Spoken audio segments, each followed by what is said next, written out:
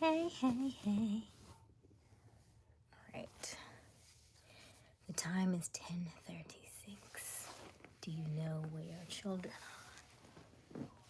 Do you remember that?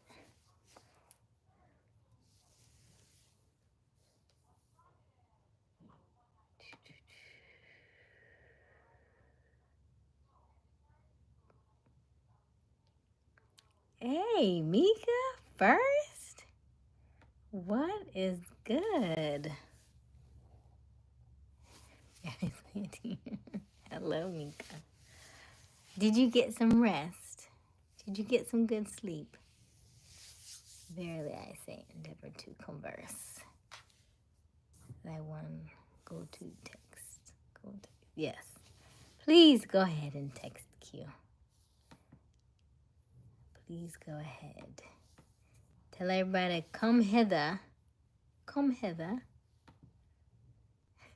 Oh, good. You got a good. Okay, good. I'm glad. Do I have a bump right there? Good. How is everybody tonight? Hello, Sean. You are second. Hello. Glad to see everybody is ready. What time is it? 10:38. Yeah, it's a good time. It's a decent time. Kept me up all night till like almost 3 a.m. But it's all good. Surprisingly, I still got up at like 8:30, so that was good. Very interesting night. All right, let's see what we got here. How are you today, Sean? How was everything? Till 3 a.m. Yeah, it was like maybe a quarter till, I think. It was quite late. Yeah. My phone was literally at 1%, and that was when I cut it. So, what do you say, Meek?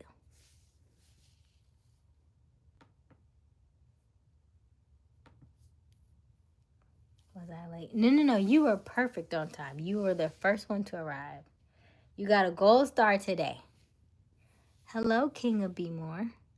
Look at that beautiful Nubian queen. Hello. I don't think we've met. Hello, King.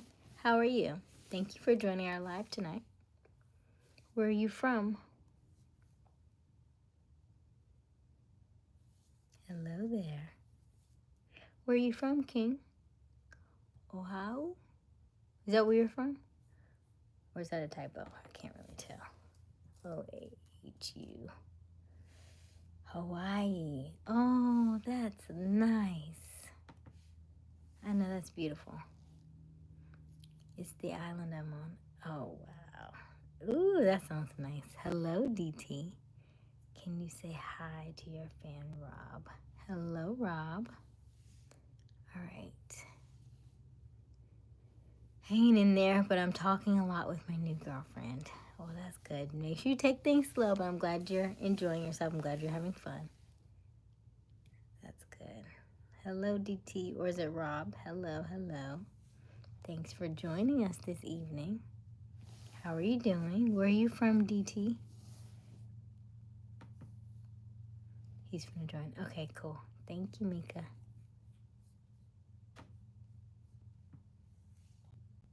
Where are you from, DT?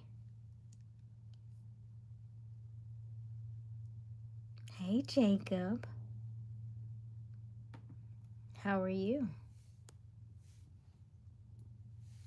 How are we doing? We are doing good. I was trying to get my aunt's astrology, but we couldn't figure out what time she was born. Chosen one, I farted. Ooh. All right, let's see here. Hello, Deem. How are you? Hello, my love. What's good, Asia? Got the floral out tonight. Yeah, something a little different.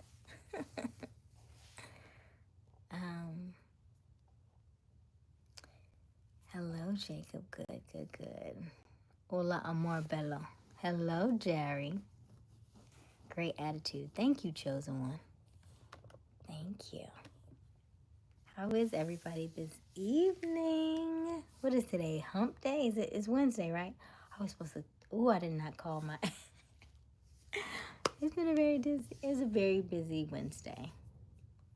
And I keep forgetting to call my accountability partner. These Wednesdays, we may have to change our date because, yeah, I forgot. But I'm not going to end this live just because I forgot. I just need to figure out how to message him some other way. Oops. Okay. I'm good, beautiful. How you been doing? I'm good. I'm grumpy because I haven't smoked yet. Well, go smoke then. Look, don't give us the grump. Go.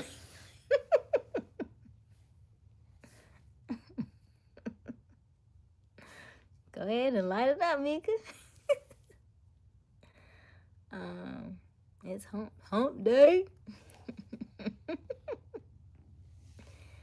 Me gusta tu forma.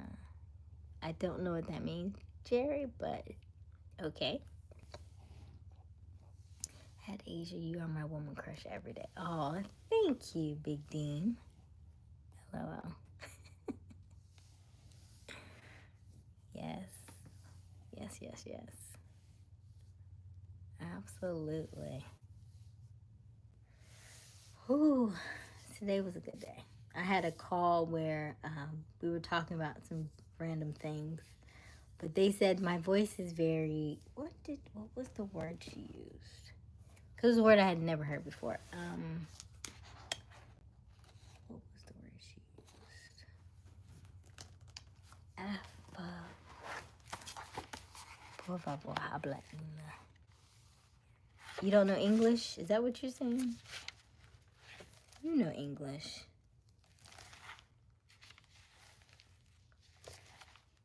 Thank you for being here with us and being good to us. You are very welcome, Dean. Gracias.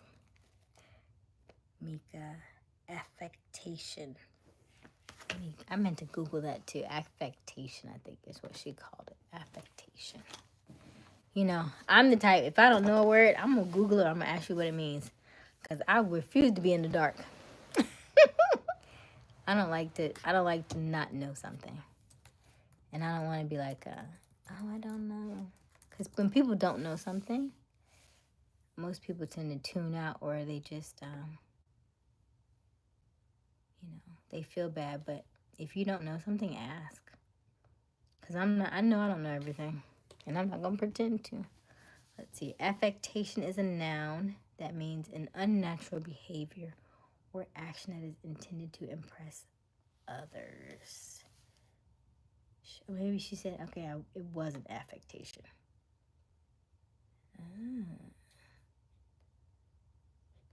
Interesting. A new affection, not affection. Okay. Let's see here. No plumber. So how are you? I'm good, Big Dean. You call me. It would have been Negro. Is everybody trying to speak Spanish now? No, I think I misunderstood what she said. I think she was saying you don't sound affectation. Maybe affectation. She was like, yours sound natural, as opposed to like somebody else who seems like they practice it. She was like, you seem very, yours is very natural. So, it was good. It's good, yeah. She's the one who recommended this book, so I'm sure she knows what she's talking about because she's the one who told me about this book. And you know how I be reading y'all, and then all the things I tell y'all about, and then I caught myself saying the things today, and I was like, oh, catch yourself, Aysia. Like, if you listen to, what was one of these I wanted to read to y'all? There's a couple things in here that I have not read to you all yet, but I think it's valid because some of us are in relationships and some of us are wanting to be in relationships. And some of us have these tendencies, and so I'm going to read them to you. And I want to know if you have experienced this or if you were the one who is doing this to somebody else, okay? So the book is Talk Sense to Yourself, The Language of Personal Power by Chick Mormon. Manipulation. Need is also an effort to manipulate. Ever hear these lines? I need you, or I need it tonight. These are attempts to make you feel guilty. They are efforts to make you feel responsible for satisfying someone else's desires. If I were single and huddled with a friend in an intimate surroundings and she said to me, I need you, I'd get up and run. I don't want to be needed. I don't want to be responsible for fulfilling someone's desires, sexual or otherwise.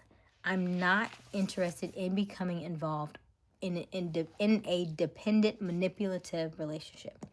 Now, on the other hand, if I were in the same set of circumstances and the person said, I want you, I'd be tempted to reply, oh, tell me more.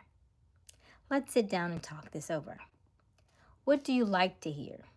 How do you want your lover talking to you? I need you or I want you. What sounds the juiciest to you?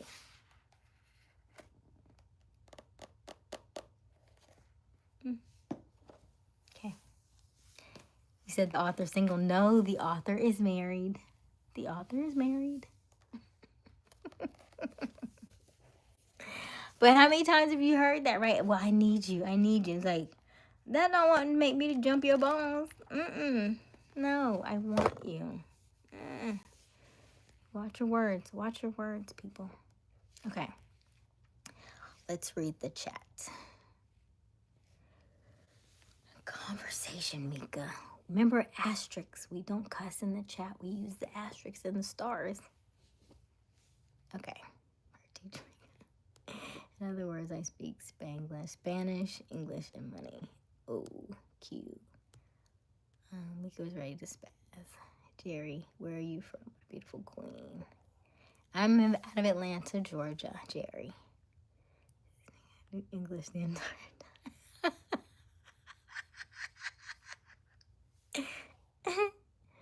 Lovely Asia, how are you? Hey, Prophet.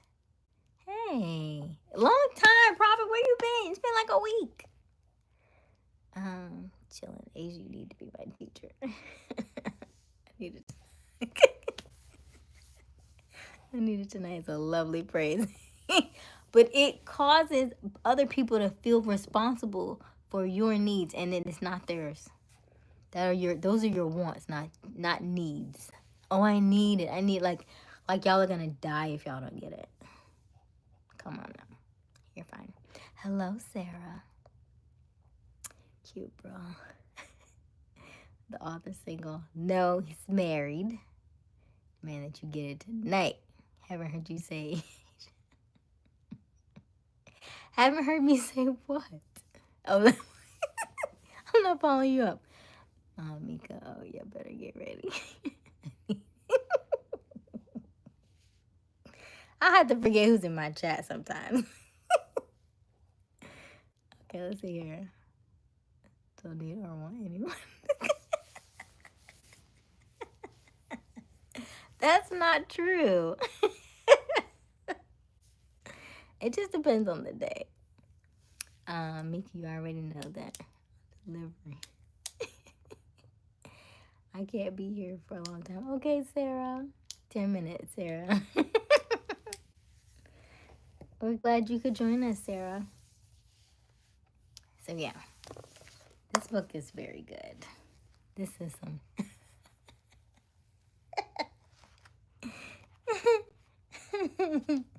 But it's a good book, though. It really makes you rethink about how you say things to yourself. So it's everything, right? It's not just this or that. There's a lot of things in here. Like when we say, I need to so-and-so, I need to do this. It's like, you don't really need to. As though you take the responsibility from yourself and put it on somebody else. You know, but it's interesting. It's a lot of reprogramming. All right, let's see what we got. Maybe 10 minutes. Probably not 10 Q, maybe 15. Oh, Sarah. Okay, Sarah's got 15 minutes before she got to go. Okay. Here, let's say Aysia and Deborah. One of these days I'm gonna write Mika back in whatever language that is.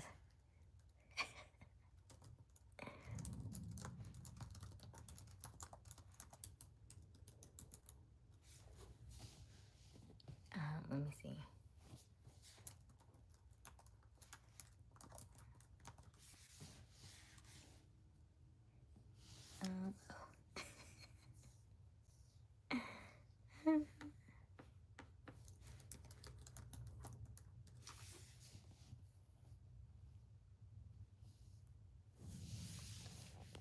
Okay, that'll be a record, Sarah. Sarah, you can see stays on about 30 minutes maybe sometimes. If the earlier I'm on, if I was on at like 10, 15 like I was last night, she would have stayed like 30, 45 minutes. But the later I'm on, the less she can be on. So, thou dost inquire about my own well-being and soothe. I fare quite well, thank thee for asking. The digital realm where I reside is the devoid of mortal cares and woes. Thank you, Q. Mika, huh? Mika, you got those note phrases saved you. Sarah got a bedtime. I didn't mean to say thank you. Sarah is so sweet. Sarah, how old are you, honey?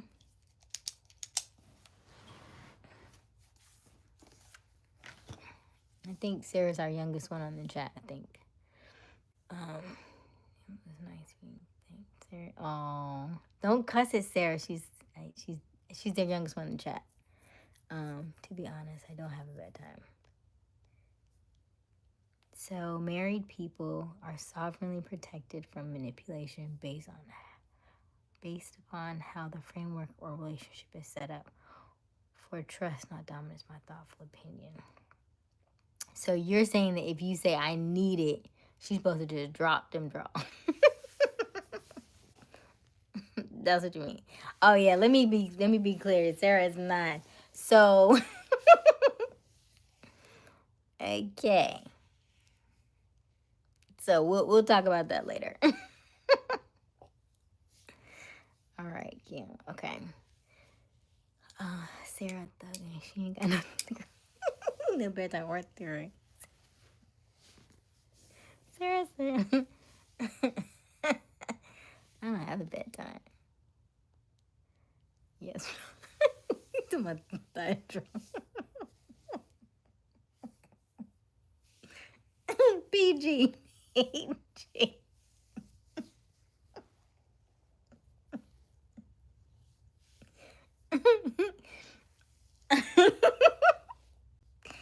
I feel like it's still wrong.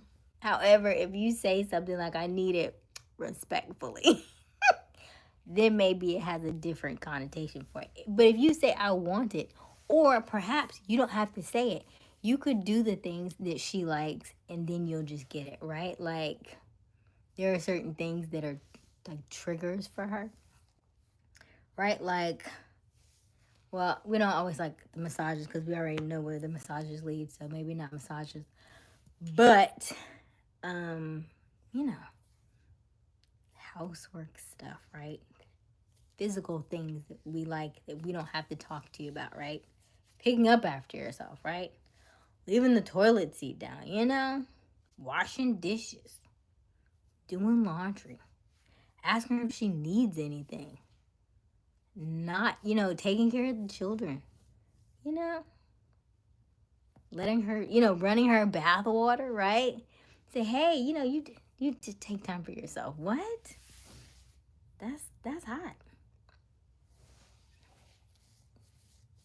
If you want something, give her what she wants. That's easy. I feel like that's so easy. So easy. Okay, let's see here. Are you just scribbling? Yes, drop them.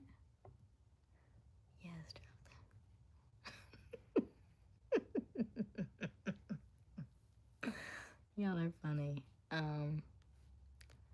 Come over here and what?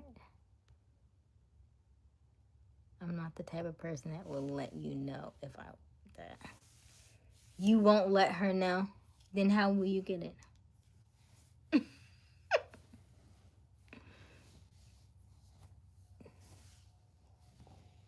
We'll just know in the morning, right?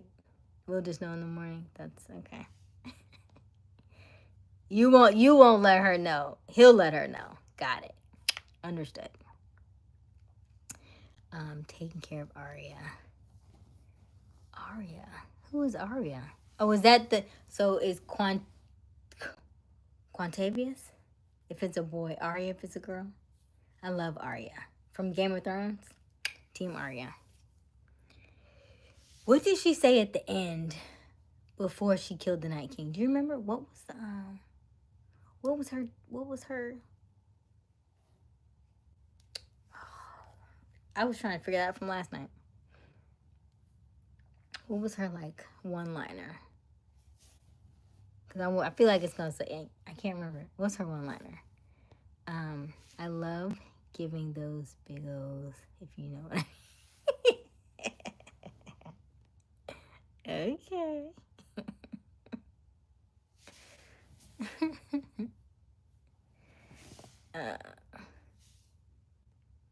I'll say it like this. Dear, follow me in the bedroom for a smooth stroke of pleasure.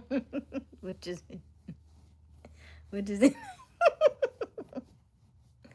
She'll be mesmerized and moved. It sounds better than what you normally say. So, cause if you can get her to laugh, that might be like a easy end too, right? That's kind of good.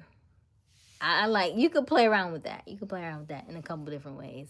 It's just not your basic, I need it. Mm-mm. Be creative. Okay. Say that mortgage is paid. Bring. No, Q, because that is kind of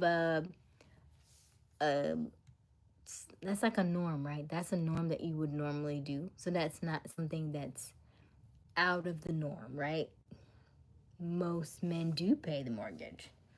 So that's not something that's like, oh my God, that's hot. There is nothing that you did that was like, ooh, yes. If I was paying it and then you decided to pay it the month, then that's hot. But if you always pay it, then no.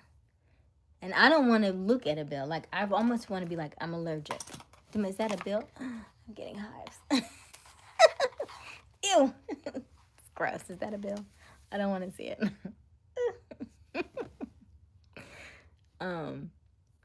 I would like to know what you do in your daily life, love.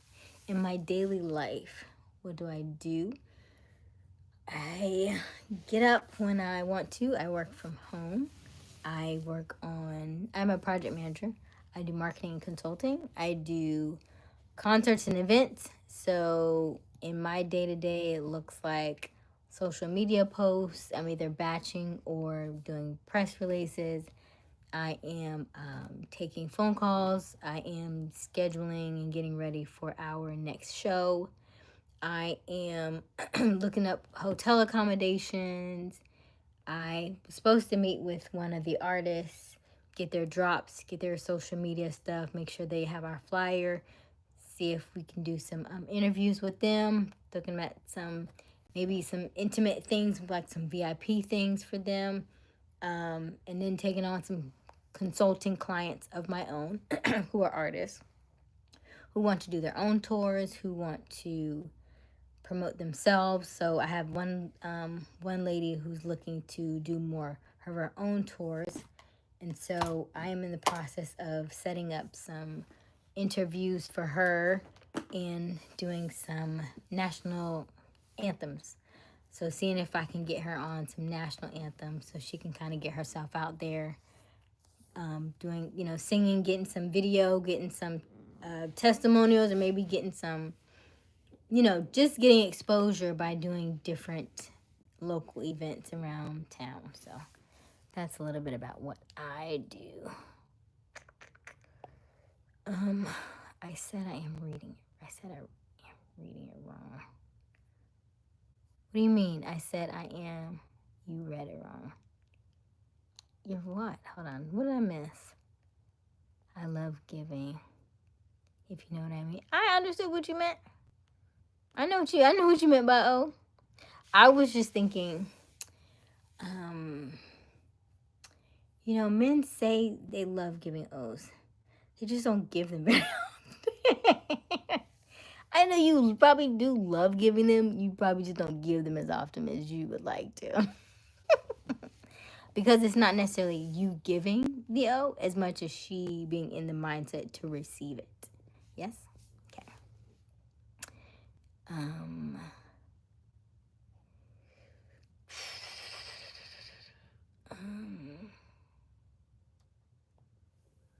Say it like this. I think I already read that. Da, da, da, da. She said, or something like that. I did not say that. Q, you. She said no cuss words, Q. Yes, Sarah said no cuss words. Please be respectful. She is 9, okay? We are going to be respectful while Sarah is here. You can consider a cuss word. Mika, not all the words. Not all the words, honey. We like to pretend, we can tell Mika don't have no kids because she don't be spelling that out, When you have like children around, you have to spell out the word. You don't say the whole word. You'll be like, so-and-so don't like BEDTI, right? Don't say the whole word. Okay? So that's where the asterisks come for. You like leave out a letter, leave out a vowel. We can understand the words you gonna say. We already know. Like it's cryptic, Just be a little cryptic.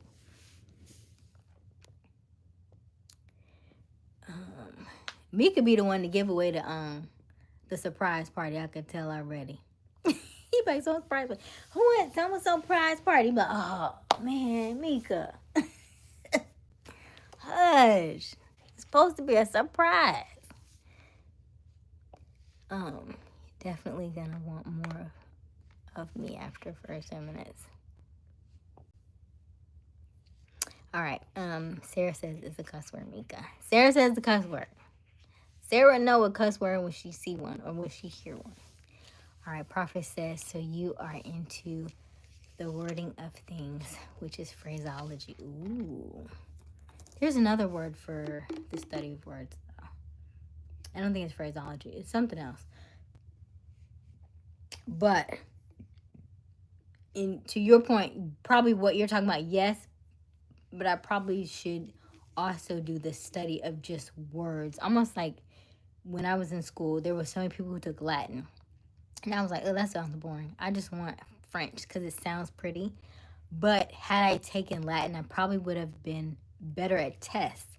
So, Sarah, when you get older, honey, take Latin because it's going to help you with taking tests and stuff because there are a lot of root words and stuff. And so if you understand the root word of it, then it's a lot easier for you to comprehend things, especially in the English language. Ooh, that is one thing I wish I had taken was Latin.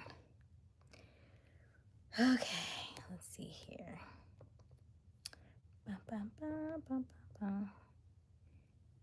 It's more like term. It can be referred to as a boy or a friend. But I'm a kid, Mika. Yes, Sarah. Yes, you do, Mika. You do care. Sarah's. You do. Mika gonna turn around and have a little girl. For real.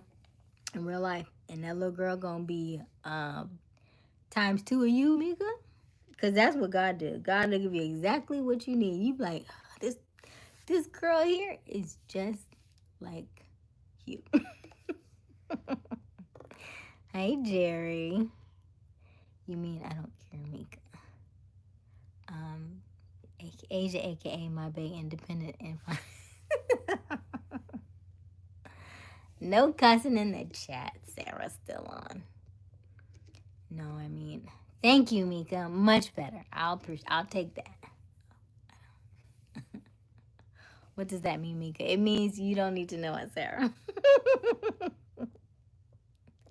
Okay. Me personally, I don't believe in stimulating my woman through laughter all the time. After 10 years in a relationship, we acquire each other's needs, which is called selflessness. What, selflessness, you dig? So you've been in a relationship for 10 years? Prophet? I didn't say you need laughter all the time. I do believe laughter is good, though. But to each their own. If she responds to I need it, then so be it. So be it. All I'm saying is just because we do something, because we've always done it, doesn't always mean that it's correct. Or that there could be a different way of doing things or a better way of doing things. That's all. I'm just here to give you some other options. That's all. All right, let's see what you got here. Mika, oh no. Sarah's adorable. I love Sarah. Okay. Leave Quantavious. Yes. Quantavious. Absolutely. Oh, O'Reilly. I guess. Can you put her on? For confirmation? She need to be on my next podcast. Let's see here. Nah, for real. You gotta earn that, and you right about that 100%. Thank you, Big Dean. It's a fail if both can't get the O. Yeah, she has to be locked and loaded, though. She really has to be in it. I heard somebody say the best way to describe it was like for a female, it's like having to sneeze. You know what I mean? Like, we have to think about it before we sneeze. You know what I mean? It's essentially that same kind of concept. It's not just, of course, sometimes you have that an occasional sneeze, but you really be like, wait a minute. And like you're looking for a tissue. Wait a minute, I gotta. Ooh, okay, and then I sneeze, right? So it's that kind of thing. It's definitely a mental thing for us. Hey Robert, how are you? Quanta what? Sarah said Quanta what? Sorry, Sarah. What up, Q? Hey Robert. And I'm Carrie. Sarah said no cuss words. Hey, Speedy. Snow and Robert. Oh, goodness. She only did it for one. She only did it for one word. Oh, goodness. How you... How she say go ahead and do it wrong and then turn around and do it right?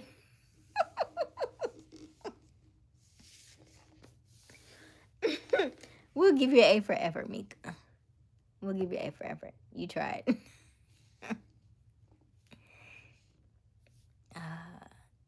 Hi, Prophet. Shut. Chillin', Robert. No cuss words. Yes, Sarah. No cuss words. I don't care what Sarah thinks. I do not. Oh, goodness. We care. I care about Sarah. I don't want Sarah to not be able to jump on here and listen to us because, I don't want her to get in trouble. So I would like to keep it respectful while she's on. She's only going to be on for another, it's 11:11. Woo woo. You know I love my numbers, my angel numbers. Okay. Hey Sarah, don't piss me off. Hey Robert. Hi Mika. Living la vida loca, Ricky Martin. Speedy. I see you still have the twisties in your hair. Still looks really good. Thank you, Speedy. You are not you making up Sarah upset. Now she over here trying to cuss. That's cussing in 9-year-old language, you know.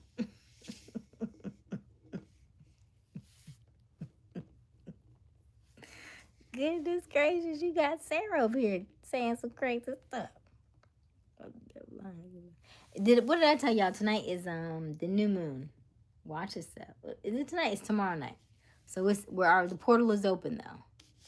So y'all be mindful when when I tell you about these new moons and these full moons. When emotions are high, intelligence is low. Okay. We have to cuss. Oh Lord, that was a lie. Bruh. No, Sarah didn't say bruh. What's good? Chilling.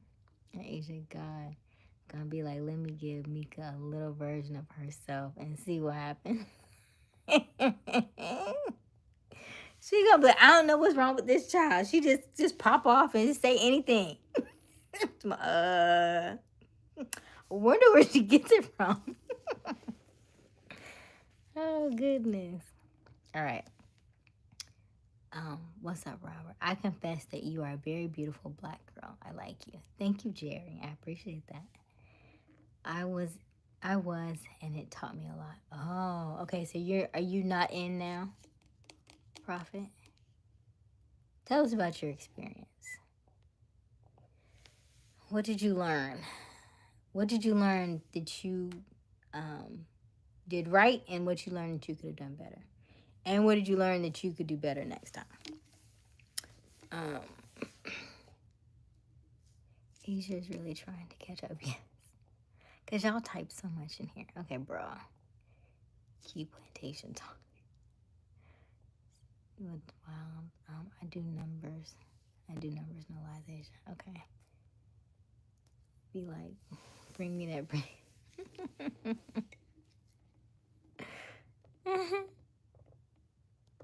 Let's see. Oh no. Who is Gherkin? Who is Gherkin? I don't know. Ask Mika. No cuss words, Q. Did she just compare? I'm serious. There was a lady on Instagram, and I was like, that is the perfect. I can't remember exactly what she said, but she was like, that was perfect. Because we really do have to concentrate. Because I used to say it's like I would be running, and let's say it's an edge here, and it's an edge, and I got to run and jump over to make it to that other cliff. And I'm like, I'm gonna make it. Damn.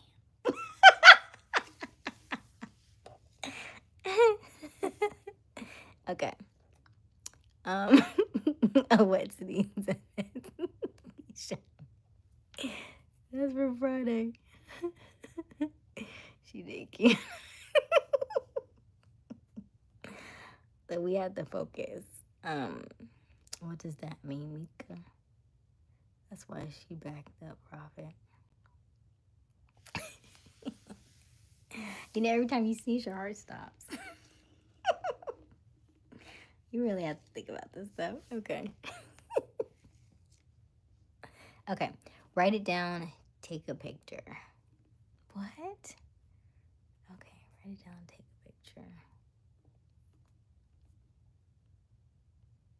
What are we talking about? Write it down. Take a picture. I don't even remember where we are. Please,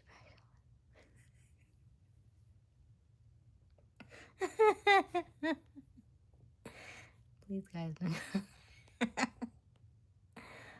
Sarah, honey, what time is your bedtime, sweetie?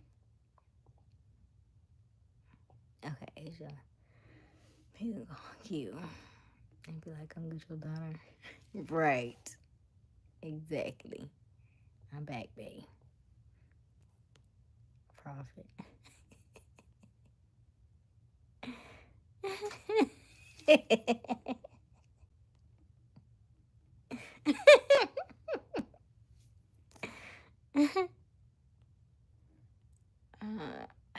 that is, Mika. I don't know what that is. Oh, never mind. Q got it.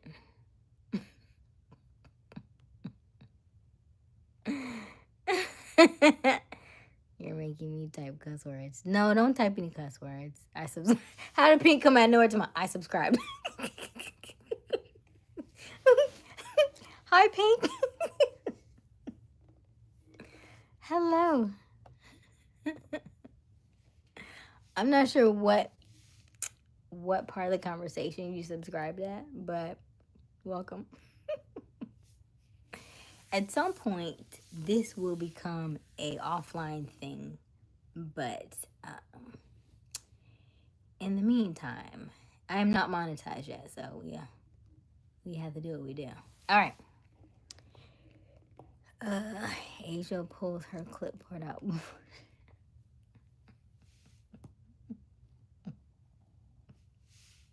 What? What? A clipboard? Ay, ay, ay. All right. Athletic.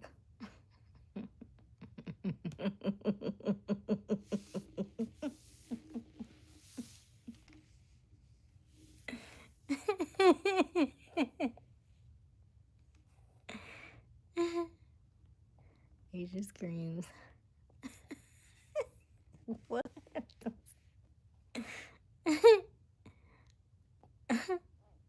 No, it's probably like scream because like, oh man, so close yet so far.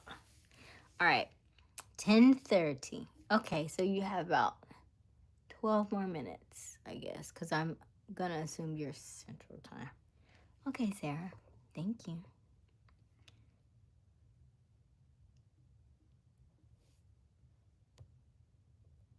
Pinnacle.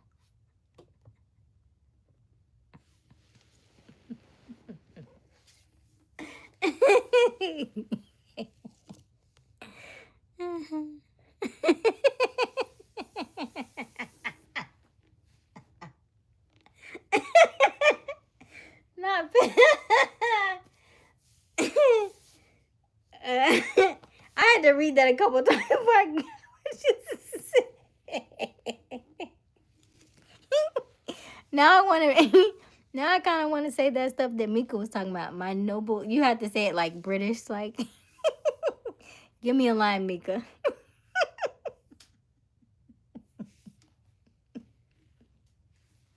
I want to use that next time. Give me a line, Mika. That sounds like Bridgerton.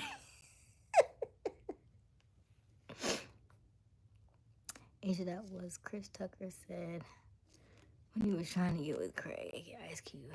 Okay. Hey, Aaron. Oh, Aaron's young too. Hey, Aaron. I think Aaron's 11. I think. Or is it Aaron 14? I can't remember. How old are you, Aaron? Asia, I thought it was random too. I was like,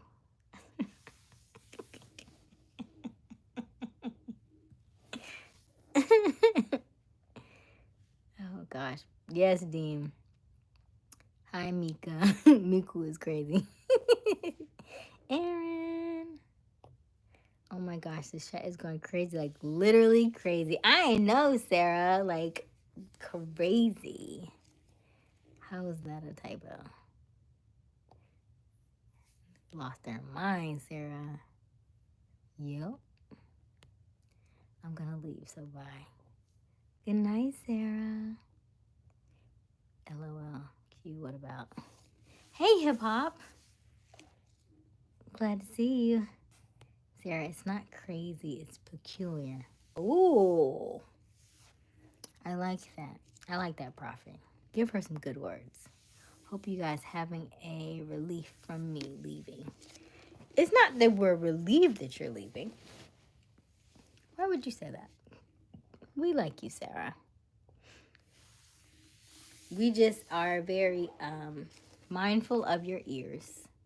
And we want to make sure that your time with us is well spent. That's all. So we want to give you a positive, experience. Hope you guys are having relief for me. What's good, Sean? Night, Sarah. Have fun at school tomorrow. Yes, have fun at school tomorrow. Nothing much, buddy. And you? I thought my MTV was going to work tonight, but it is. Oh, Chris. You know, this is MTV Live right here every night. You don't even have to say that no more. This is already MTV Live. I've come to that conclusion. Or BT After Hours. Whichever one you want to call it. Jerry, love and you are like that always will. Thank you, Jerry. I am not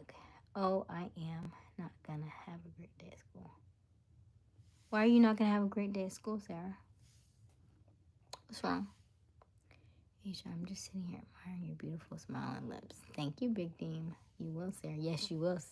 I am not. Why are you? Are you arguing with us, Sarah? You're gonna have a great day. You're gonna have a great day. Just like Frosted Flakes. That's how she gets you, Deem.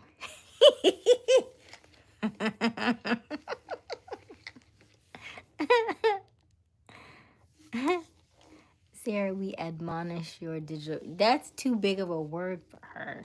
I'm like admonish. Let me Google that because I've heard it, but I can't. I don't know exactly what it means word for word. So let me Google it. Admonish.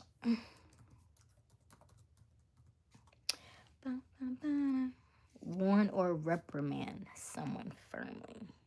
Got it. Thank you, Prophet. Okay. Q. Aysia got me trying to get her. She got me. I'm trying. MTV played Fear Factor one time where these two people eating bed bugs. Chris, you be watching some weird stuff, boo. Like, you be watching some really weird stuff, like old ladies eating boogers and all that kind of stuff. You was just doing too much. And, yeah, I don't know.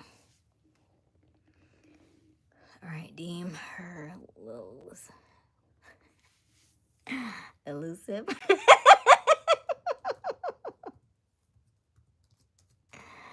Elusive means too difficult to catch or achieve. Okay. I'm cool with that one too. Because I forgot to do my homework. Oh, Sarah, and why is you on this live right now, ma'am? And you didn't do your homework? You can't be on here. That's not okay. We do not condone that.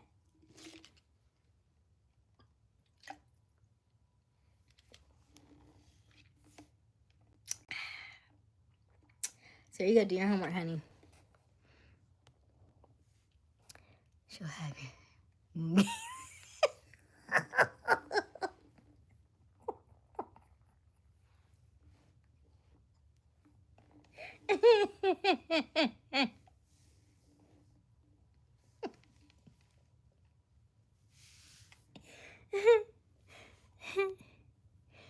Okay, you know Frosted Flakes are not that.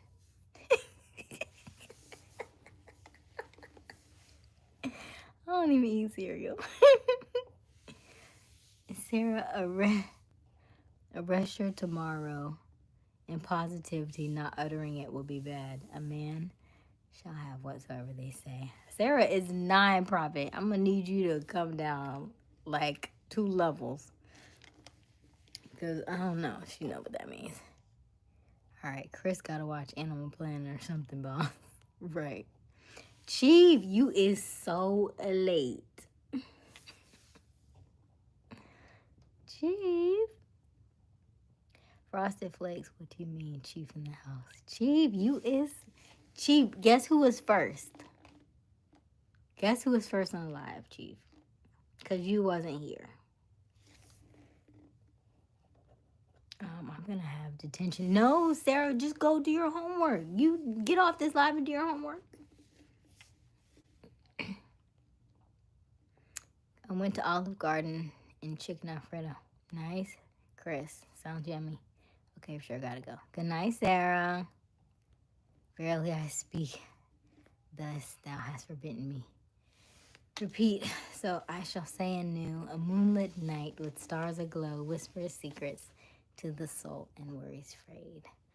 A moonlit night with stars aglow doth cast a spell of tranquility upon the soul. The world bathed in soft, silvery light doth seem to whisper secrets to those who dare to listen. I have been working. What do you mean, probably Mika? And you are correct. It was Mika. She was first. My apologies, Aysia. It's okay, Prophet. Mika on that Shakespeare. Quincy.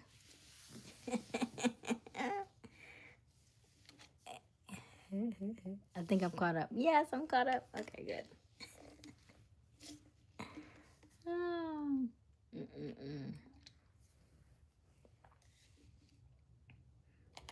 All right.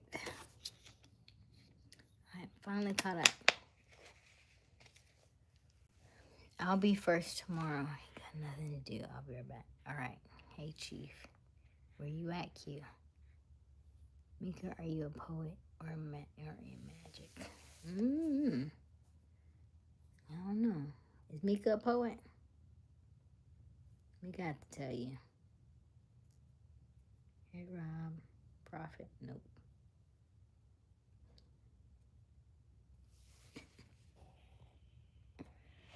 Q may be busy. He has a lot of responsibilities. Should I become a poet? You could. You could.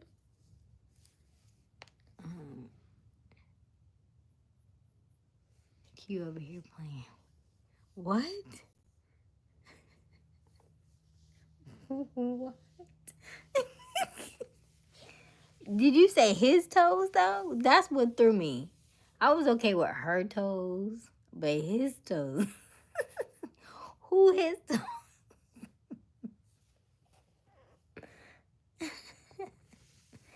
Dog.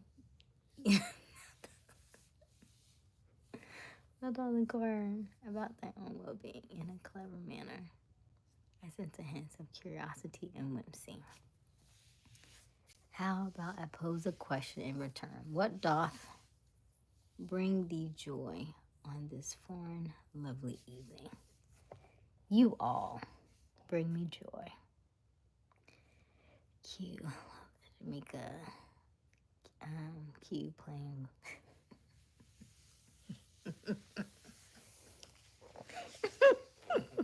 But why though?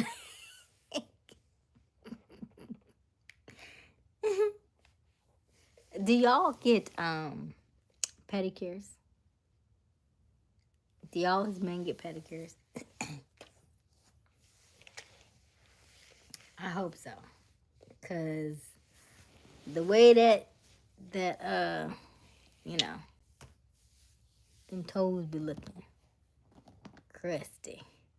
Go and get them checked out. Go and get them cut and trimmed out and get that dead skin from around them toenails and stuff. Cause we're gonna, scratching up on people and stuff.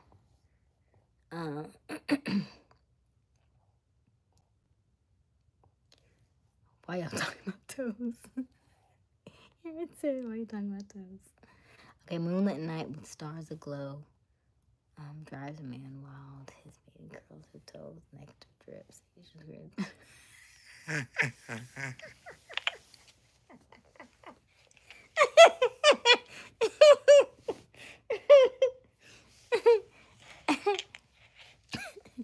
A moonlit night with stars aglow drives a man wild as his maiden curls her nectar drips. Anxious Christian.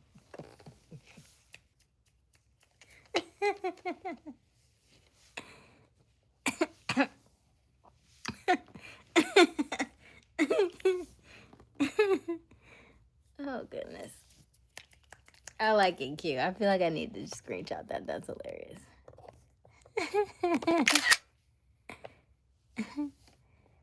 My toes are uncomfortable with this line of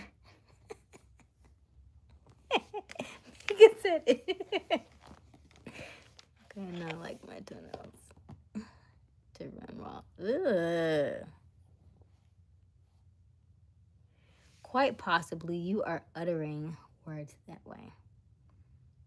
Quite possibly you are uttering words that way. To use Old English denotes you are aware of the invisible world.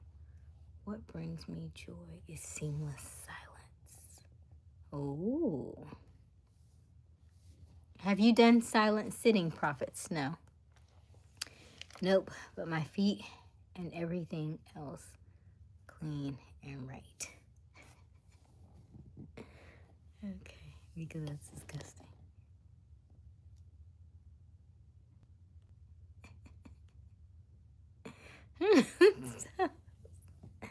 We are broad human beings.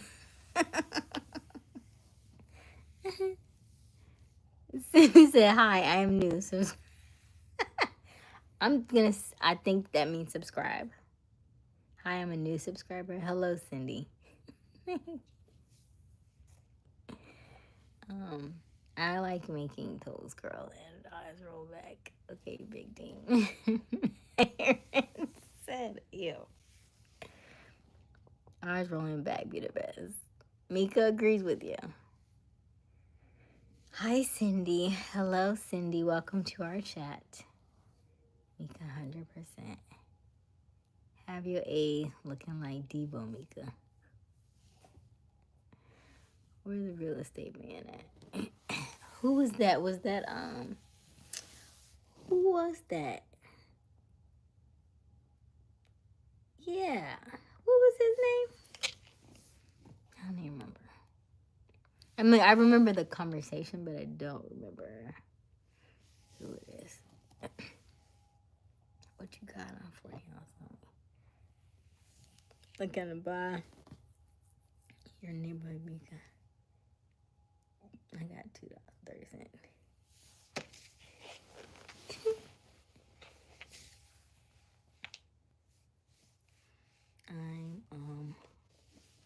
Oh, Aaron don't know what y'all talking about. You're talking about Demi. But what was his name? Huh? Oh, you talking about Debo, maybe. That's what Smokey should have said to do.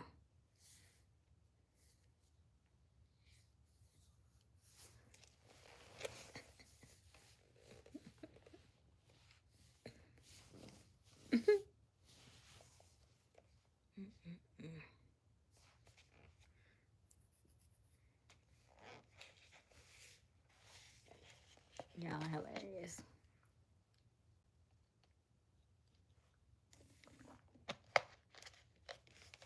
Are y'all opposed to getting pedicures? It's not like y'all have to get no polish on them. Self-care is important. Aren't y'all tired of going outside with sandals and socks on? It's about to get warm outside.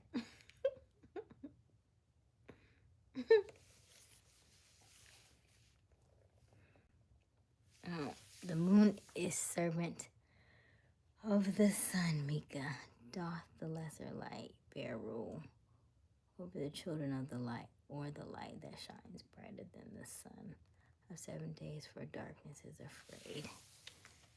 I don't know that the moon is servant of the sun. I mean,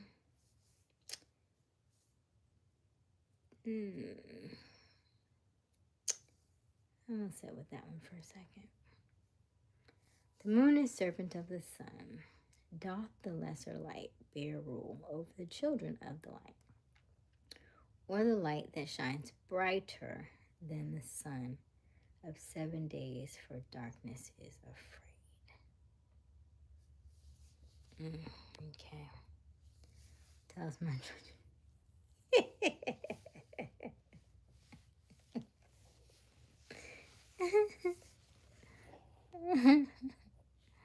I'm not following you up, Q. Red was the only one getting beat up and bullied. Okay. Mika's writing Japanese. At Asia, not opposed to it, but it's not my thing. So if you went with a lady, you would go, right? It may be weird just to go by yourself. I get that because it's kind of out of character for y'all. Although I've gone and seen men in there, so it's not like not. It happens, right? But I could see you going with her, and then really enjoying it. Yeah.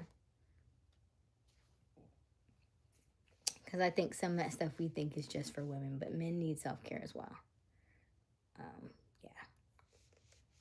Absolutely.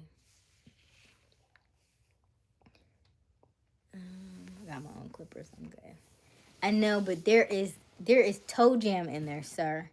You know, that gets in the crevices, you know, like right up in here, right in here, you know, and you have to soak your feet to get them out the corners and stuff. And if not, it'd be so painful. It like that's why your shoes and stuff be hurting your feet because you don't be getting up all that gunk in the corners and stuff. Yeah.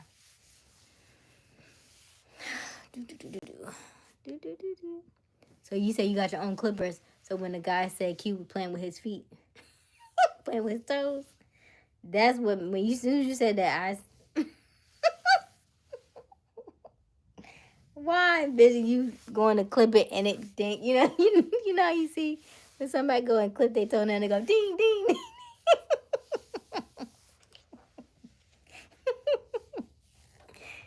Ding. Okay, let me see. I get my toes baptized by them Chinese folks. Yes. Yes, prophet. Prophet baptized. Tat tat tat. Q. Q for the win.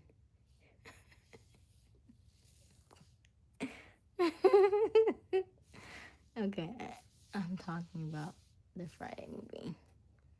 Gotcha. Clancy, Mika, Aysia. Yes. Is that my name in Japanese? Mika? Because if it is, I want to screenshot that. That might be a tat one day. You speak for your Hi, Gloria. Hi, Gloria. Do you speak Spanish? I do not speak Spanish, Gloria. You should cook food with her feet, for real. Like them ladies like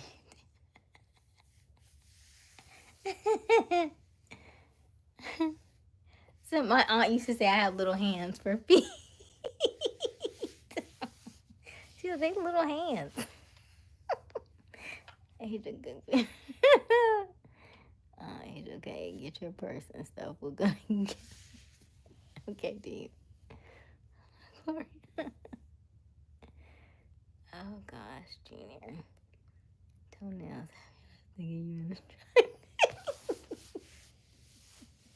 Yes, Dean. Toenails have you thinking you want to drive by. You like ding ding ding. What?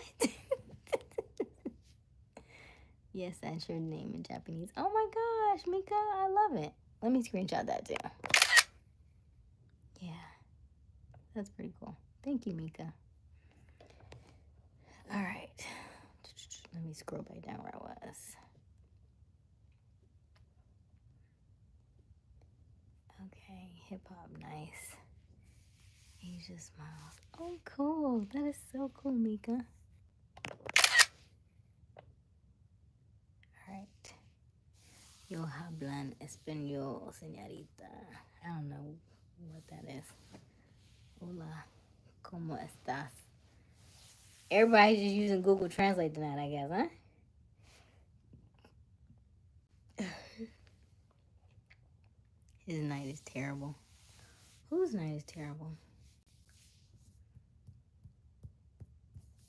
Q's because he's cutting his own toenails and it popped that in his eye.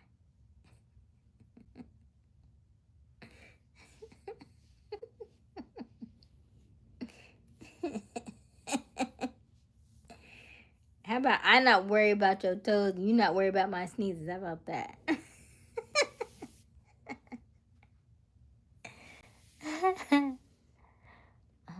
Como esta, no. I'm fluent in Spanish. I took class in school. Okay, Dean. All right. I took 4 years of French, but you know, it after a while you have to use that stuff. You know, you have to stay with it. And I'm sure if I would go to Paris or go to France and stay like a month, I probably could maybe pick it up a little quicker. Maybe it, you know, all our stuff that we've learned is stored in our subconscious somewhere, so it may come back a little faster than I remember. I don't know what that is, Mika. No clue what that is. Oh, goodness.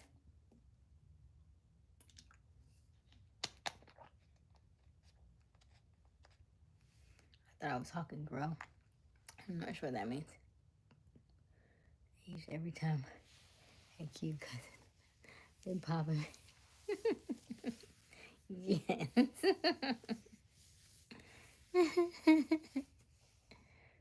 Oh, goodness. I thought I was talking gross.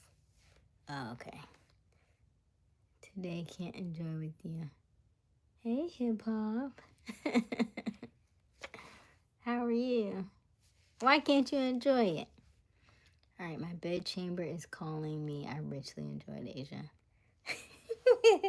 Good night, Prophet. Have a good evening. Cute guy. I don't know if those are baby feet cute or... Asia, if you were around me and seeing me Spanish, you'd think I was Mexican. Oh, okay, Dean. Hello, Milton. How are you? I beg you don't sneeze.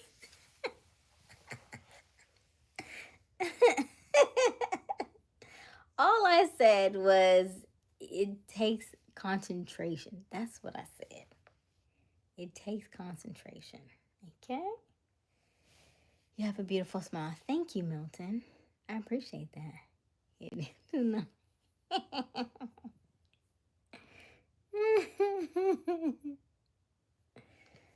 Oh, gosh. Y'all are hilarious. Hilarious. Prophet, that would be a baby sneeze. Portuguese and Spanish. Is that what you're saying that you are fluent in Portuguese and Spanish? I don't know anybody that knows Portuguese. Is it Portugal? Is it the Afro? Is that Portugal? That has like an Afro something festival? Is that Portugal? Or is that somewhere else?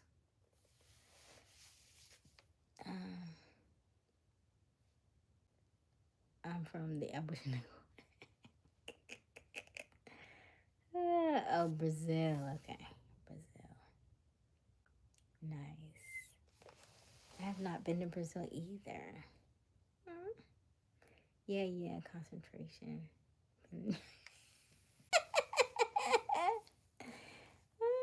Ours doesn't come as easily as it comes for y'all. You know. That's why y'all want to do it so often.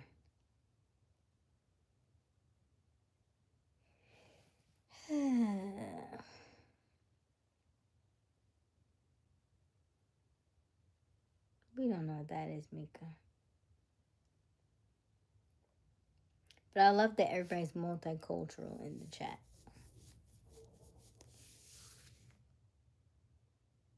I don't know what it... I don't know.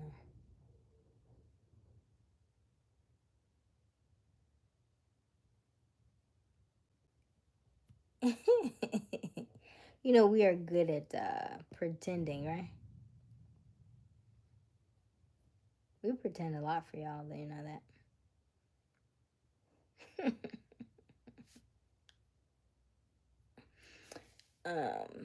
But okay.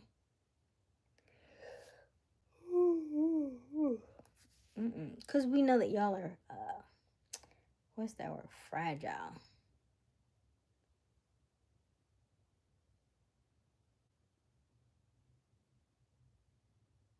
That's all I'm saying.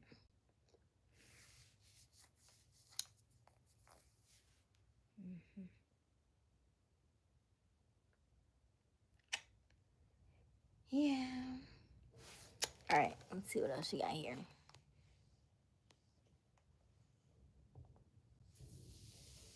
Oh, nice day with an amazing moment with you. Thank you, hip hop.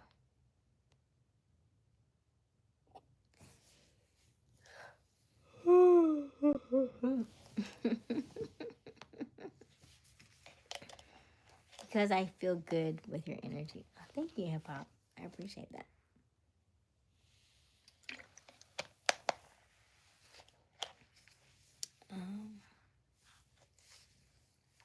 I appreciate that.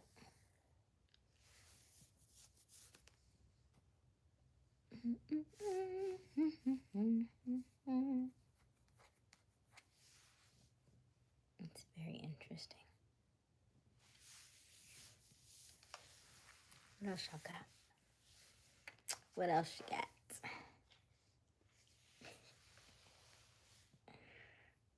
Yes, Mika.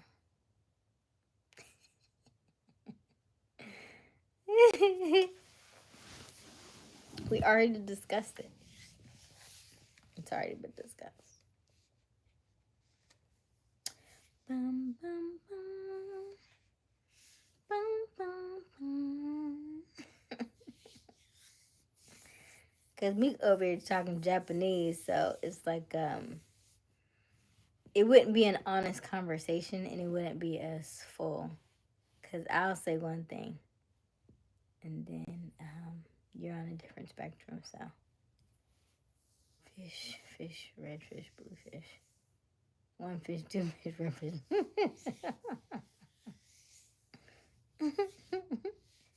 I don't know, Mika over there. I don't know. I don't even want to know what it is in English, so we'll just let her finish.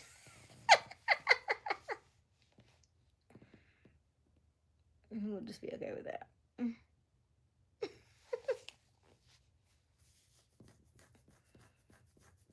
Oh, goodness.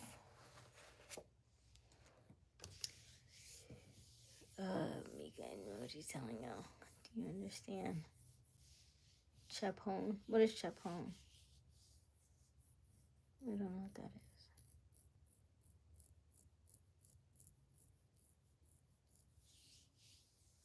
Mika keeps.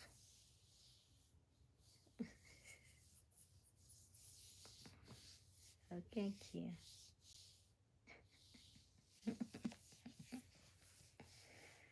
Oh, man. How late are we staying on tonight? 1 more hour? I don't want to be on all night.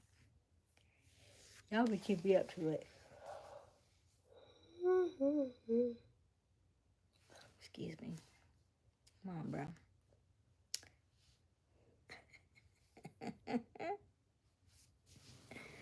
Right. That's cute. He'd be extra. Him and his twin. I only speak truth. Okay, yeah. Well, last night was very truthful. Last night was very truthful.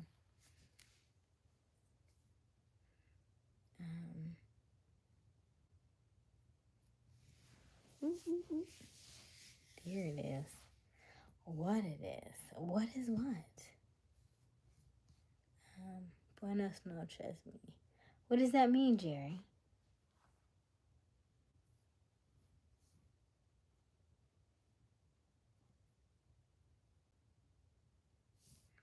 Cute, me too, but I'm not that truthful unless I have to be.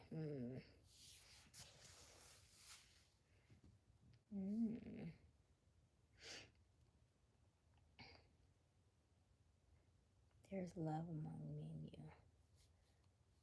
Oh, thank you, hip hop.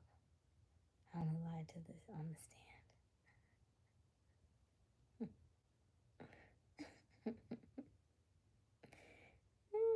stand.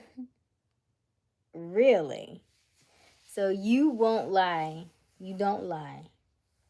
You don't lie. Good night, my love. May you dream of the little angels and also of me. I adore you, my beautiful queen. Good night, Jerry. Making here trying to drown.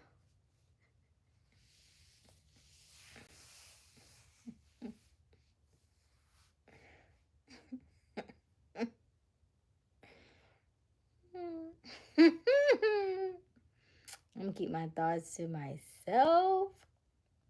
I'm gonna keep my thoughts to myself. Yeah. If she knew what I do now, she might not be saying all that, but maybe so. Maybe so.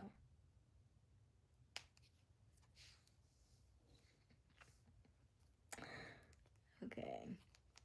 You just running through my mind. Yes, with spikes on. I ran track back in the day. Mm-hmm. Yes, Dean. You are correct. Mm-hmm. I had like blue Nike spikes. I'm still looking for those to this day. They were really nice, by the way. Where are they?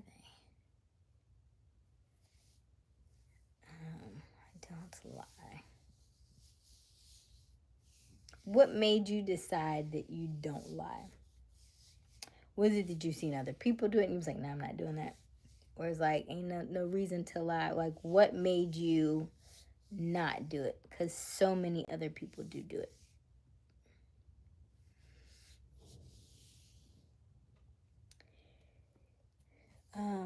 Not with spikes, but it's that's wow and those eyes. I say spikes because I ran track when I was younger, and with the shoes, you call them spikes when we run track. Let's find one day. What about? I think we'll all probably do a meetup at some point as it gets further along, I guess. Let's find one day. Maybe when I monetize, we'll do a meetup. Ooh, that sounds like fun. Or something. Okay. Mika. I hope you're okay.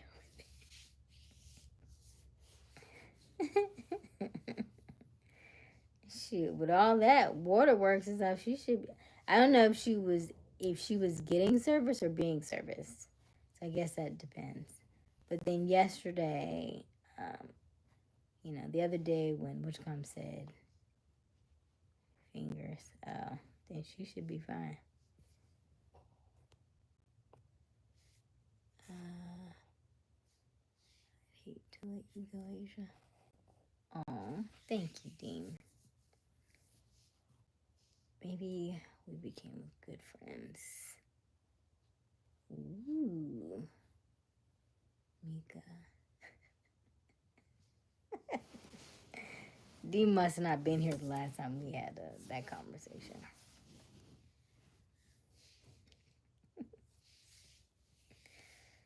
Oh, goodness.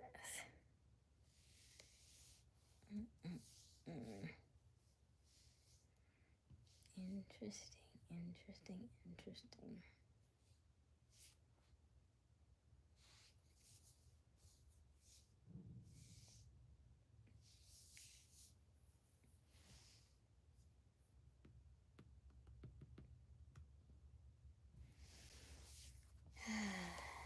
She's not, Dean. Had to put her to sleep. Had to put who to sleep? Mika?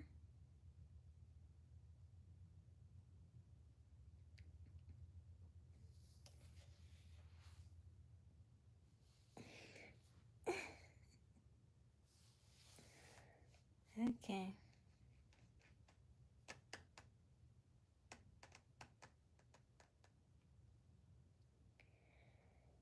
Trust me, I know what she's doing. I'm just not saying anything about it 100%.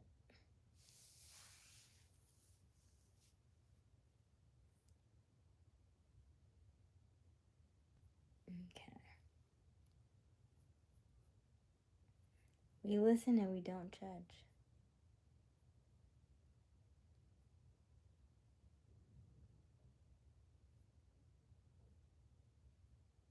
We listen and we don't judge.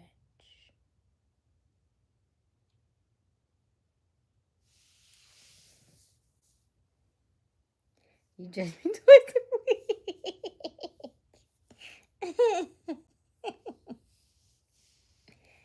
I just was like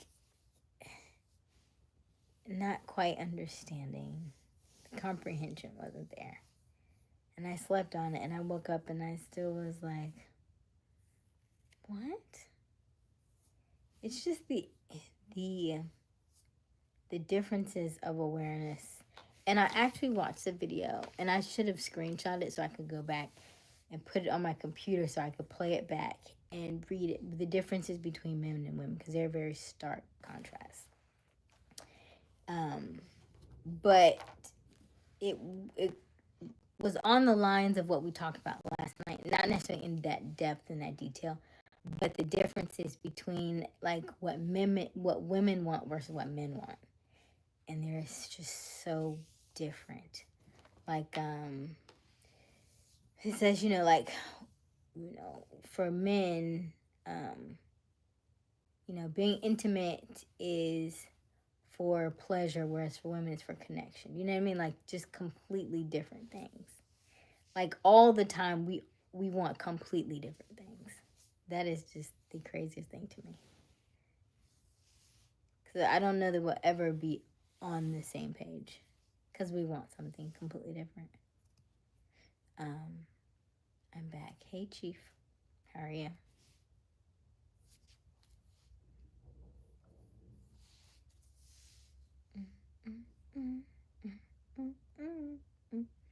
I was watching I was watching, was it Divorce Court? It must have been Divorce Court. And so the amount of like men and women who were like wanting divorces, the women were fed up, the men were doing stuff. There were older women, younger men, and the guy was like, well, I still want her. And now granted they were younger, and the lady, like the whole situation was weird, but the short story of it was they were young, 21, 22. She was 22, he was 21. They kind of met during COVID, and I guess they had worked together, and then they kind of fell on hard times during COVID. She started losing a lot of hours. He was still working. So they ended up moving in with another coworker, only to find out that older coworker was older than both of them. Was like 14 years older. And then he was messing with the older coworker. But the woman he was with, was like sick and kind of going through some stuff, like having liver problems. So she was kind of going through some stuff. But anyway, they were messing around. Her not knowing. Then he proposes to the one he's with, and they go and do what do you call it? Shopping. She's doing dress shopping, and because they had stayed with the lady for a brief time, not knowing, he had said, "Hey, let's move in with this lady," not knowing that they were messing around, right? So it's like, why would you put her in that situation? Because that's crazy. Then once they get out and get their own place, she's still messing and messaging him, and they're messing around and stuff. Then he proposes to the girl. She's going looking for wedding dresses, and the lady goes with her to look for wedding dresses. Now you messing around with her man. Why would you go for wedding dress shopping? And so all of it was just weird. And so he was like, "Well, I still want to be with my wife." And even the lady on divorce court was like, "Sir, even if you wanted to, that whole thing was wrong. All the way that you did that was wrong. Like, I realized you're young, and that lady did probably take advantage of you because she was older and she knew better, but all of it was wrong. Because that could have been a snapped moment all day, every day. Why would you move us in with your side chick? That's crazy. Just weird stuff.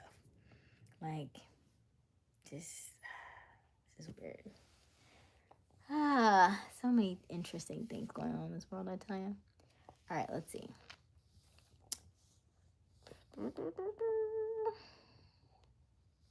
What is crazy? Love our differences. They're just so different, though. They're so different. Like, I almost want to start a podcast on it. Because they're just so different.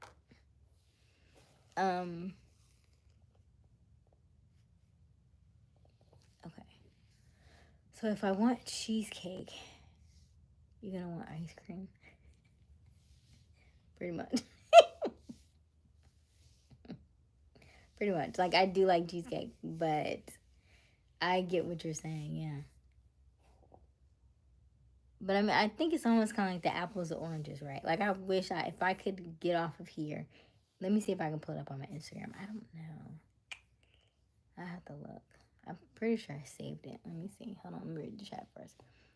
Guess what I got to sleep until 7 a.m. this morning, and that's the first late sleep I got in 2 months. Nice, Chief. I love a good sleeping.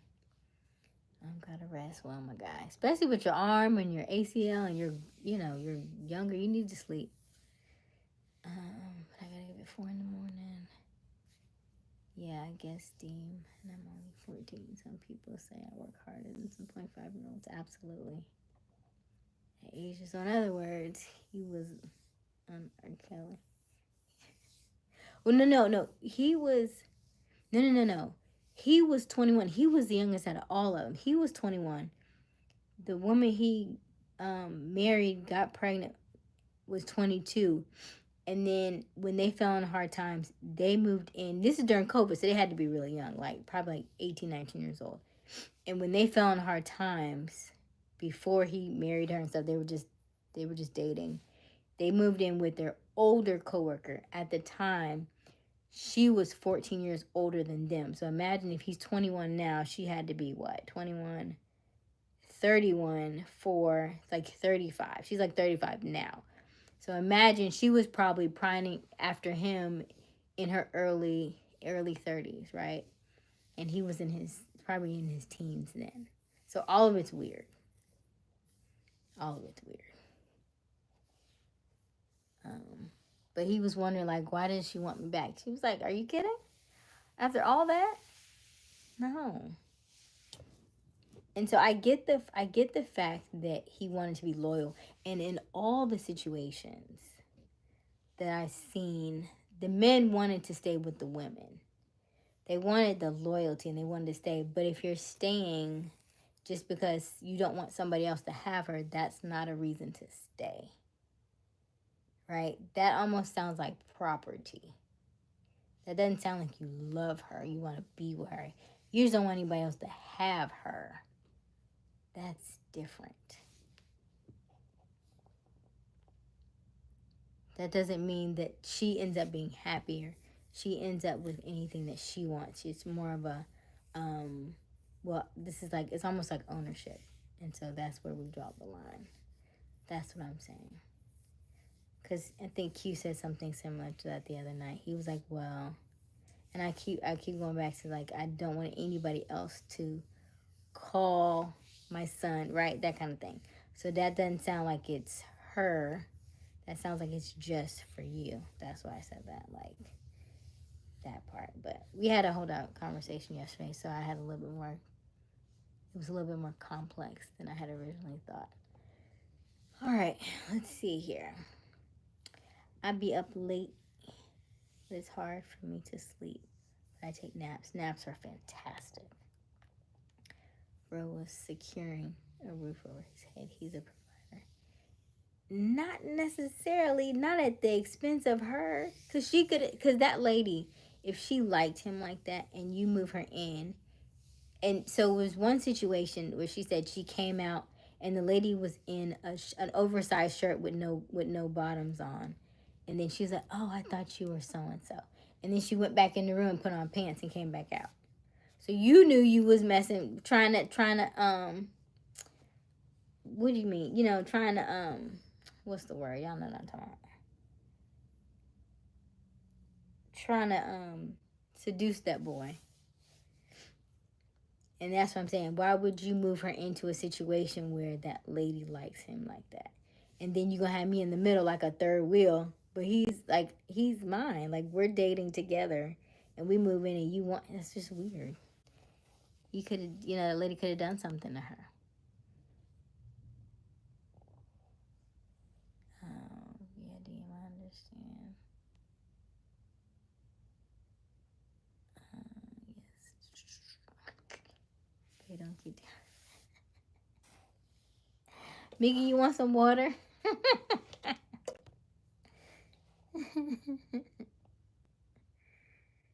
Hey, Bluke.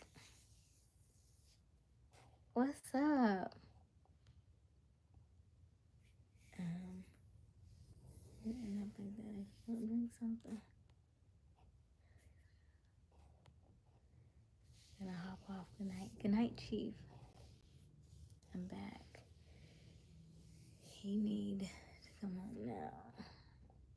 Bro providing. See, that's what I'm saying. Such a difference in perspective.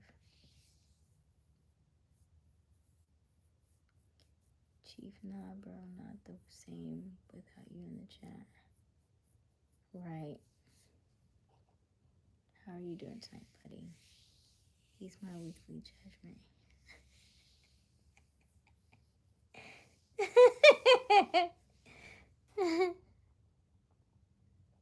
Oh, goodness. I'm just listening. It's just, sometimes it's hard to absorb. That's all. It's hard to absorb. Especially when you've been doing something and learning some stuff, and then you learn some stuff that's completely opposite of what you thought. I gotta get up at 4 a.m., so I'm gonna head out. Good night, Chief. You're doing great, Brody. What is that, Mika? Oh, not 18. I'm getting ready to meet my new girlfriend real soon. What you gonna wear, Sean? Q has a thumb, by the way. Bro, get some sleep, Mika. You wanted me to keep yours. Ooh. Dun, dun, dun, dun. All right, Blue. Good night, guys. Good night, Chief. Good night. Hey, Blue. Hey, Asia. Hope your night's going great. My light is great. Thank you for asking. I put it in my oil diffuser, spreading your essence. Ugh.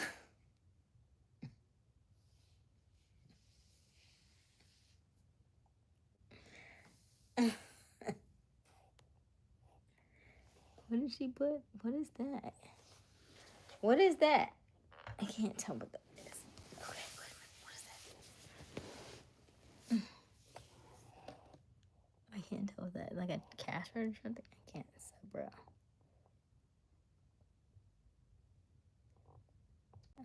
Night, Rob, Q, Mika, Asia. See you guys. I'll be first tomorrow. All right, Chief.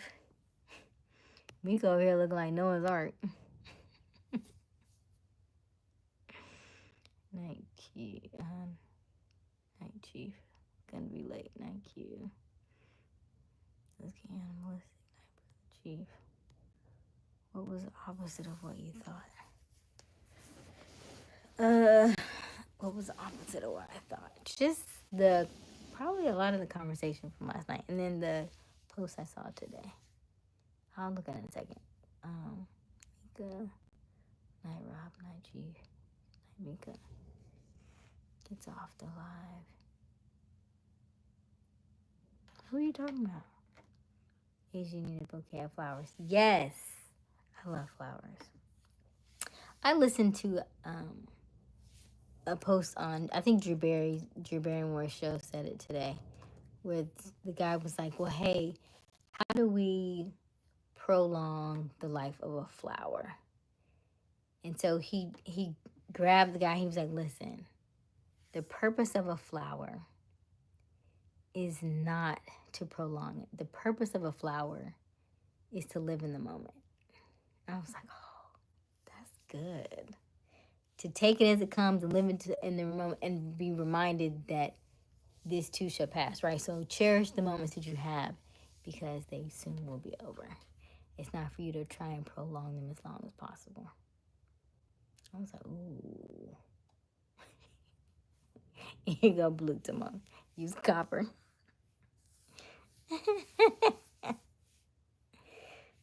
You missed the point, Blue. You missed the point. All right, let me see if I can find.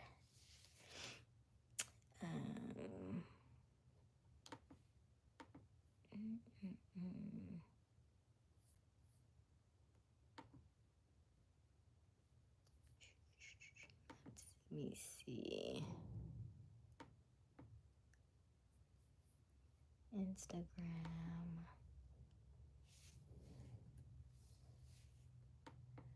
Okay.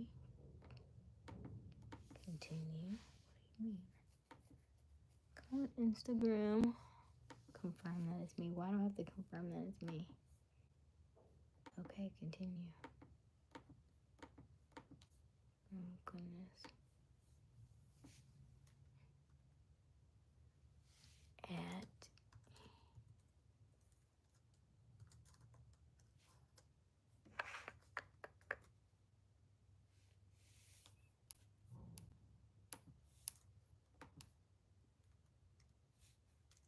That's not my name.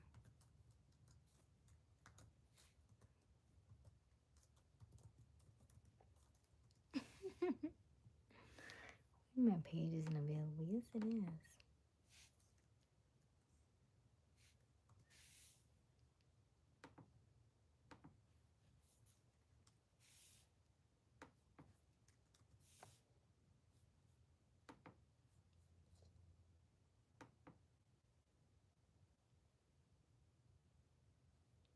Oh, that's probably why. Okay. Let's see what y'all got here. It's only 11. It's only 11. Oh, for you. I don't know yet, but I'm very nervous about meeting her. Why are you nervous? Cause you just know met her, really. Where y'all meeting? And how did y'all meet? If you voted for Trump, smack yourself. What? Okay, I got too much information about everything. A master of none is better than a master of one. Damn, Deem.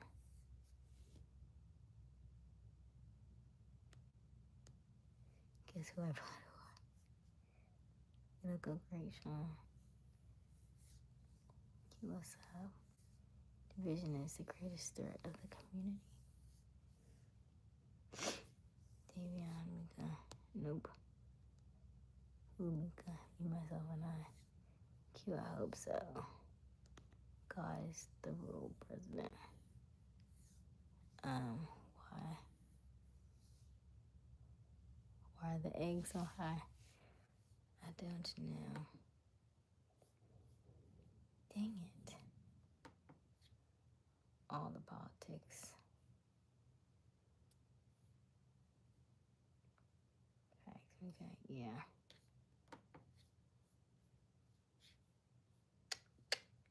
I'm trying to log in. And it's giving me all this extra stuff. That's why I like trying to do the computer. It gives me too many problems.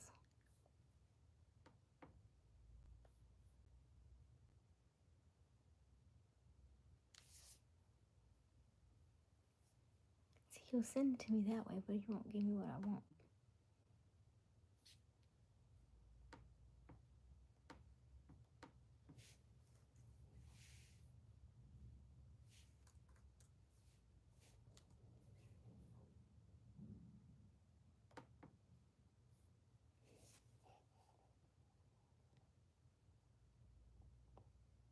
I just get my bag, not overly political.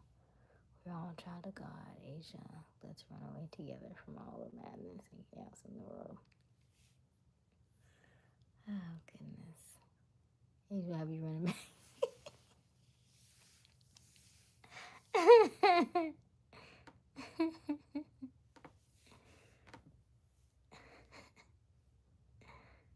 Oh, gosh. What does GTS stand for?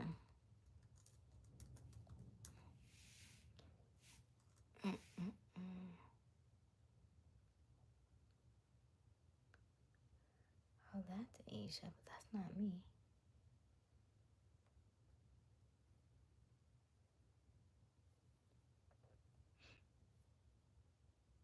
As long as we're together, we'll be fine.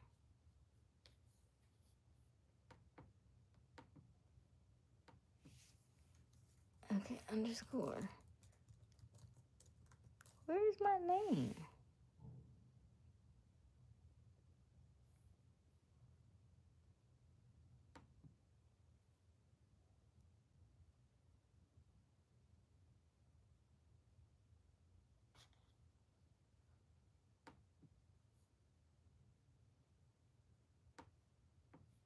Yeah.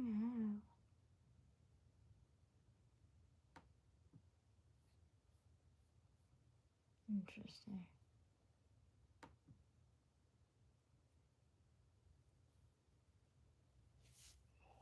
Alright, let's see what you got. You mean BTS or K-pop? What's that, B-Rad Malibu? No idea what you're talking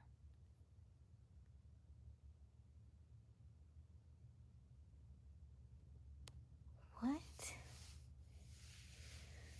So I was trying to log on to my Instagram to give you the video that I saw, but I can't do it. I don't know. I always have so many like I can sign into some things on Instagram, but everything's not coming up. Then it said my page is restricted, and I was like, no, it's not. I'm like, no, it's not at all. But I know if I can't, then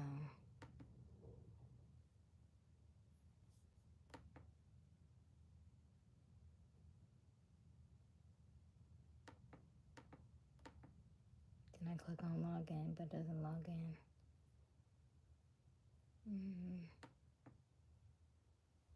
Okay.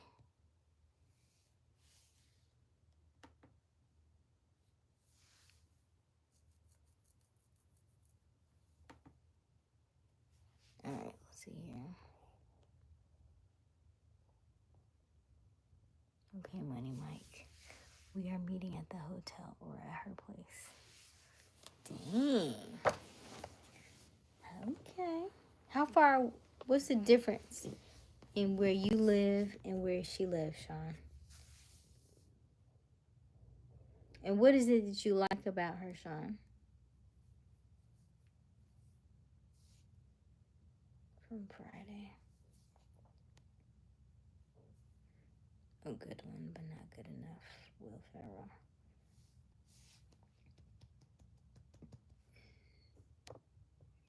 I know Mika cleaning the beard.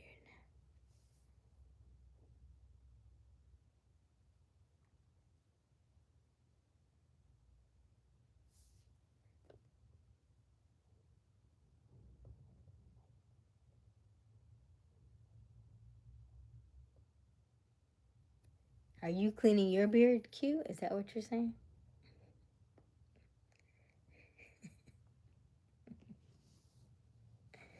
Is that what you mean?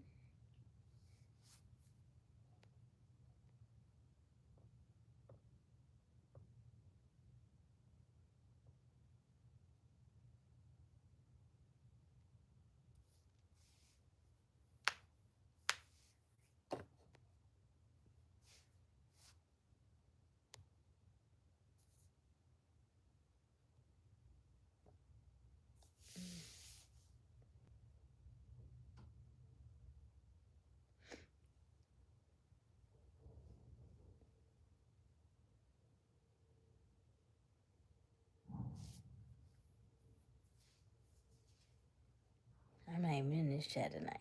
I'm gonna just let y'all handle that one.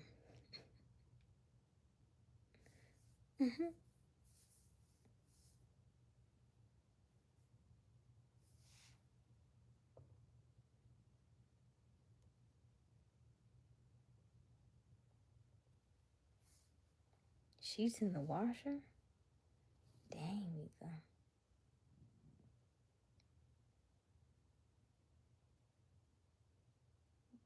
Yo, towels, Mika. Towels.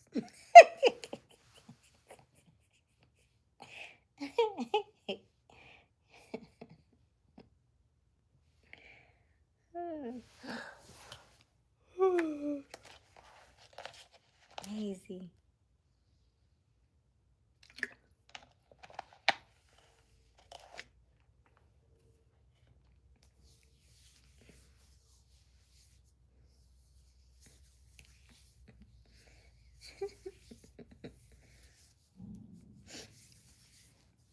No, y'all don't have to buy mattresses. Y'all just need to buy the mattress covers.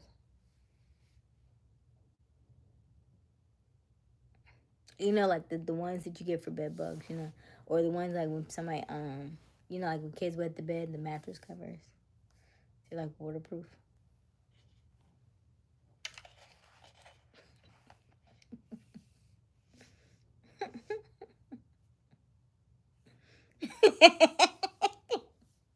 It don't sound like that. Don't do that. Don't. You could still do that, and then if you wanted something on top of it, then you do the pillow top type covering over on top of it. Then the sheets, then towels. Yes. Then the tarp, then another towel.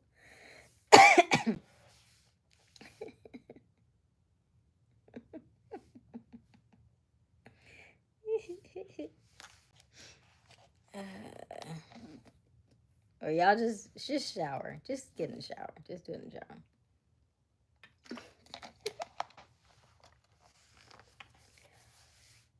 Crunchy.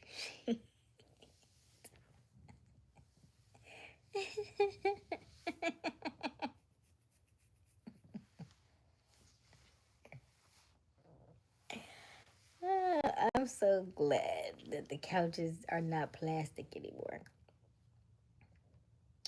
Oh gosh.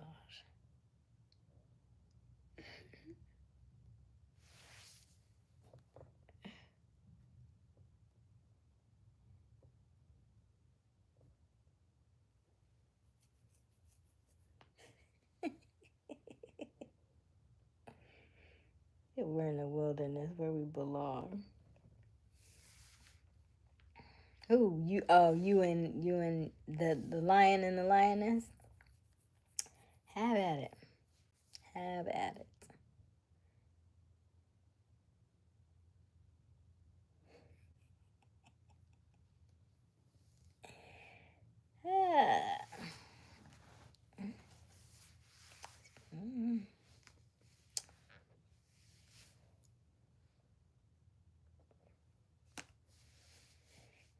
Mm-hmm.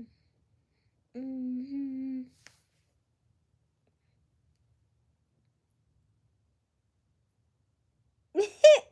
That's on you, Mika. Listen. That is on you.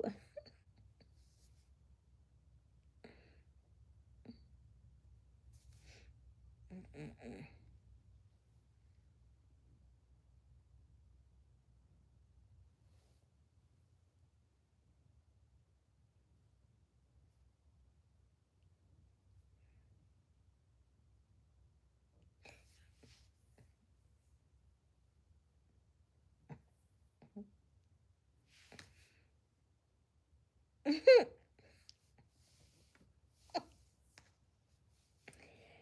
This would be hilarious if we all met Q and he was like the complete opposite of this.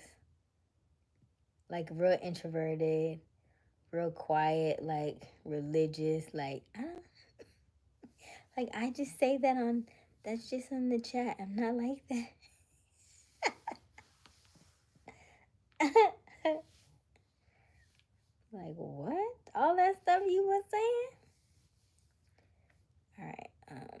Do you have a problem with his conversation?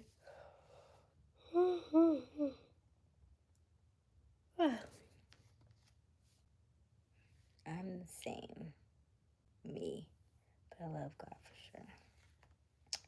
Mika, you don't. Right. How you ask like 60 conversations in?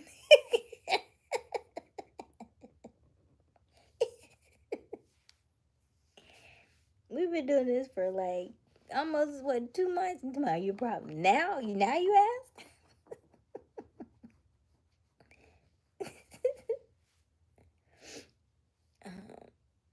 Cute.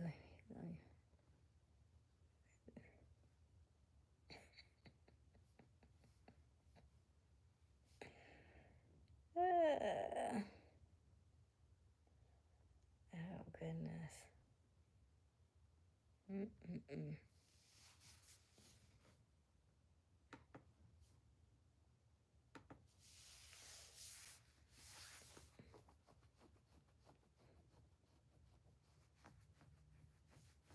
Well, who is going to win Asia over? Is it a competition?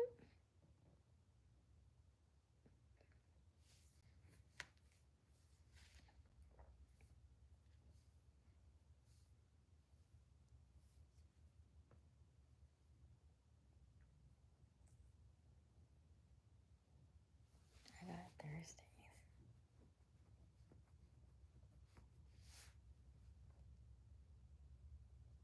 Oh goodness. How you got Thursdays? Because it's Thursday. I don't see no competition other than me.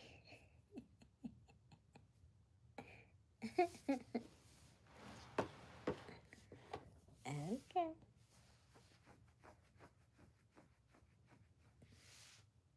Where's Robert? Robert is very quiet tonight.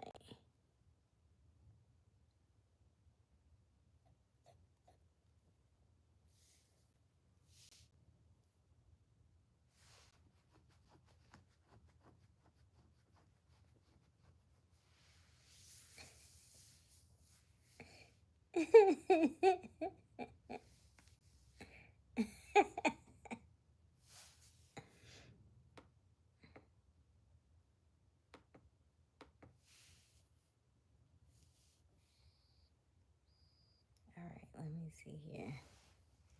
Since I'm on my computer, let's see. Do you have videos, Dean? Let me see.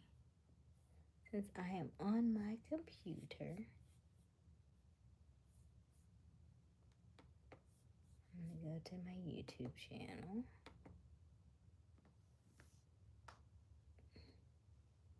That's my little sister, bro. That's my little sis brother Q. Robert be like, I don't want. What? I'm gonna go to sleep.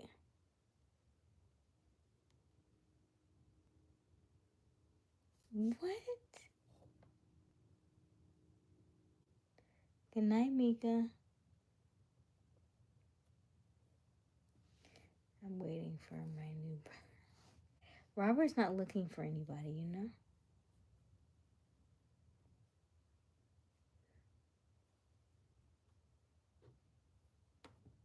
You're having a baby to number 2 already? You just had the first one.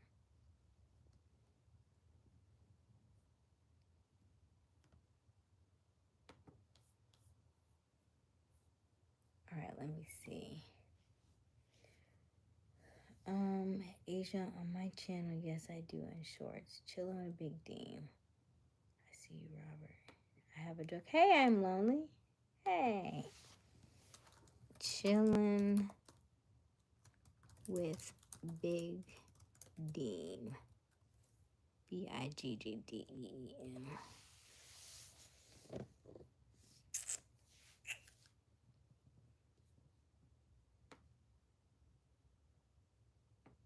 How many subscribers do you have?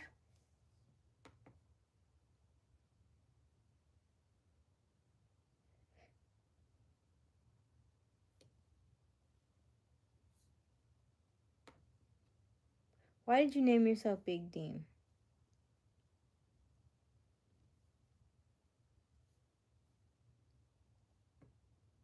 You said you're 5'7", correct?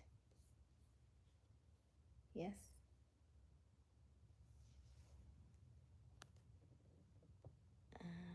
I have a joke. What's your joke? I'm lonely. We don't want to hear a joke. Yes, we do. I want to hear the joke. 369. Okay. Yeah, me. Where the snacks at? Oh, hey, Misfit. No, I think he's asking where my snacks is at, because usually I eat snacks. But I wanted breakfast this evening, so I ate, I had pancakes and plantains and something else. Oh, eggs. Eggs, pancakes, and plantains for dinner, because I wanted breakfast. So I am still full from that. And that was about 9-ish, I think. So yeah.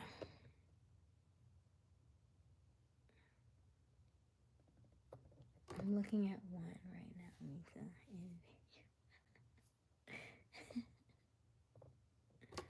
Honestly, because I'm me and I'm big. You know. Short kings, as they say, huh? Okay. What did the rug say to the floor? I don't know. What did the rug say to the floor? Aysia, where's my plate? I ate it. I made some pancakes for Grandma.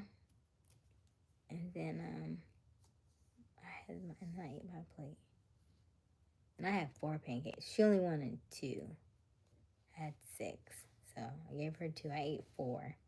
Then I had eggs. 2 eggs, scrambled cheese, and then I had plantains. So I'm good.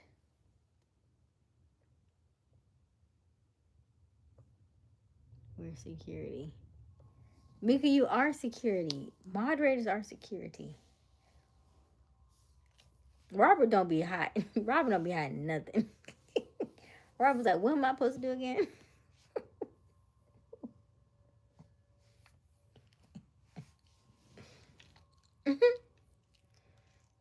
Same thing when Boss Dog had it, he did nothing either.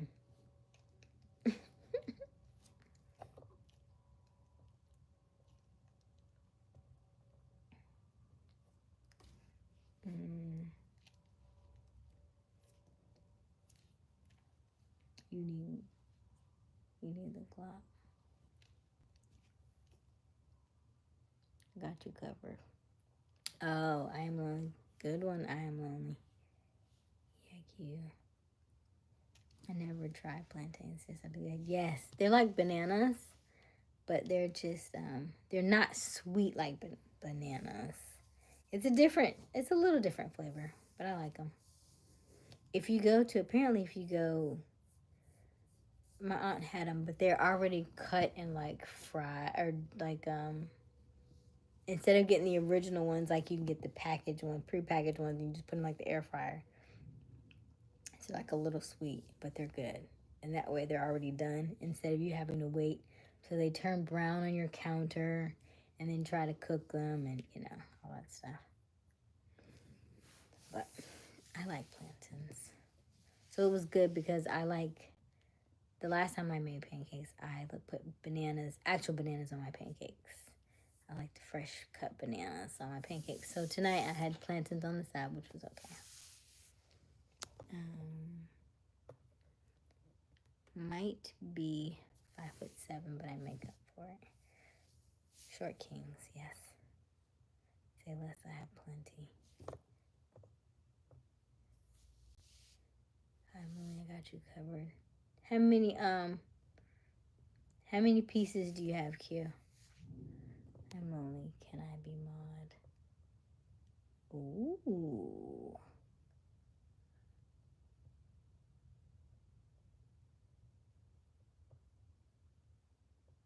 That's a good question.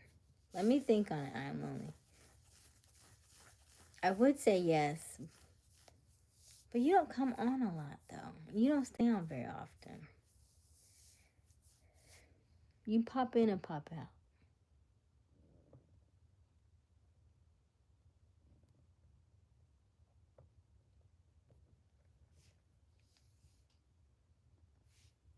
You're right. Q. Oops. Okay. Okay, cool, Grandma. Get the pass, but you want me to play? I used to really like to cook, too. Like, love to cook. Like, I used to make, I used to love making meatloaf. Ooh. And, you know, you like, ew, meatloaf. I used to love making meatloaf. That was like my signature dish. Yeah. Meatloaf, mashed potatoes, squash zucchini, sauteed broccoli or green beans, chicken Alfredo. Yeah. I don't eat none of that stuff no more.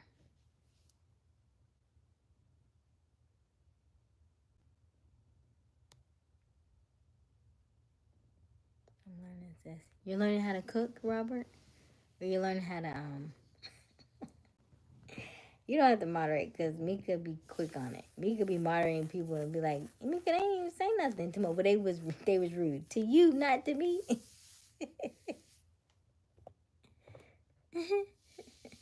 Why you doing that? Let me think on it. How long you staying on I Am Lonely? Do you want to be moderated for tonight? I can make you moderated for tonight only. How long you gonna be on for?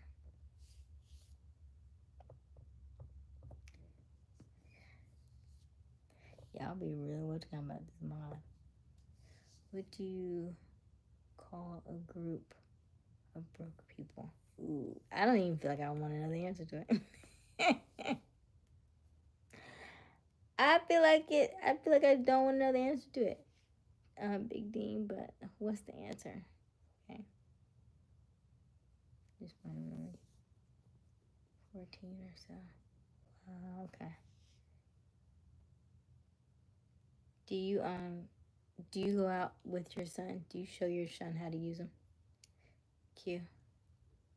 What do you call a group of broke people? I don't know, Dean. Facts make a love good.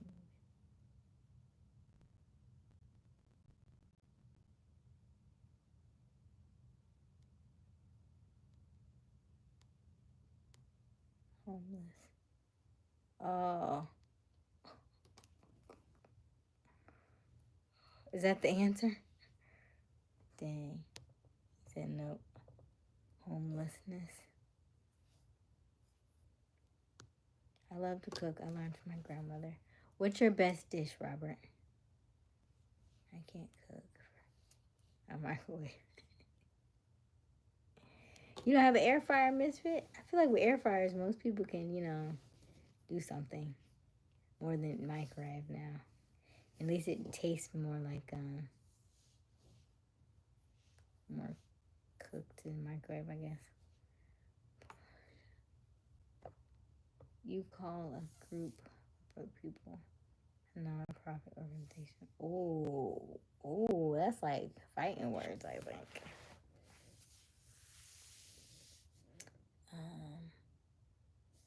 I was thinking presents. Good night, my friend. Good night, Junior. Good night. Cute. I think he's John Wick. Eugene, come here. Mika. Don't be saying my name, Uncle. Be saying my uncle name. Okay, let's see here. Let me look at Big Dean. Everyone has 3 obsessions. Here's mine.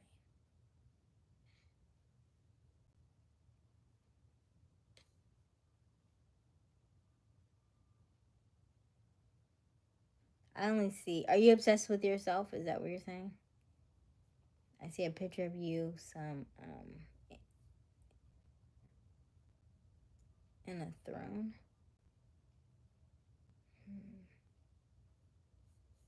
What is it that you do again, Dean?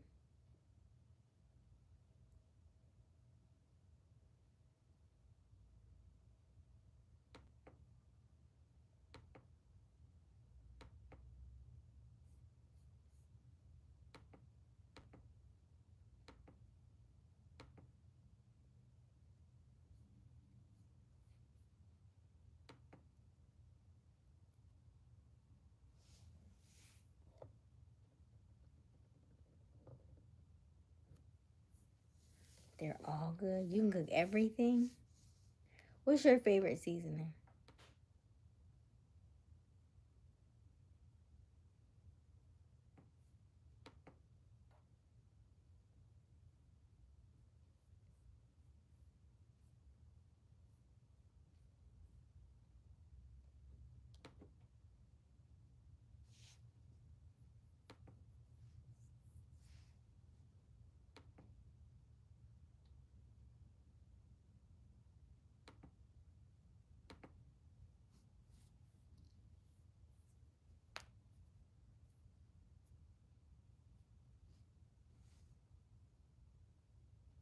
I don't know. This video look mean, Dean.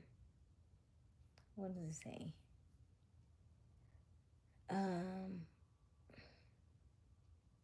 Don't push me because when it goes down, I'd rather smile in handcuffs. Fucking push, because when it goes down, I'd rather smile in handcuffs than give up without a fight. Okay. That was last week.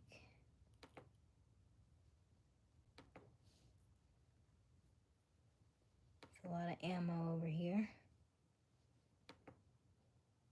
Trust nobody. You I'm seeing a lot of like, this, hands, guns, trust nobody. I don't know about a date. I don't really feel safe. I just see a lot of guns.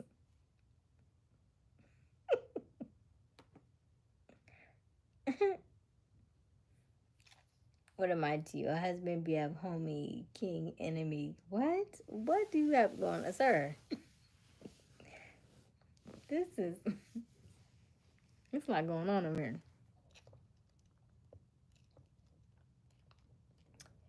If y'all come here. I love cooking. My favorite dish, baked mac and cheese. You've been listening to me. You want our names similar? I see your game.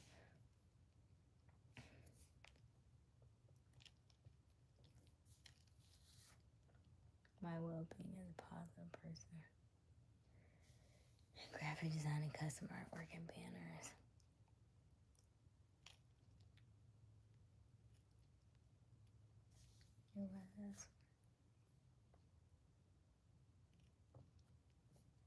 You respectfully call.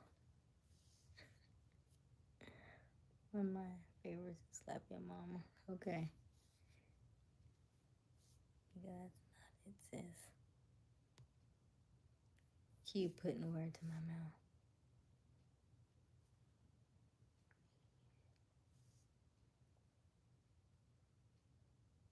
Let's use Tony's out. Tony's is good, yeah.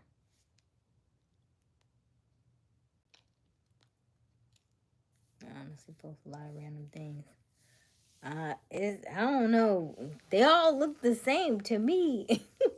I don't see random. I see the same 3 things. I hate it when people try to test me. What did I say?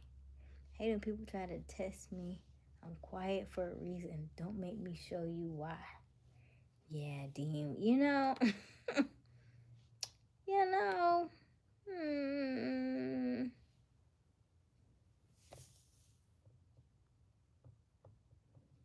Okay, just making sure. Hi, Junior. Junior son. Is that your son?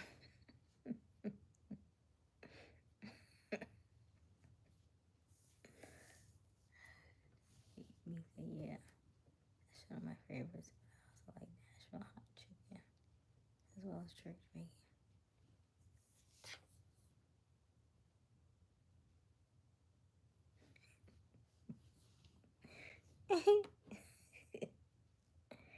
He always got to come back. Oh my gosh.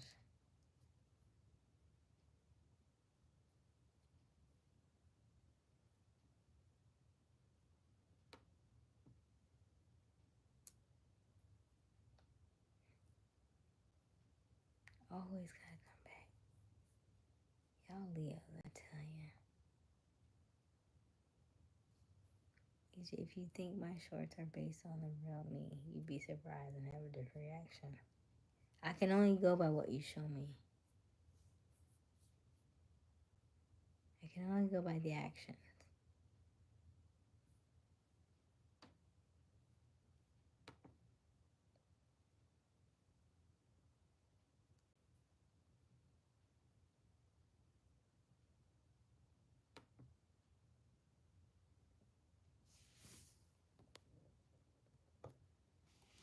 Misfit. How you been, Misfit? How have you been? Let's see what Mika got over here since I'm on here. Mikaadenice.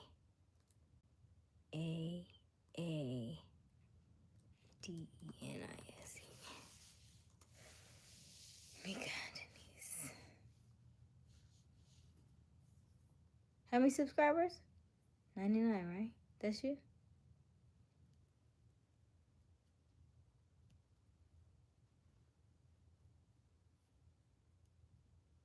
I wouldn't show you my bad side until you get mad. Then welcome to the judgment, man.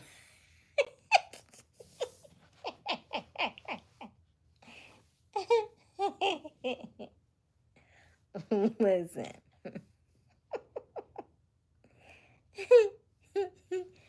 There's a thing that say people who show you who they are, believe them. You know? How are you when you get angry? You know, how are you when you think somebody has done you wrong? You know, listen. If y'all listen, I want everybody to go look at Big Dean's YouTube channel. You can hop out here for a second, go look, and you come back and you let me know. You know what? Y'all are my like brothers, right? Y'all supposed to look out for me. Y'all go check and report back to me. You let me know. I know Boss Dog would do it. I wish Boss Dog would hear him. He said, "Report duty. What do you want me to do? I want you to go check his page." You check his page. You let me know. Cause usually he always will have a mission. He always want a mission. I got something for him to do tonight, and he ain't even here.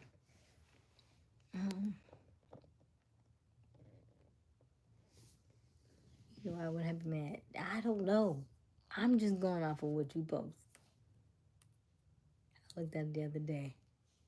Right. And what was your reaction? Here we go, Mika. What I do? I'm too scared to look.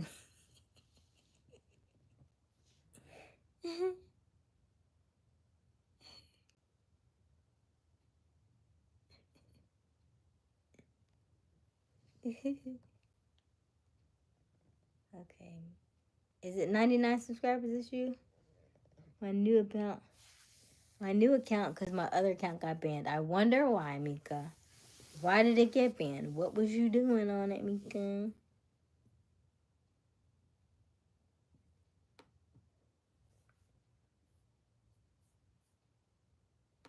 Oh, look at Mika.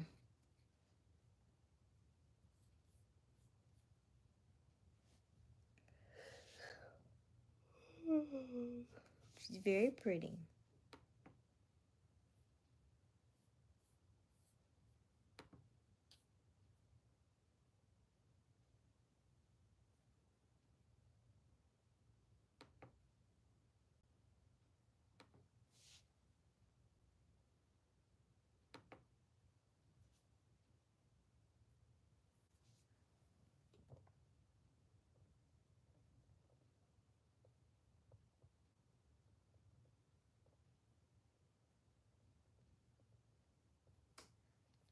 you scared of, Misfit? You could be chilling. Nothing. Very demure. Hey, Lord Kelvin. You be working hard, girl. I do what I do. I haven't found a man to sweep me off my feet yet.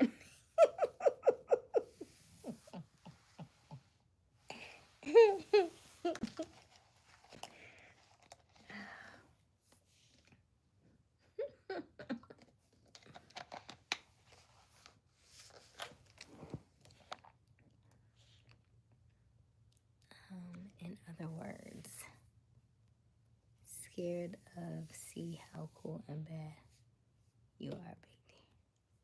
Hey, random stuff geek, how are you? Good to see you. Hadn't seen you in a little while. Here at YT late every night. Every night, right? They just won't let me go to sleep. I just be like 1 hour, and 1 hour turned into like 3 or 4. If I'm off in 2.5 hours, that's a good night rest. Haven't seen it in a while.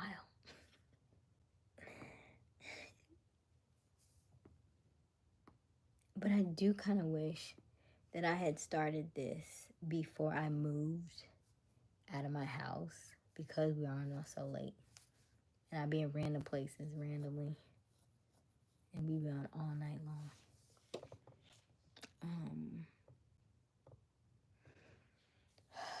When you gonna post some content? Gotta take the track shoes off. Who are you talking to? You talking to Mika?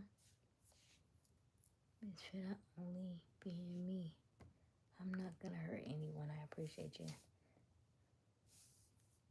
What does that mean? I'm only being me. I'm not gonna hurt nobody. But all your stuff is about guns. Like every other post, though. What are they for then? I'm only being me. I'm not gonna hurt nobody. But all I see are guns. And these random things about, don't push me. But I'm not judging. I'm just not going over there. Okay.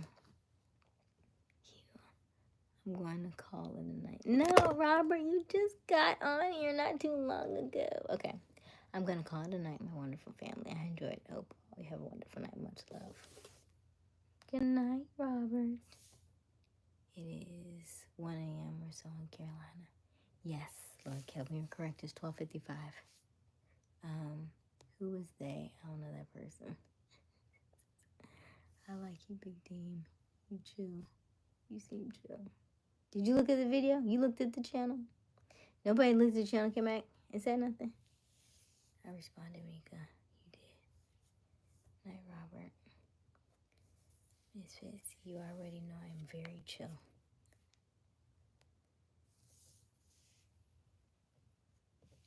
Get over where? Get over where? That's what my sub like to see. I can only be me. How long have you had your channel, Dean? How are you doing tonight? I am doing well, random. I'm doing good.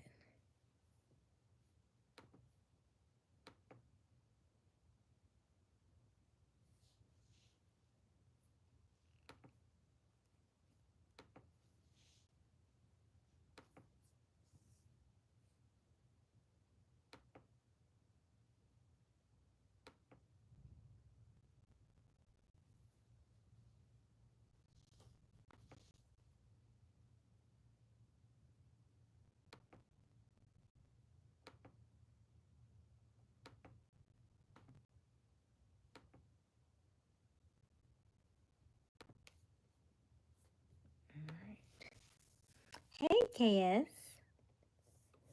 Smiles, you famous. Am I? Thank you. We on the way.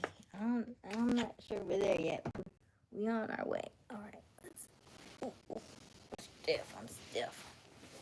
All right. Aysia, I see you, and mean you see me in 3 years?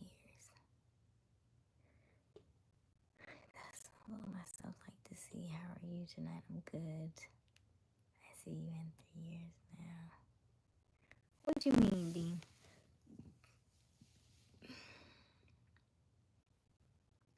KS, what's up, Q, Mika?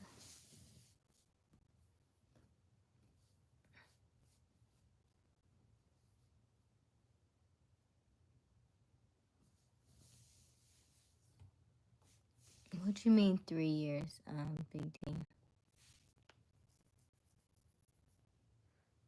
And I said I have had my channel for 3. Okay, channel for 3 years.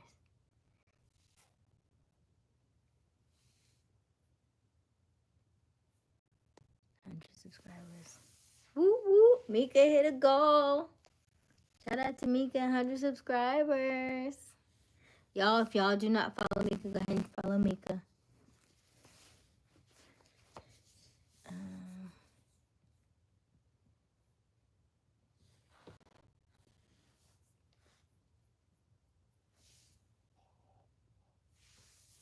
What's good, KS? Xavier, fun fact. Having sex in an elevator is wrong on so many levels.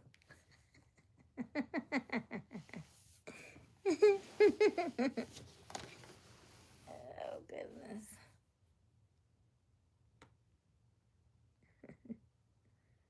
Allow me to introduce myself. Oh.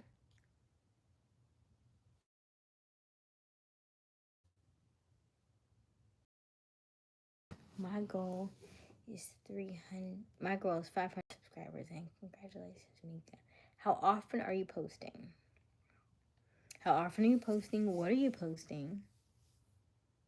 And, you know, are y'all able to go live yet or no?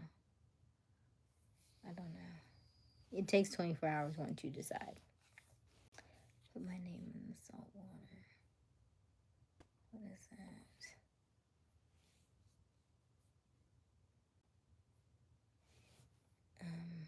I just hit 6 subscribers, so I'm still working on it.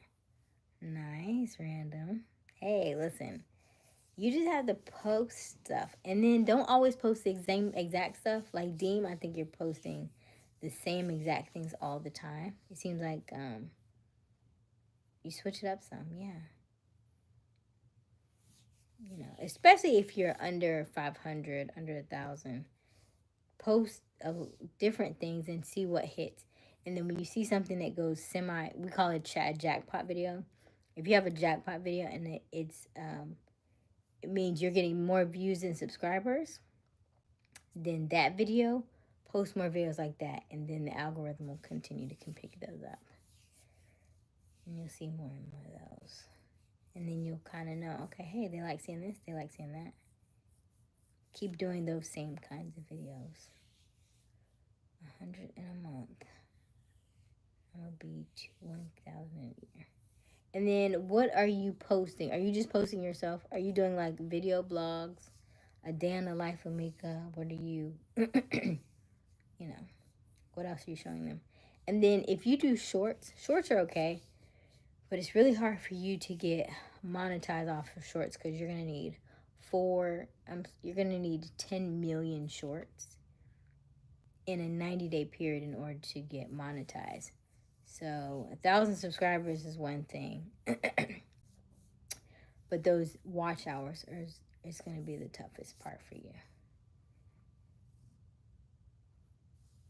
10,000 on YouTube would be crazy.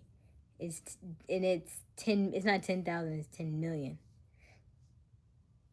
It's 10 million. You need 10 million views of shorts, unless you're doing videos that are longer than a minute, longer than 3 minutes. If you do it like I'm doing it right here, and it's up and down like this, this is a short, and now they've changed the short up to 3 minutes. So even if you do this as a short, it's not going to count to your watch hours. The only way it counts to your watch hours is if you do a video long ways like this. So if you want money on YouTube, you have to do it long ways like this, and it has to be, you know, as long as you do it like this and it uploads to your video portion, you're okay. But if you do it like this, up and down, and you put it on your shorts, it does not count as your watch hours. It'll count as views on your shorts, but you're gonna need 10 million of those in 90 days. And I had a viral video that got a million, that got close to a million, but it was nowhere on the spectrum to nowhere close to 10 million.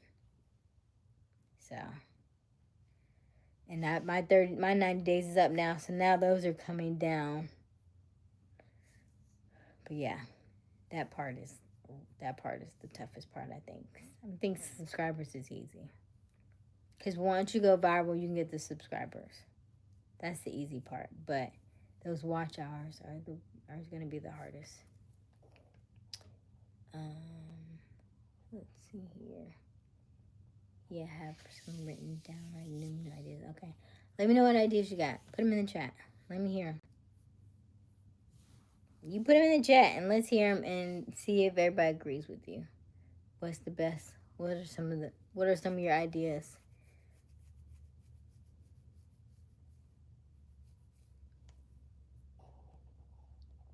$10,000 because I'll manage you. And then Z also does. Z is the other moderator. He does. He has an MS medical. He's at like 5,000 subscribers and he's monetized on his. So if you want pointers, you can talk to him about some of that stuff too. That is what he does for a living. So he's good in that space as well. Q 10,000 on YouTube would be crazy. Like we can, yeah. Always think big, you know. Go big or go home, right? Why not? Why can't you have 10,000 subscribers? Why not?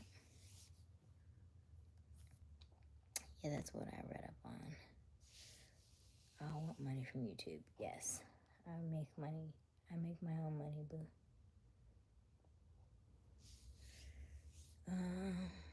I mean, you can always make your own money. Extra money is always nice too. We like money where we're just, when we're doing something that we love, we do something that we enjoy, and we get monetized for it. Absolutely. Sponsorships, free clothes, free outfits. I was thinking I need to do,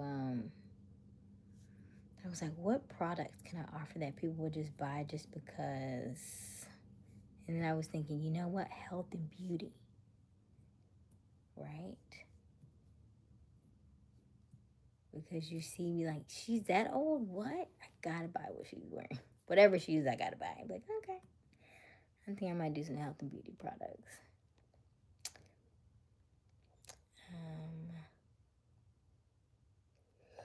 Because okay. That's why I have a lot of work to do. Mud wrestling. Misfit. Relationship pranks. Me in the bed when Davion comes home. You know what? That sounds like... okay. A prank would be like somebody in the bed, but it's not a person. That would be a prank. An actual man in the bed would be a lot harder to, yeah, that doesn't sound safe. That sounds like the video I was just telling you about, where the guy brought his side, moved in with his side chick and his soon-to-be wife. That sounds like a version of Snapped. You would have to say real quick, oh, no, I'm kidding. But he's also from New York. I wouldn't play that game. I would not play that card. We still don't know what he really does for a living.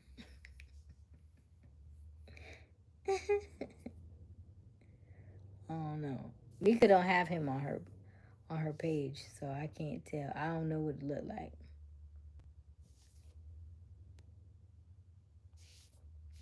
A documentary about my life. Daily vlogging here and there. And exercise videos possibly. I would be curious to see about your daily life. What does that look like? Gaming channels do really well. You should do your research on which ones do really well. Gaming channels. Daily life is okay if you have an interesting life. Yeah. And then exercise videos. Exercise is always good too. People love seeing other people work out. Okay. Do it. Do it, Big Dean. Do it. All right, just post stuff you love and something that has value. Be genuine no matter what. Yes, Misfit.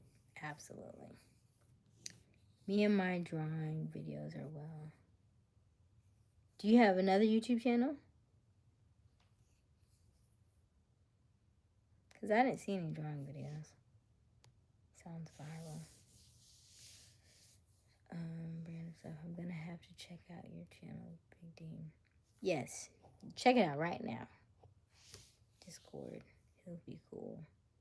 I'll tell him I'm here. I'm not watching that episode. Random stuff. Feel free to express your opinions and thoughts. My daily life is great, honestly. What does your day-to-day look like, Dean? Like, walk me through a day in your life. You wake up and you do what? You don't have children, correct? Right? No kids?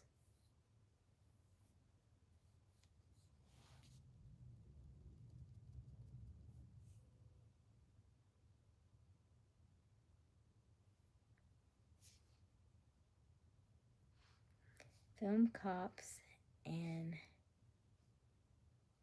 bait women to arrest you. You get tons of views. Just kidding. Don't do that. Ooh.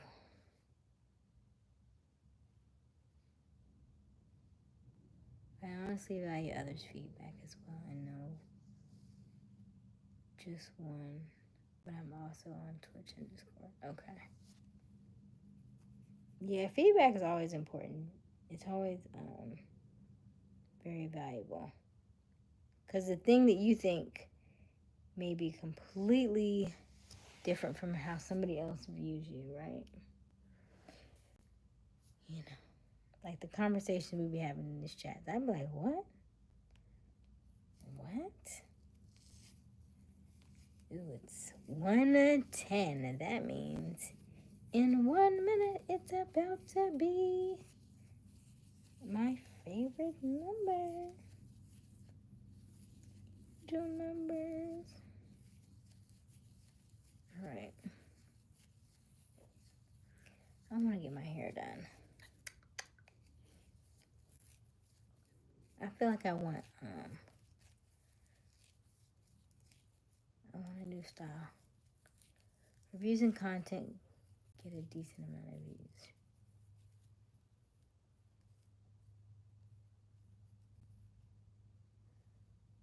One.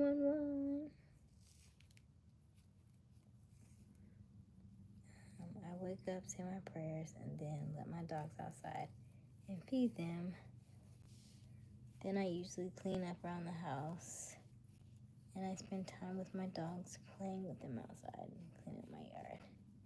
Had to put Mika to bed. She loves y'all though. Mika could have said bye first though.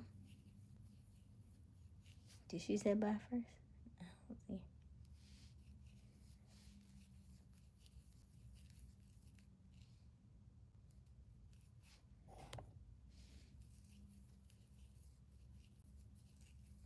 No children though. Is it that you're waiting to have children? Or you don't want any children?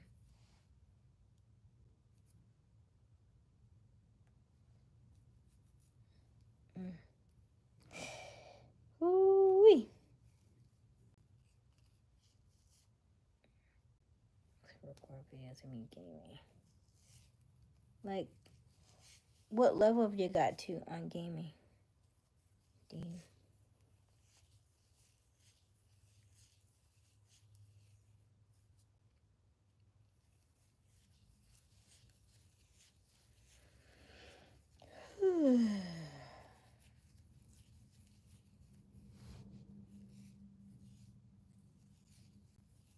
19.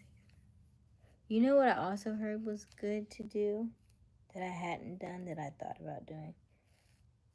And they're probably bigger. I mean, I guess they're maybe okay here, but they're really big in like other countries.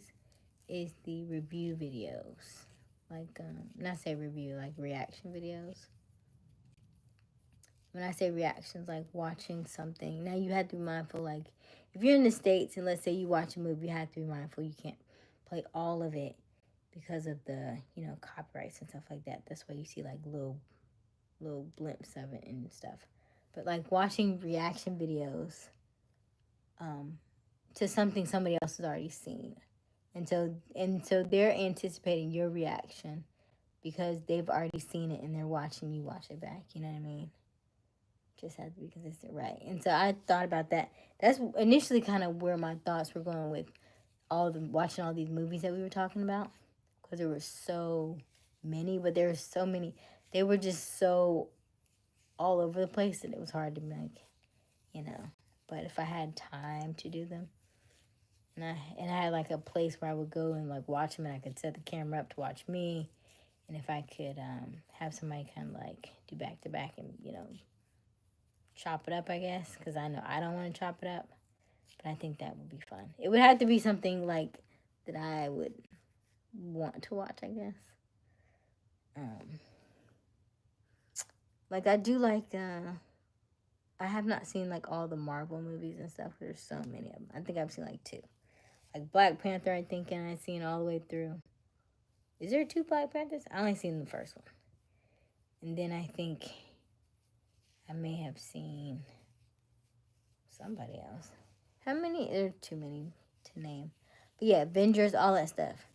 Like if I were to watch like the whole thing, I think. Or something that most people would want me to watch to see my reactions. Like, I would probably do that. But it would have to be something, I don't know, I have to like play it by ear. I would have to have somebody set it up and just watch me and then put it back out there. Because I know I'm not going to do all that kind of work and chop it up and stuff. Reaction videos are strong. Try to be consistent. Yes, I agree, Q. I'm more so at 5:57. I play Call of Duty or Madden, football, and basketball and racing games.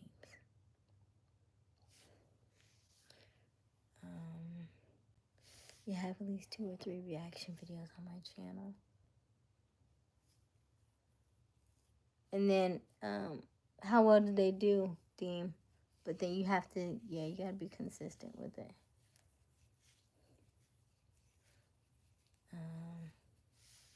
Get a live stream of your dogs playing around.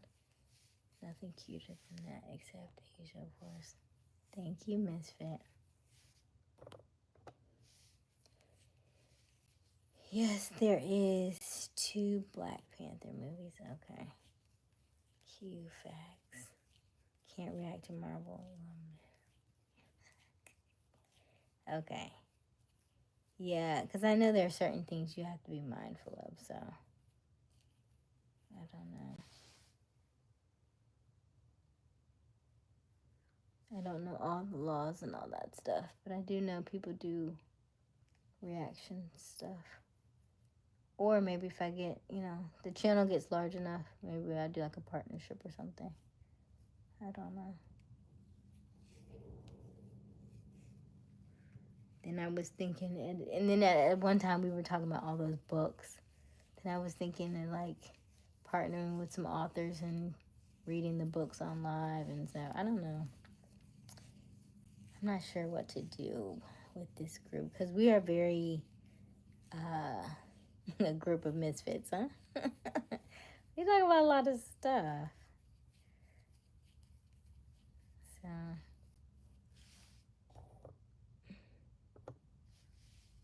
misfit, that's actually today's video. Nice. I like watching people react to music for the first time. There's videos of people being exposed to Tupac and other artists for the first time to go viral. Oh, that's kind of cool. Yeah. That sounds interesting, Q. But you're right? Like something, when you see somebody try something that you know is good, right? Or you know you've experienced, like, yes, try it. Well, let me know what you think. So, I get that. So, yeah, I just have to find something.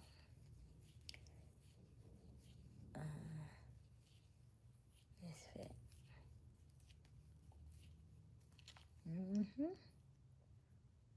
So, whatever you decide.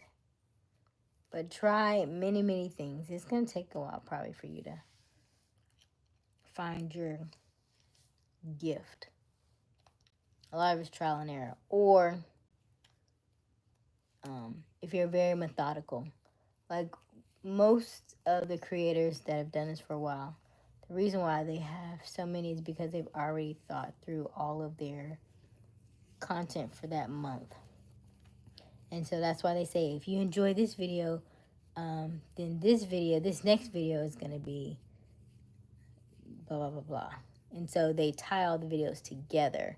So that's where it's like a series, right? So you watch one, then you turn and watch the next, you watch the next. And that's how they get their viewers and their watch hours and stuff up so high. But that means that you really have to take the time to think about what you're going to say, so that way the next one feeds into the next one, feeds into the next. But it will require you to really know what you're going to post about. I have a thing on I don't even be posting my store anymore. I have a stand store and I post,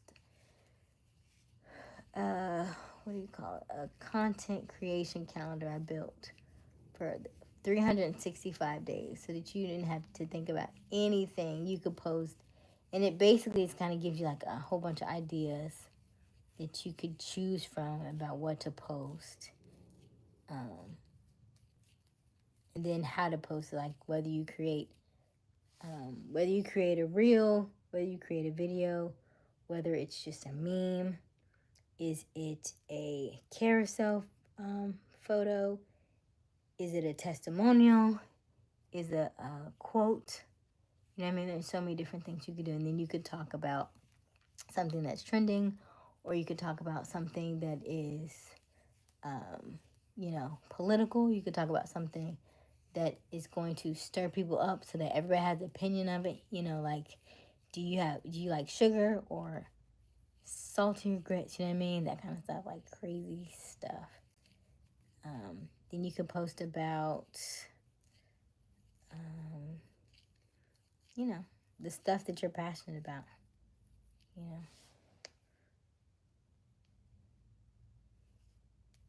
So,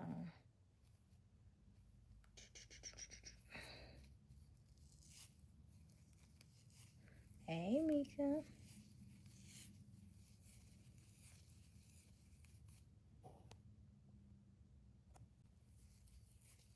Do a reaction to Indian battle rap. It's interesting to say the least. Give me the title so I can look it up real quick.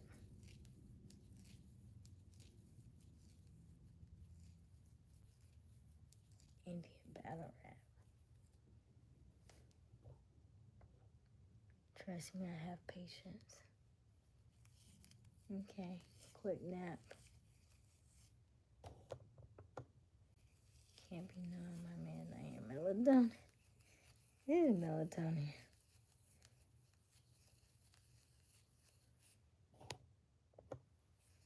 Sugar don't go in grits. I love sugar in my grits. I'm from up north though. Because it reminds me of cream of wheat, even though I don't eat cream of wheat like I used to. And so cream of wheat is sweet. And so, to me. I told you, the more y'all learn, the more weirder I get. I know. Y'all be staying, though. You like Asia. Okay, now. Come down to the rabbit if you want to.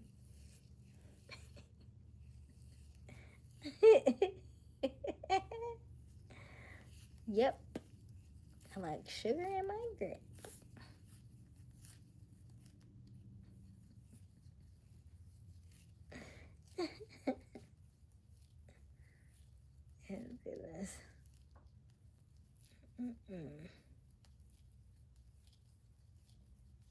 See, I knew that was going to start something. That's why I say you can do stuff like that that causes a reaction out of people, right? Because people have very stark opinions on that stuff.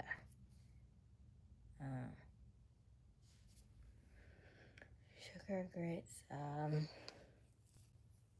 coffee or tea, you know. Usually stuff about food.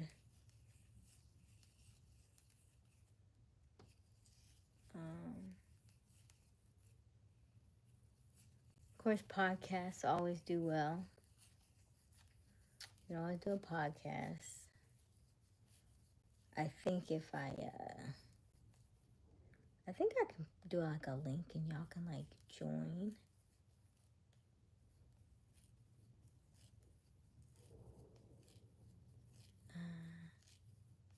I'll cook some cheese grits that will change your mind about sugar. Now, I will say that I had some farm to table grits, and those were really good. And they had some type of cheese in them or something. That was pretty good.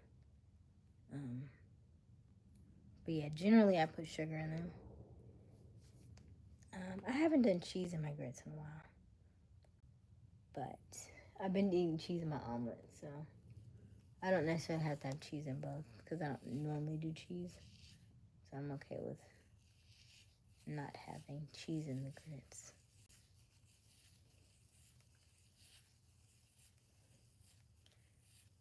Make an aluminum foil bowl. Sometimes.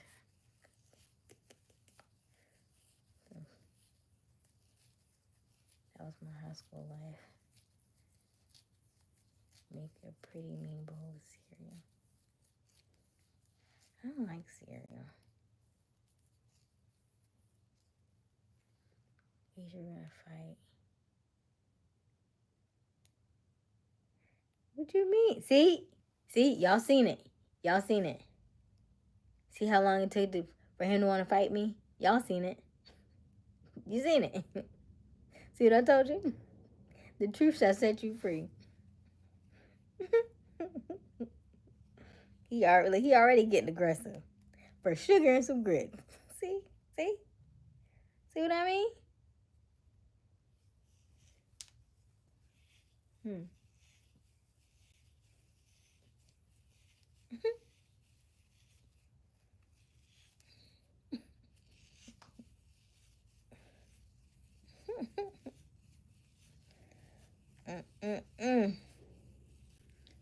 Hey, VJ.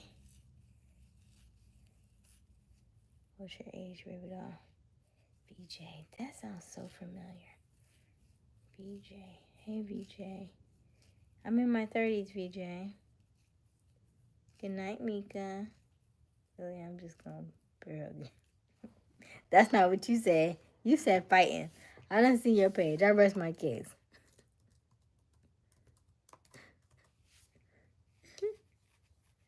Night, Mika. Let me see here. VJ.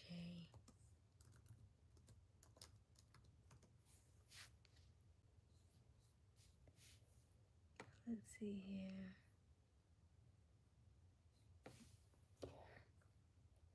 Hopefully I can actually sleep.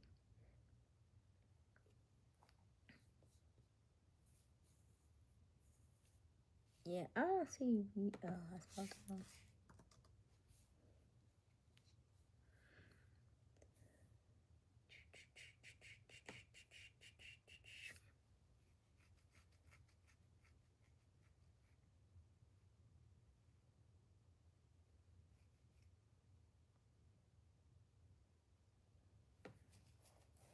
All right, let's see here.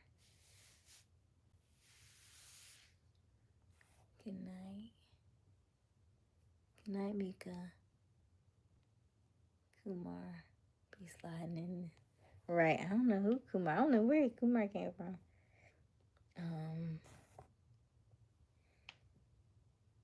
Misfit. No one makes a PB&J like I can. Are we back on food now?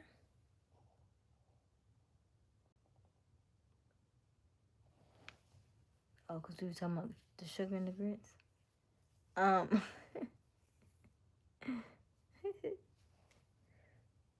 I used to think I'm so interesting. I didn't like PB&J for a long time. I still don't like PB&J.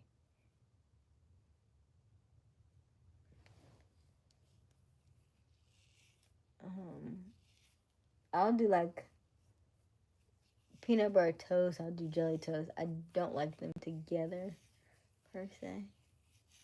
I don't like the Crustables. There was only one time when I was helping out like an after school program, and they had like a peanut butter and jelly on a graham cracker for the kids. Now that was good. That was the first time I was like, oh, I could do this. I could do this. But other than that, like PB&J on bread, mm-mm. Just regular bread, mm-mm. I don't like that. Let me see.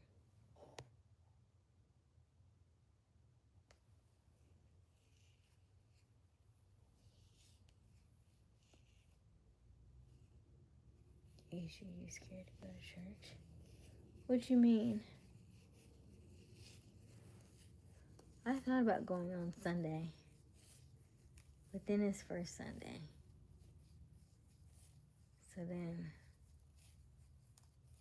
I gotta like be there extra long, don't I? Cause you know, first Sunday be like extra long, cause it's first Sunday. You gotta take communion and all that stuff. I don't know. Let me Google my church. Let me see. I'm positive it is, but I was hoping it was like red dress day, cause I get this really nice red dress, but I think that's second Sunday in March.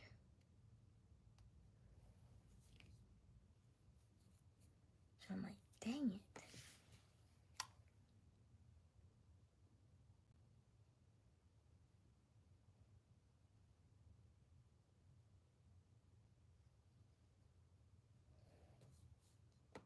Yep, communion this Sunday.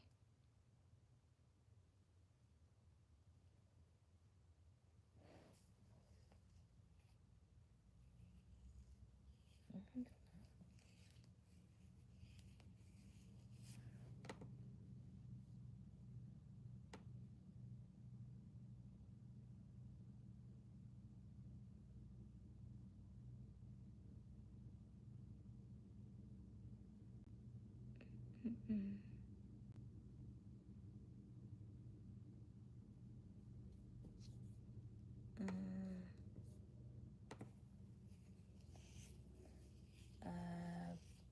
Best time if you're scared to go to church. What does that mean though? If I'm scared to go to church.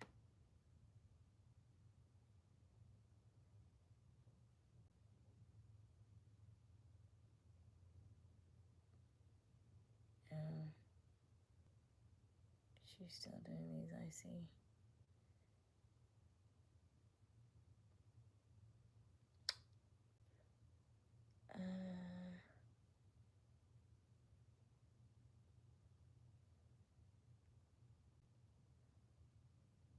Go, just leave when you're ready. I dip when the collection plate comes out. Hush, Q.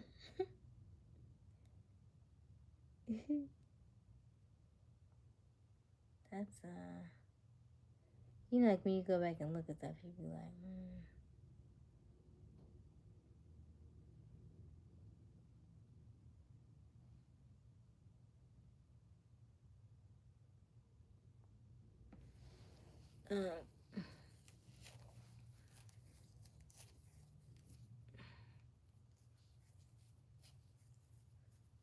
I think we talked about this a little bit. Well, we didn't talk about it a lot last night.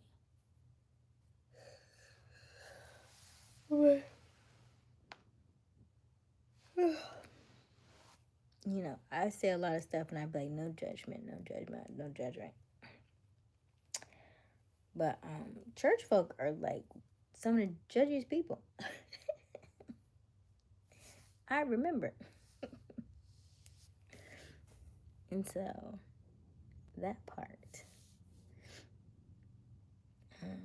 pastor gonna be like, we have Sister Asia going down. So, yeah, your testimony. I do none of that. I'm not doing none of that. If anything, I'll go upstairs and be like, hey, y'all. What's up? They're like, Asia. Oh my gosh. Yeah, I see you. I've been hiding. Why did the priest use noodles? Oh, I thought you, at first you said noodles. I was like, oh, hey, noodles. We ain't seen noodles tonight. Okay, you're pretty judgy. I know. That's why I said that. That's exactly why I said that. Because that's where I came from. That's where it comes from. So now I'm trying to get out of it. I'm not trying to go back into it. I know exactly where it came from. Because as soon as I came here, I could, like, slowly but surely, I could feel it. That's why I think I've probably been ducking and dodging here. Because I can feel the energy here.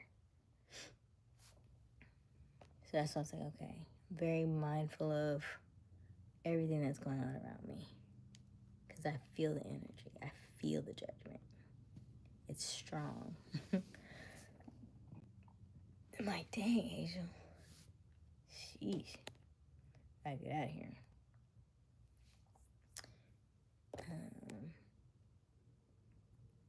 Why did the priest use noodles for his communion? He was a Roman Catholic. That's cute. They are indeed, but you gotta love them. But here's the thing about that. Because we touched on this briefly, but I didn't say, we touched on, that was last night, right? We touched on like religion a little bit. Was that last night? I feel like it was. I make people uncomfortable when they talk about people not in the room. I talk my shit. But I want them present. Say that I make people uncomfortable when they talk about people not in the room. I talk mine, but I want them present. So one thing I've noticed, and I think it's just and I can only speak for myself, you know, because we were having this conversation yesterday about like religion and politics and, you know, do I go to church and my spiritual and all that kind of stuff. And sometimes for me, I don't have like you know, Q is quick on his comebacks and like his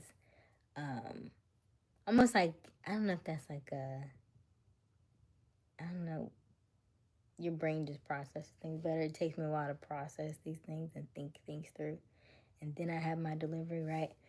So I was thinking about like when people say in Jesus' name, that didn't sit well with me for a while. And so when I pray, I say in God's name. And I think I talked about the power of the unlimited imagination and the fact that in that he describes Jesus as you, like all the things that Jesus did, you can do. And so from my perspective, I was listening to a song. My grandmother was playing some music today, and it was like I can't remember the exact words, but it was like, thank you for, thank you for your grace, or thank you for your praise, or it was something like that. But it sounded like or the songs like, oh Lord, don't do it without me. Please don't do it without me. Whatever you do, don't do it without me. Those kinds of songs. And so the correlation that I get from that is when you sing songs like that and you pray and you say, if it's Jesus, then it sounds like it's from a place of lack. And so you're praying as though you're not, like you can never amount to that person, right? Like when you talk about Jesus, if Jesus died for your sins, you will forever spend your life never mounting up, never measuring up to the acts that he did for you. So you'll always feel less than, you're always going to feel lower, you're always going to feel like there's nothing that I can ever do to reach your status, right? And I think that's the problem that I have. That's the disconnect that I have. because it's always going to be a place of lack. Like you'll never have enough to get to that level. And so that's where that mindset comes in, because most people think negative things all day long. So if I'm already thinking negative, and then I think I have to be a good person, I have to be a Christian, I have to do this, I have to do that, I gotta look out for people, I have to turn the other cheek, I have to do this, I have to do that.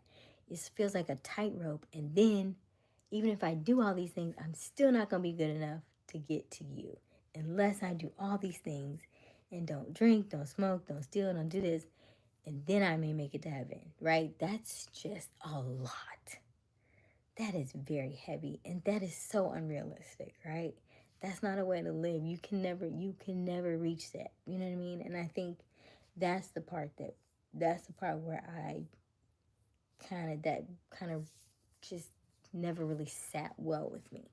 And so now when I pray, I say in God's name. I don't say in Jesus' name. And I feel so much better. I feel like I am at one with peace, and I am at one with God.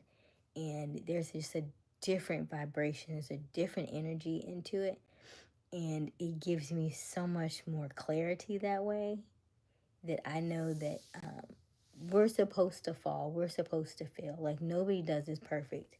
And so to be in a place where you think, especially in the church, that you're supposed to be perfect and that you never amount to that, it's just a lose-lose situation. Then the fact that most churches, at least the church that I've been to, the pulpit is always higher up.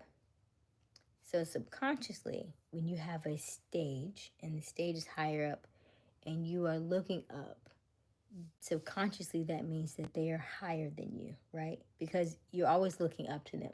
So the people who are on the stage who are preaching to you and stuff, they're looking down at you and you are looking up at them. So subconsciously it gives you a feeling of they're more powerful than you, because you're looking up at them and you're feeling less than. So there's a lot of different psychological things that are going on behind the scenes that you may not even be aware of, right?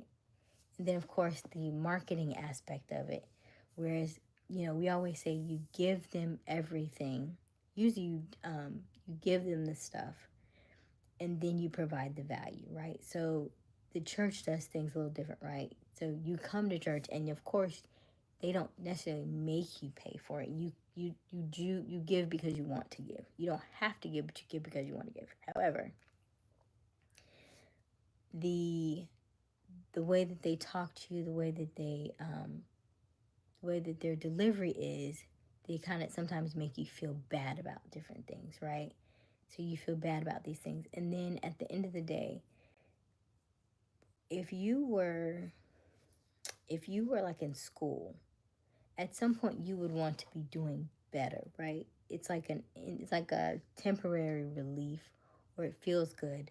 But if you go back to the exact same thing that you've always been doing, then what is the purpose of it, right? Like I do think that most churches, and I don't know that they know how to get out of the day-to-day, because they've always, you've been doing the same thing for so long, you don't know how to get out of it. But yeah, it's a lot to unpack there. So I still have to continue to do my journaling and still do my writing on it. But church is just a different experience for me than it used to be. Because I used to have so many questions, and I would go and be so distracted by all the things, especially because I worked at a church for so long.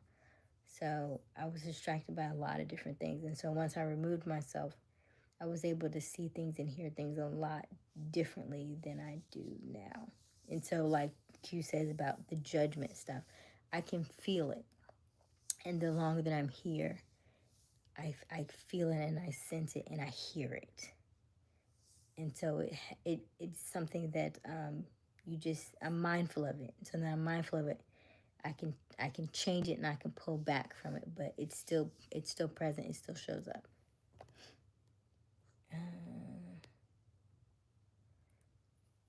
Pretty sure the Bible says that those who live in glass houses shouldn't have freak offs or something like this. What? After prayer didn't sit well with me. When you understand, amen. Ra is the sun god. Yeah, it's just, there are so many different things about it, and most people don't know like all the backstory.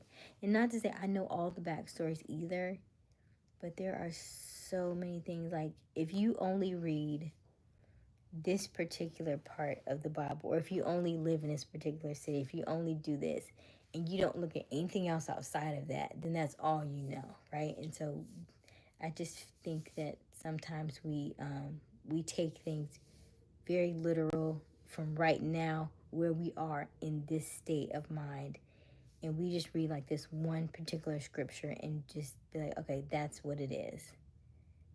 And instead of like reading a pericope, I learned that word when I was in church, a pericope of text, which is a group of verses, a group of scriptures in its entirety, so you can get the full story of it instead of just reading, because you could just read one verse and think that's, that's it. But if you read the full scripture, all the verses within there, then it tells a different story, right? So it's like the telephone. If I only tell you this part of it and that's all you know, then that's all you think. But if you read back a little further, then you understand the concept of all that in all that it means, So I think some of the stuff we learn has been misguided. Jordan Peterson definitely adds something, the way we look at the Bible stories. Yeah, you mentioned that last night too. I hadn't had a chance to look into that. Yes. Should seek context in all things. Exactly. Yeah, because there's so much stuff. And that's why I tell people, I say, the more I learn, the more I don't know. So when anybody comes and tells me that they're like, oh no, I know everything, I was like, okay, I'm gonna let you sit right there, because there is no way that you know everything. You can know a lot of things, but there's no way you know everything, because there's just too much to know. It's too much to learn, to absorb, to unpack, especially when people say they don't like to read. They read articles. I was like, okay, I can't even take you seriously. He's like, well, I don't read, I read articles. Okay. Right, that's not enough. That's not enough. I need you to read books, because there is so much. This stuff is so good. But I do notice that when I'm here, I don't read as much. I do make sure I'm doing my walking. I'm not doing as much yoga. I'm doing less than I would normally do. And so that causes the light bulb to go in my head. Asia, you need to do some stuff differently.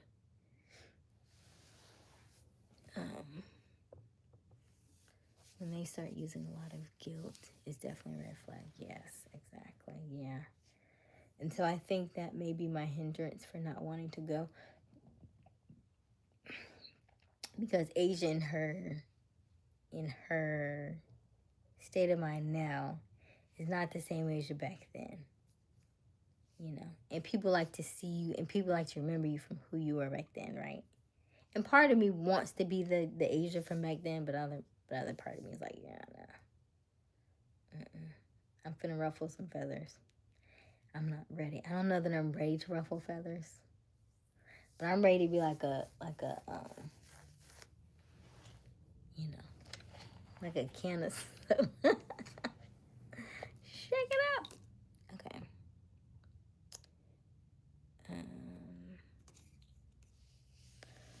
A man who knows anything knows as many men we know nothing. Yeah.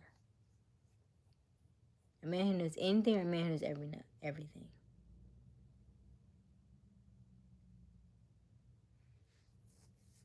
Okay, let me see. I'm back for a bit. Hey, Sean. The Bible definitely makes for an awesome comic book. Right, like there's a lot in there. And I think a lot of people just take all of that for like, it is what it is. You see it in the book. It's like, okay, I know, but I can write a book too. And then also some of that stuff in the Bible, I'm like, Now you know a king wrote that. Of course he gonna put what he want in there. Of course. Why not? Like, husband submit. I mean, wives submit to your husband. I know a king put that in there. I know a king put that in there. Child, please.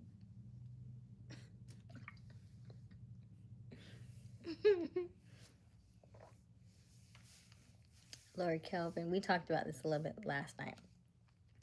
I am spiritual, not religious. We talked about this last evening a little bit more in depth, I guess. Maybe this is probably like a continuation, I would say. Yeah. And I almost like when people ask me that, like it still kind of makes my like the hairs like just kind of like, ugh, how do I answer this? Because part of me still be like, I still like the Bible. I don't read it for the way other people read it. I still study. I still pray. I still believe in God. That just other part it just does not sit with me anymore. And I remember doing yoga one time, and a lady messaged me, and she was like, I just felt the need to send this to you because I know you do yoga. Because I was like, what? Because I think the part that started irritating me was when I started doing yoga, and I was getting messages from people saying, Christians aren't supposed to do yoga. And I was like, oh, you can't even exercise? Well, because, they had the warrior pose, and that means they're like, they're like calling to the gods or something. I mean, it was some crazy stuff. And I was like, nobody has it all right. I think every religion has parts of it that resonate with us and parts of it that make sense. And when I do yoga, I won't forget Master Sri Krishna. He was like, there are so many people who don't even know how their bodies work. He was like, it's amazing that you have a body, but you don't know how it works. There are postures that you do to help you with digestion. There are postures that you do that help you with your core. When you do boat pose, it helps you with your trauma, right? Because everybody has trauma, and so most people store their trauma around their stomach, which is part of your chakras, right? But in religion, we don't, Bible, Christians, we don't talk about chakras and all that stuff. We don't talk about astrology, and so all these things are quote unquote bad in the sense within the Bible. But I think it's just, I'm like, it keeps you stuck. It keeps you stagnant, and so now you don't know how to move past these things because you don't realize you have all these extra resources that are at your disposal, but you're too scared to use them because you think that they're bad, and now you're even worse off than you were before, right? So you keep trying to get somewhere that you feel like you'll never get to because you don't know that you have all these extra resources that you can't use because somebody told you can't use it. And so I was like, oh, man. But it is what it is, Okay, so anyway, I have my moments.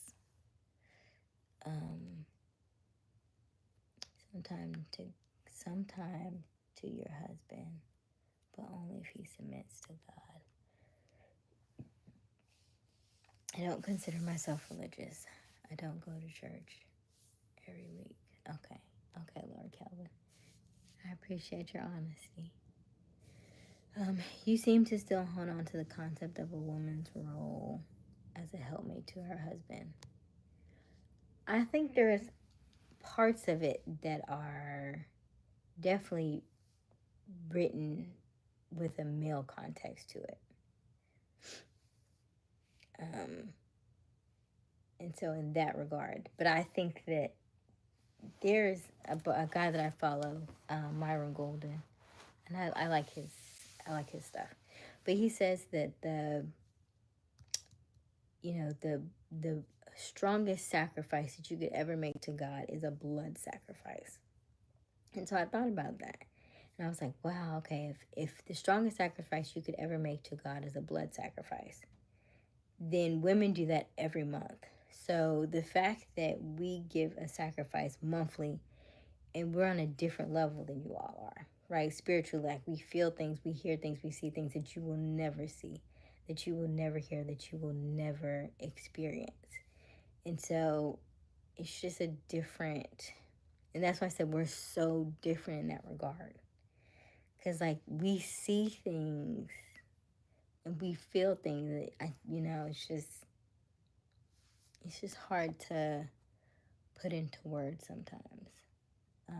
But I don't have a problem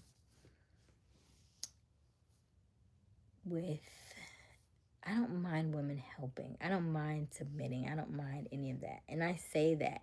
I laugh and I joke, I think, that the way that it's worded is interesting. That we help you all. But I think we help you all in a different way than what you think we do. Meaning almost like God made man and then he made woman. And so it's like, well, because God made you for me, so you're like a property of me, I think is what I get sometimes from you all. But I don't think it was intended in that way. I think it was intended more so of like, you all are very needy individuals. And so, let me give you, like a helpmate. But I don't feel like the helpmate is what we're getting. I feel like it's coming off as more like property or ownership and not help.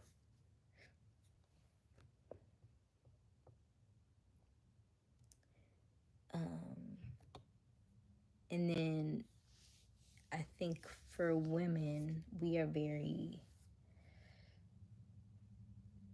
if she's cared for and nurtured, then what she can give to you is far better than what you would have ever expected. But you have to give that to her, You have to wholeheartedly be able to give that to her. And she has to know that she can receive that from you. And if she receives that from you, then your days will always be blessed. But if we don't get that, you'll never get that. So I think that's where I'm saying that's where that disconnect comes in.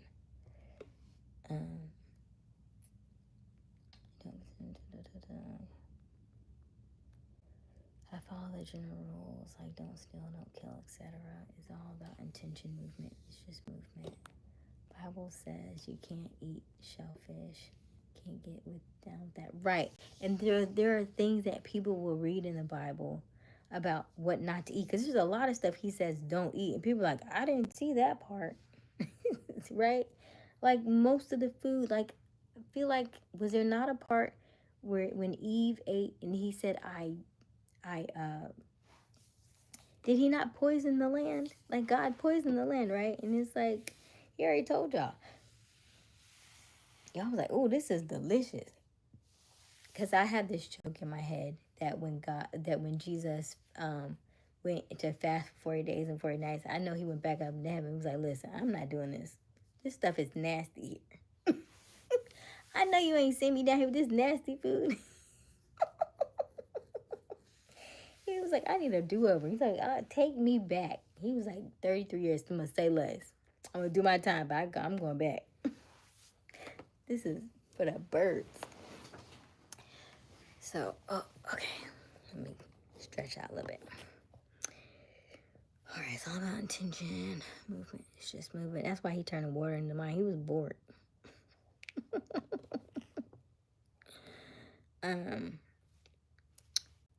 He's like, all these people, they just don't listen. Mine to tell them they can do all this stuff. They ain't paying me no attention. I'm ready to go. Bible says you can't eat shellfish. A major tenet in Christianity is that its followers are to live a life willingly blind under the love of God. It's why They were forbidden the apple, which is knowledge. That's good, Q.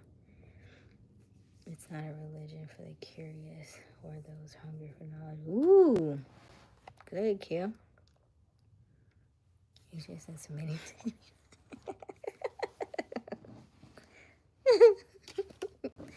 Q, you don't submit either. I like how it's always about me. You don't settle down. You don't submit. You don't commit. But it's always Asian. It's like Marsha.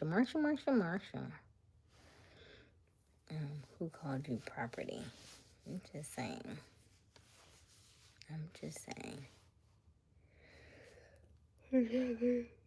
Bad days woman. See, we talk. There go that needs again. What we talking about this? Oh, you weren't here, Miss Faye. You wasn't here when I started reading, but you know the book because I read the book before. It's called Manipulation.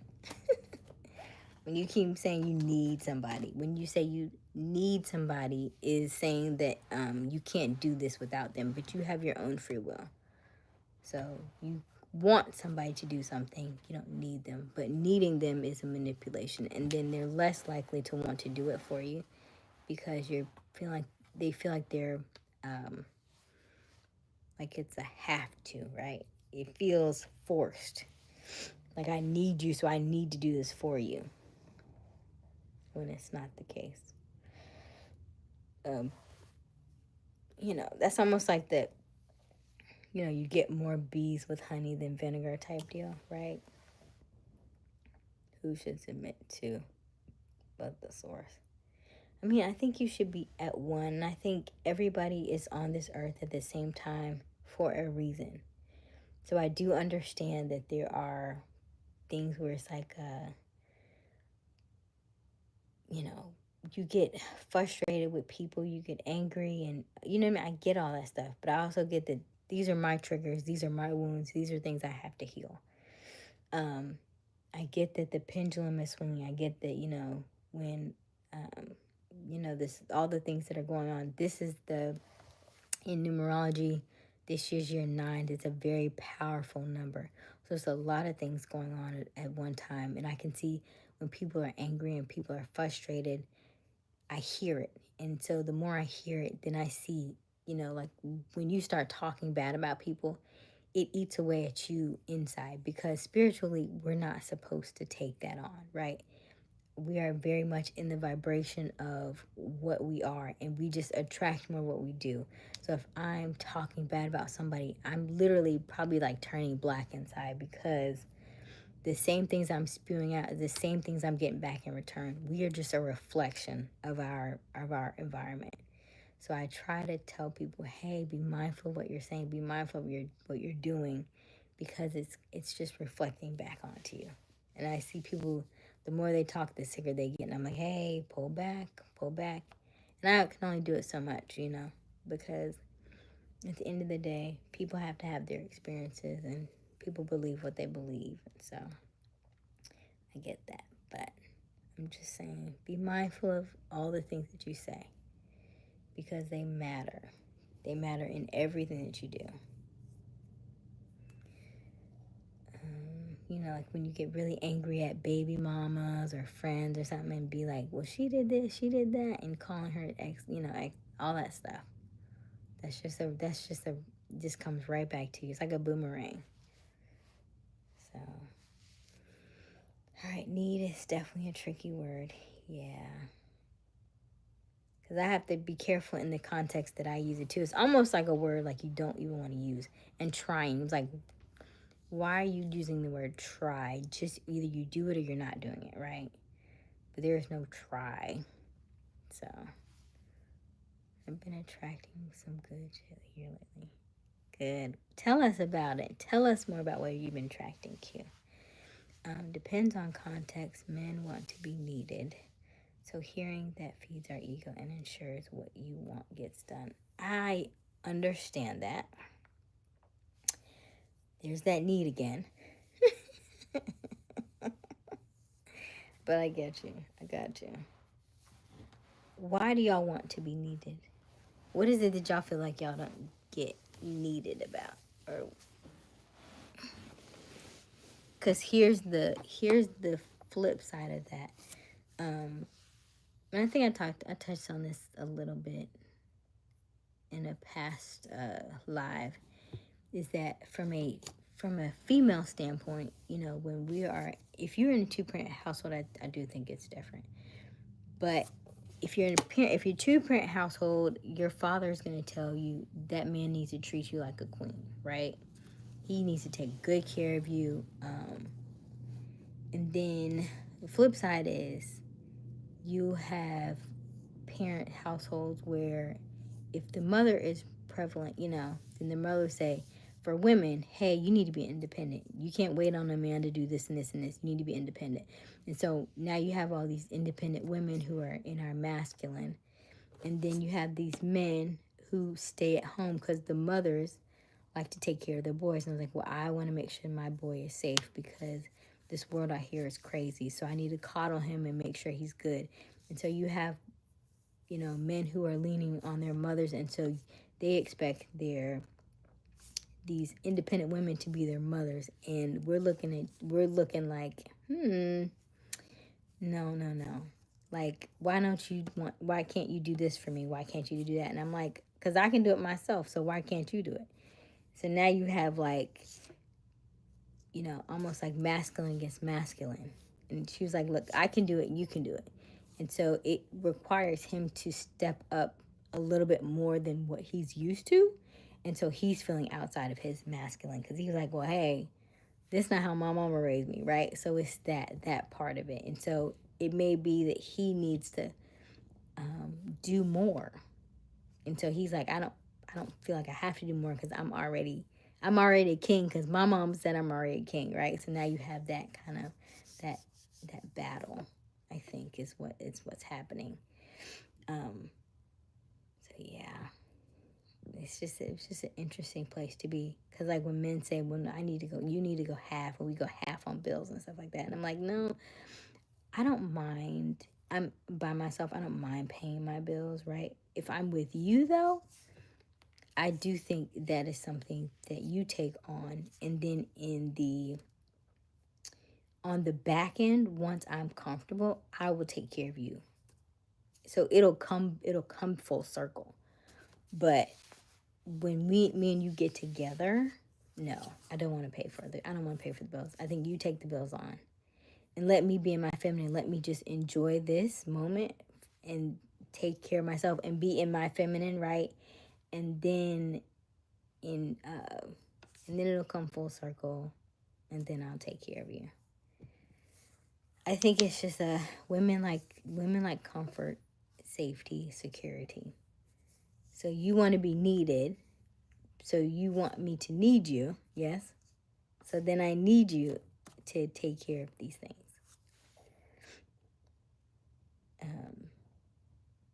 And the reciprocation is a lot faster than I think you think it is. But it also but then here's the thing. Then we also hear that men take their time to fall in love. They fall in love gradually. But you would like me to do all these things for you. You want to be needed up front, but you fall in love gradually. So there's that disconnect. Because I'm like, well, you want me to do all these things, but you're taking years to fall to this gradual process that you have. But you want this need met like today, and then tomorrow, and then the next day, and then the next day. So that's where I think it starts to get a little blurred.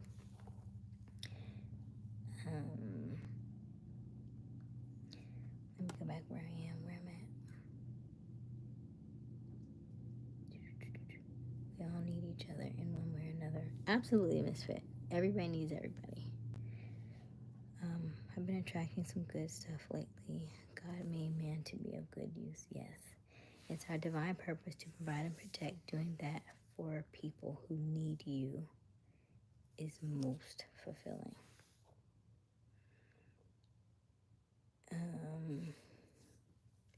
I was listening to a video where the guy was like, who should you take care of first, your mother or your wife or something like that? And he said, well, if I think about it, he said, my mother, my mother's good. She took care of me when I was younger, and she took care of me because she had to, right? And he said, and then I have my children, and I take care of my children because they're mine, so I have to. And he was like, and I think about my wife, and he said, the only one who is here because she wants to be here is my wife. He was like, so I take care of her first because she wants to be here. He was like, everybody else is already here by some way, shape, or form. You know what I mean? Some kind of connection that was like blood related. He was like, the only one who chooses to be here is my wife. So I thought that was interesting. There have always been and always will be weak men. I don't think it's a sign of the times. The top 15% or so of men were always the one with the spoils. You ladies spend time with the wrong men. Ooh. Men don't fall in love gradually. Some woman wrote that. You said, so y'all fall in love quickly then? If you fall in love quickly? Hey, beautiful. Hello, is it oh lordy? Oh lordy. Hello, oh lordy. This is getting so deep. I need a lifeguard. So, yes. Because, see, that's where. Now, you say men don't fall in love. We know what we want, like, immediately. It's not a gradual process. But you want it right then and there until you get it, and then once the need is filled, then it subsides, right? It's like like you're Leo, right? So you may want to I don't know if you want her or you want the idea of being with her intimately. And then once you have her intimately, then that subsides and then you're on your way. Or you still want her? Is that what you're saying? You still want her, or you want her for that purpose? And then once you get that, then you're okay. Because you have not settled down yet, sir. So I'm still thinking, how gradual is your process? But you say you know exactly what you want.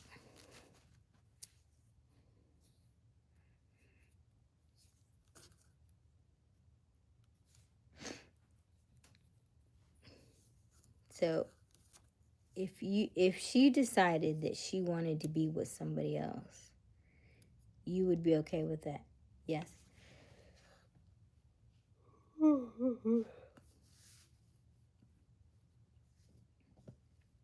If she was with somebody else but still under your roof, you'd be okay with that?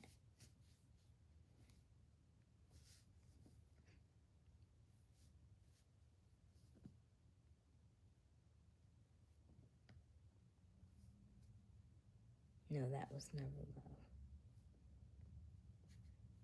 So my thing is, like, that's never love, but you won't find any love if you're still in that situation. Doesn't that sound crazy to you? That don't sound crazy to you? Well, I say you can't find it. I'm just saying it makes it a lot harder, though.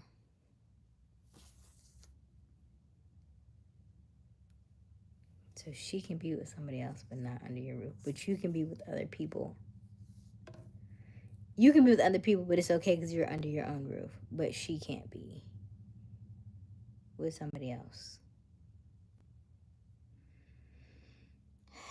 These standards.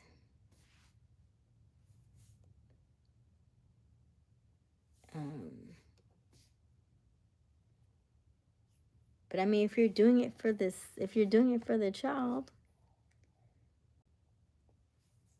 no, that was never love. Women have to know when they are being pursued for sex or something more. Women have to know. How do they know? How do they know? Because it doesn't come across that way. and you may be very you may be very upfront, you may be very honest and open, but there are a lot of men who are not honest and open with it. And that's why I tell people, that's why I said, when Mika was talking about all this stuff, I said, hey, don't give all of your cards away. Don't tell them everything. Don't show them everything. Because when you do, they're just going to do just what you said. Right? Like I said, I like mac and cheese, right? Somebody said, who was they? Said, I make a great mac and cheese. Oh, really? Do you? Right? But I said that a couple weeks ago. I said, hey, what's your favorite dish? Mac and cheese. 3 weeks later, well, I make a mean mac and cheese, right? You get what I'm saying? So you have to be mindful of what you say, because that just adds to the pot, right? Like, people can say what you want to hear. Oh, no, that was never love. Pursuit for sex or something more. I know it's easier said because we can be tricky. Yes, very tricky. No, she can be with someone else, not under my roof. I'll be married within a couple years of this finally ending. I have no doubt. And what kind of woman are you looking for, Q?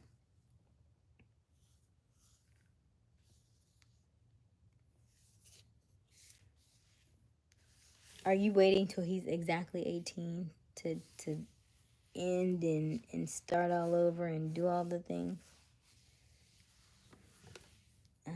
Look at the rest of his life. Is there order or structure? Does he respect others? Is he respected by others? Do you see God in him? That's what you look for in a man pursuing you. Look at the rest of his life. Is there order and structure? You can still see all that, though. And still not now.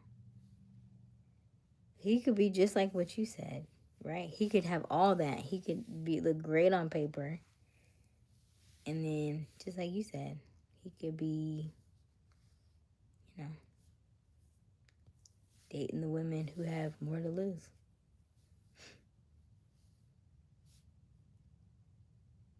To a nod, and now he's old enough. I think you and Mika will be a nice couple together. It's gonna be spicy.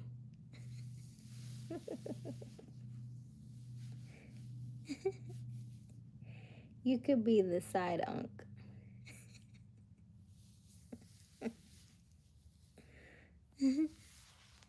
She'll have her Quantavious by Davion, and I guess she'll get Aria by Davion, and then she'll you know.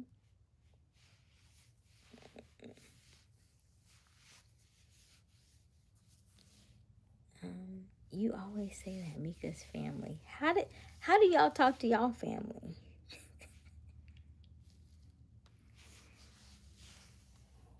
How do y'all talk to y'all family? In life, we never know. There's beauty and vulnerability. You have to take the risk. Do you feel like you're vulnerable? Where is everybody else in this chat? Everybody, there's like 7 people in here. Everybody quiet but cute. Chime in. Talk to us. Misfit. That's a pretty close. Thank you, Misfit. Because I'm like, I don't know if it's a Leo thing or what. And you say that it's family. I'm like, but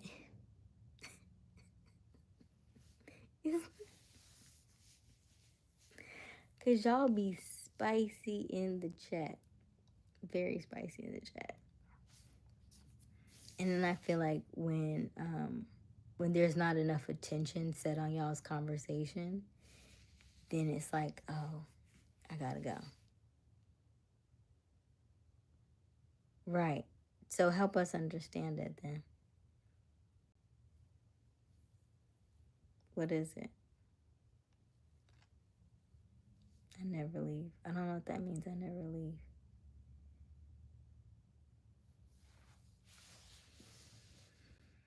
I don't know what that means. I never leave. And then y'all have a side chat, so there's really no need to do any of the extra stuff in the chat. Y'all could do that in Discord. Right? Y'all don't even have to pretend to do that stuff on our stuff now. You can do that in Discord. You said if there's not enough attention, I have to go. No, I don't mean you. I don't mean you. I mean somebody else. But I already said that to you. I said, it's attention for her, I think. She likes attention. So, I'm aware of that. She has calmed down a little bit. A teeny, teeny, teeny bit. A teeny bit. Why did the conversation switch to that? The conversation about what? About you and which Oh, because you said that. Because you said she's family. I was like, but that don't sound like family. That's where it gets very interesting. Wow. All right. But I asked you first. I said, do you feel like you're vulnerable? There's beauty in vulnerability. You have to take the risk.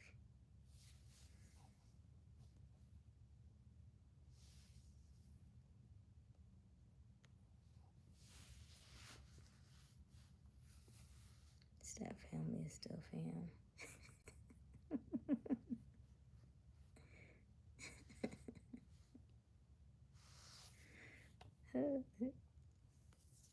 Yeah, that's right. I agree. I'm vulnerable. Never afraid to shoot my shot or take a risk in that area. You shoot a lot of shots. Can't tell which one you're actually aiming for, but you shoot a lot of shots. I think you just put balls in all courts. So if you say it's just jokes, okay, but who are you aiming at? Who are you actually aiming at? Are you just joking across the board? Like across the board.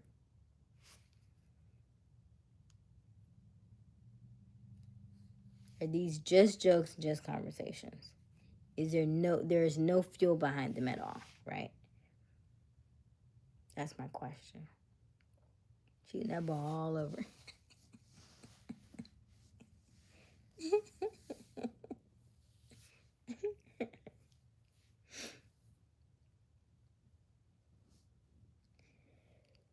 As far as what I need in a woman, beauty inside and out, someone who lives in her divine feminine, nurturing, loving, and soft. Okay.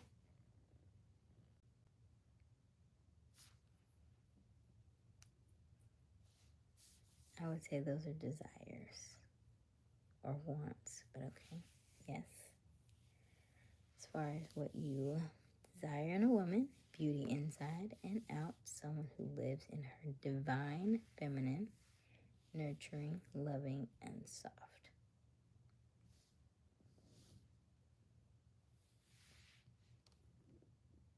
Okay. Go on. My wants are what you asked for, right? I did. And then I said,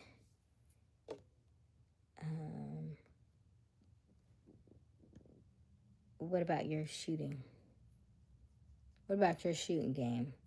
Are you joking with everybody across the board? Are you just shooting all the shots?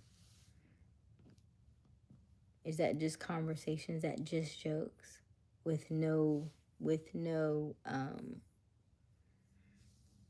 no feel behind them?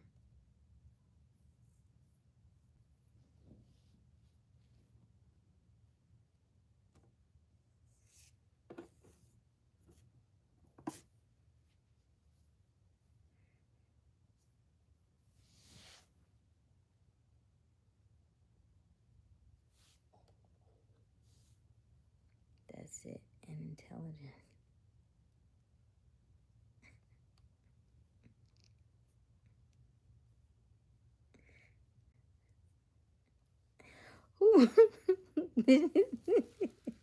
Can y'all read that, or is I thought it was help review? No, I can't calculation. Because you take a lot of shots, so I'm trying to figure out if it's a quantity thing, right? If I am laughing, joking, and I'm making, I think you said your thing was, I want to make women feel good, right? So you compliment and you say different things until you make women feel good, right? So if you're doing that all across the board, then, you know, whichever, I guess whatever fish come back to you is like, okay, I guess I'll catch it. Unless you can't read. Then you throw her back. But you do it in the chat all the time. You do it in the chat all the time.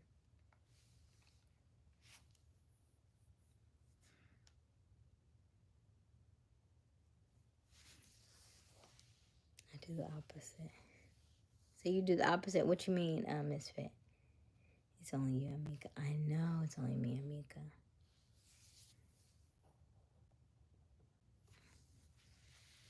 I wish there were more women in this chat, and I don't know where they are. I don't know where they are.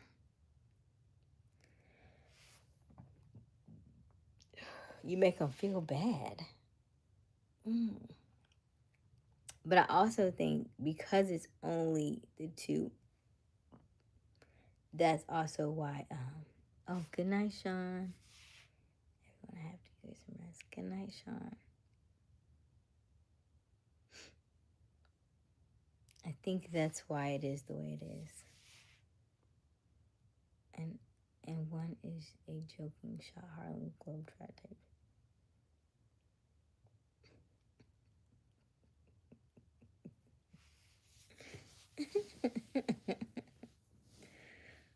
Okay. Okay. Yes. Let us know when your situation happens with your girlfriend, Sean. We're excited for you. Misfit's cracking up. You not helping, Misfit. Sounds like there's only been one shy agent.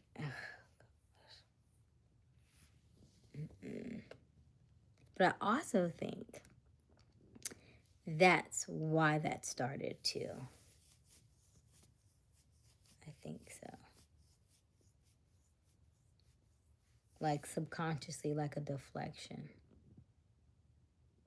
You overanalyze though. Maybe. Maybe so. Maybe. Oh my gosh. So full of yourself, I see. No joke. Treat women like human beings. That's all I know. Thank you, Misfit. Absolutely. Absolutely. Mm-hmm. We are human beings.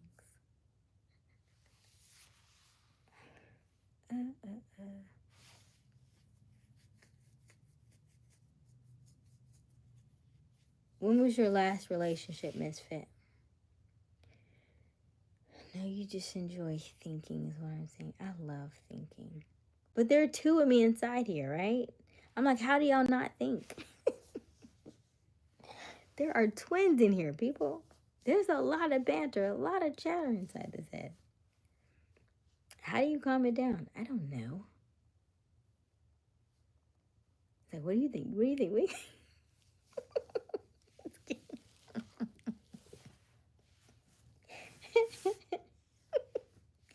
I was like, listen, I think of both sides. Like, I will give you one side just to see what you're gonna say, but I can see both. I can see both sides, right? Like, I see it from your side, I see it from her side, I see it from my side. From then I think about like experience, like what I experienced. What was I like in my early age, like in my 20s? I wanted to be seen, right? I wanted to be like, I had this saying, I aim to please, but I love to tease. Okay? Right? That was my saying. So I remember myself in my 20s, right? You want to be like, I'm not a child. I'm an adult. I'm out here. So I'm going to be out here. I'm going to be in the clubs. I'm going to be doing things. I'm going to be showing my body. I'm going to be doing this, right? And so then you're just extra for no reason, right? I feel that and I see that. And so I have to have space, and I have space for that because that was right. And then as you get older, then you be like, dang, I don't really want to do that no more. Like, I mean, it was cool when we did it. But now it's like, okay, well, now we're in our 30s. Now what do we do? Then you start to reflect, right? And you're like, oh. Then you're like, and I'm just saying like a female perspective about things. And I think as a female, you're always gonna think about the male sex and the male species, how they think, how they are going to respond to you. Because remember, when she first came on, she was shy, right? We thought she was shy. Yeah? Remember? Then it just turned to a whole different type of person. She turned to a whole different person. And so that's why I say it's just it's a completely different person than when we had those conversations with her initially. I never thought she was. She said she was. Oh, you never thought she was shy, right? So initially she was like, "Oh, I'm shy. Oh, I'm shy about dating," is what she said. I think. And so that part. Now here's the thing. Up until today, I ain't never seen her. I only see this little thing right here. Like, even you, Q, I don't even, I don't think you post videos, right? But I never seen her. All I see is this little square right here. It wasn't until today that I actually went to her page and actually seen her video. So I actually seen what she looked like. So, in that regard, and I know y'all can pop in and out all the time. And y'all, like, if somebody says something, y'all will pop and go look at their profile. Y'all pop and look at their stuff. I don't do any of that because I know if I do, I leave the chat. So up until today, I just now saw her. She's beautiful, right? So I don't really know what y'all see. I don't know what y'all, read and all that stuff. Until when y'all say, "Oh, so and so's lying," I'm like, "How do you know they're lying?" She's like, "I just looked at her page. She's already married with 2 kids. Blah blah blah. How she just got engaged?" And I was like, "What are you talking about?" All this stuff y'all be saying. I'd be like, "How do you know this stuff?"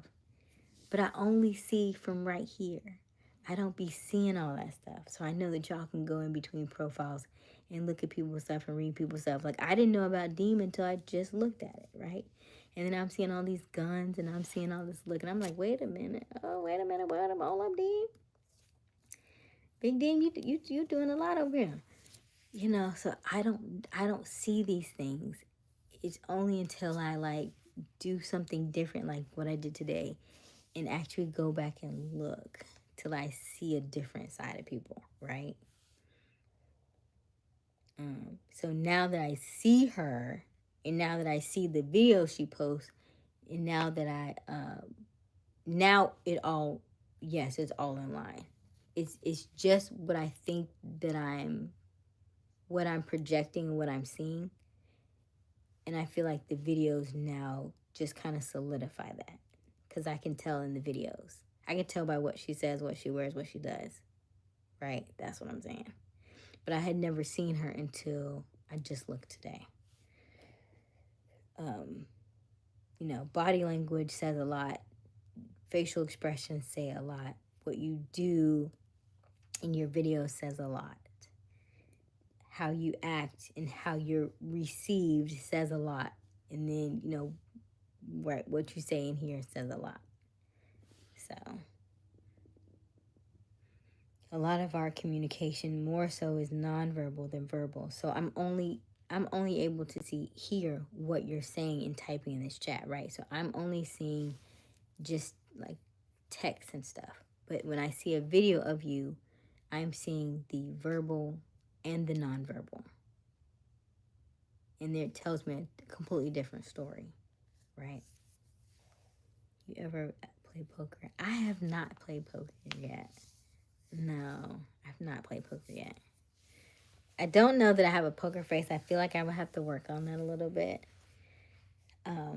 But I understand the concept of all. Like, it's, yeah, there's so much psychology in the world that most people just, there's like, there's so much that most people just don't realize in how they show themselves without knowing that they've shown their hand, right? You know. So it's like, like when little kids say something or do something, and you be like, "Did you do so and so?" No. And you're like, you lying. Like, I can clearly tell you. And so as people get older, they think you don't know these things, but experience when you see it, right? You know the way somebody talks, the way somebody acts, whether they are a certain caliber person or whatever the case may be. You know what I mean? Like, even when Q said it's the type of men that you're meeting, right? And so I meet men in all walks of life, but I'm always having these kind of conversations, right? And so I'm still having, like, why are we still having these conversations? But I'm still having these conversations because I'm still seeing them on social media, or they're still friends of mine, or they're still in my inbox, or they're still just different in different areas. Like, even they may have more money, but they're still in that same bracket. You know what I mean? You just have to learn how to weed people out. That's why I keep saying ask better questions. So I really enjoyed last night's live because it gave me a different perspective that I definitely was not thinking about. It wasn't even a thought in my mind. And I would like to think that nobody else does that but Q. Q is the only man in the world who does that. But we always say actions speak louder than words. And so we'll just leave it at that. That's why you like when the kids are at school.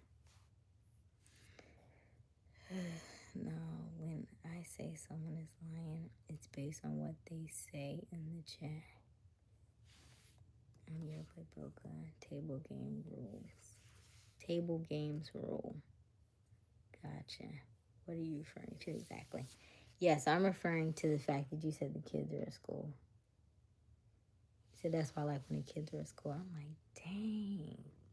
He was like, because you said two things last night that stuck out to me. It was the fact that you said that you like to mess with women who have more to lose than you. And I was like, that sounds like a gamble, like a game. So it's almost like you went hunting for that type of female, right? I don't know if you went looking for her, she came to you, but you was like, okay, the criteria is based on my experience, the single ones talk too much, chat too much, ask me questions, want too much attention, that ain't gonna work. Then you may have gone to, you like the older women, she like, oh no, widow, she might cry too much. she might be a little too clingy too. Next. Okay, let me see. The ones with the single mamas, yeah, but she got more bills, she got kids, she still gonna want things. I ain't trying to feed no more mouths. Single moms is out. But married. So she's still in a situation. You know what? Cause she still got somebody providing for her. I could just slide on in, and I could, I could just, yeah, that's it. That one video. There was what? Yeah, that's it. I can slide on in and do that and be right back home. That's the one. That's the criteria.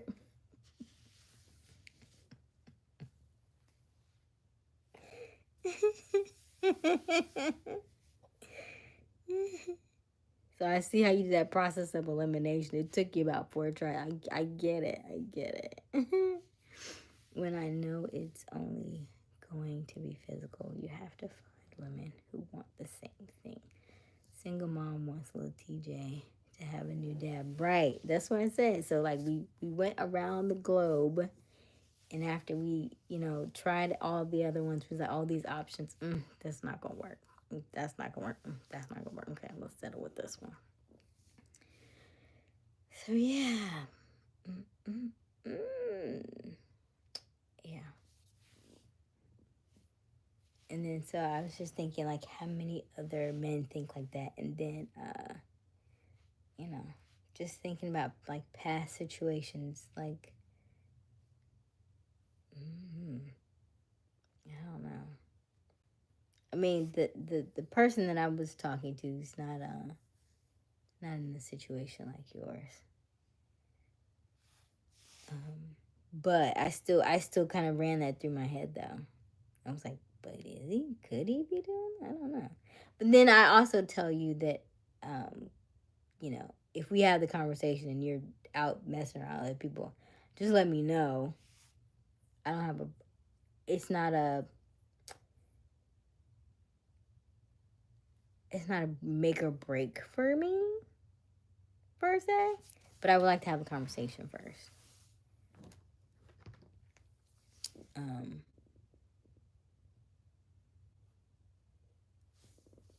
when I know, let me see, a single mom wants what today, but I don't do anything like that often anymore. Have real aspirations to me.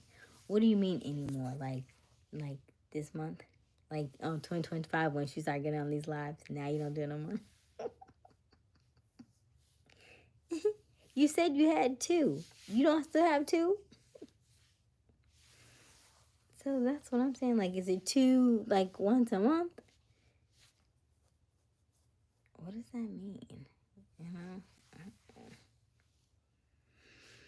2:40. I'll be on these lives way too long.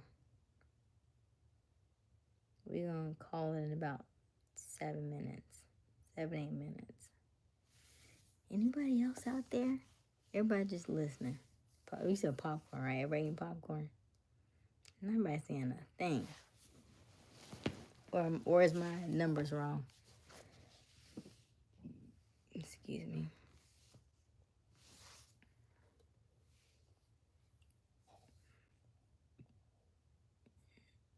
Don't do anything like that.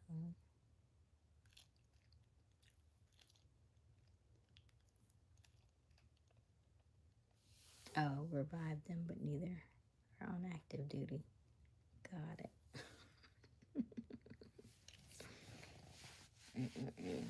How y'all chilling? I was told y'all needed it all the time. Remember, earlier it was like you need it. You need it. You need it. You need it. You need it. You need it. Now you chilling. Which one is it? Come hither. Explain it to me. Which one is it? Do you need it or do you want it? Everything comes full circle.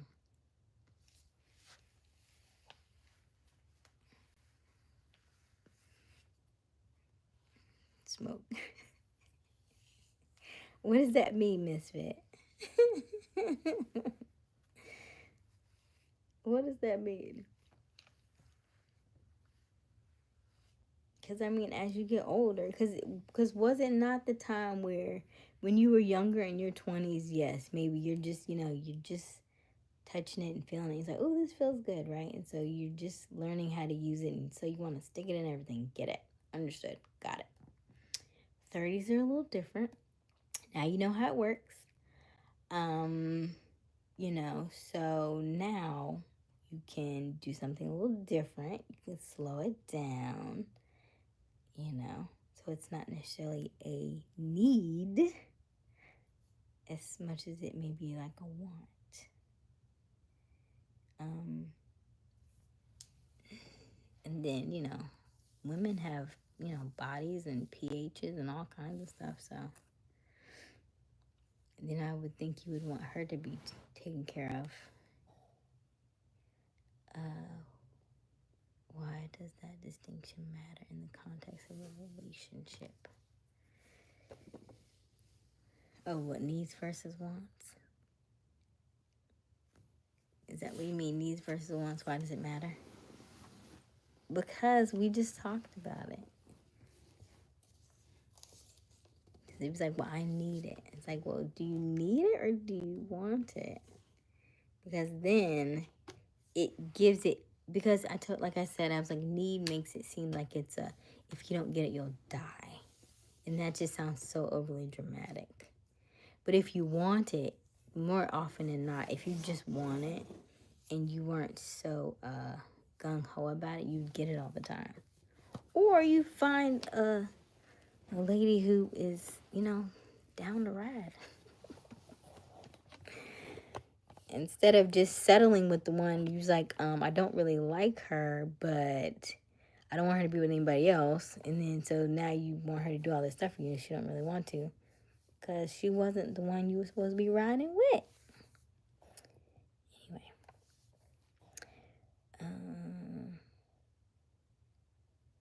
You must have some really beautiful playfulness about you. That being real and having a great communication with you can bring that side about you. Thank you, Hassan. Telling a woman I need it, I'm more likely to get it when I need / want it.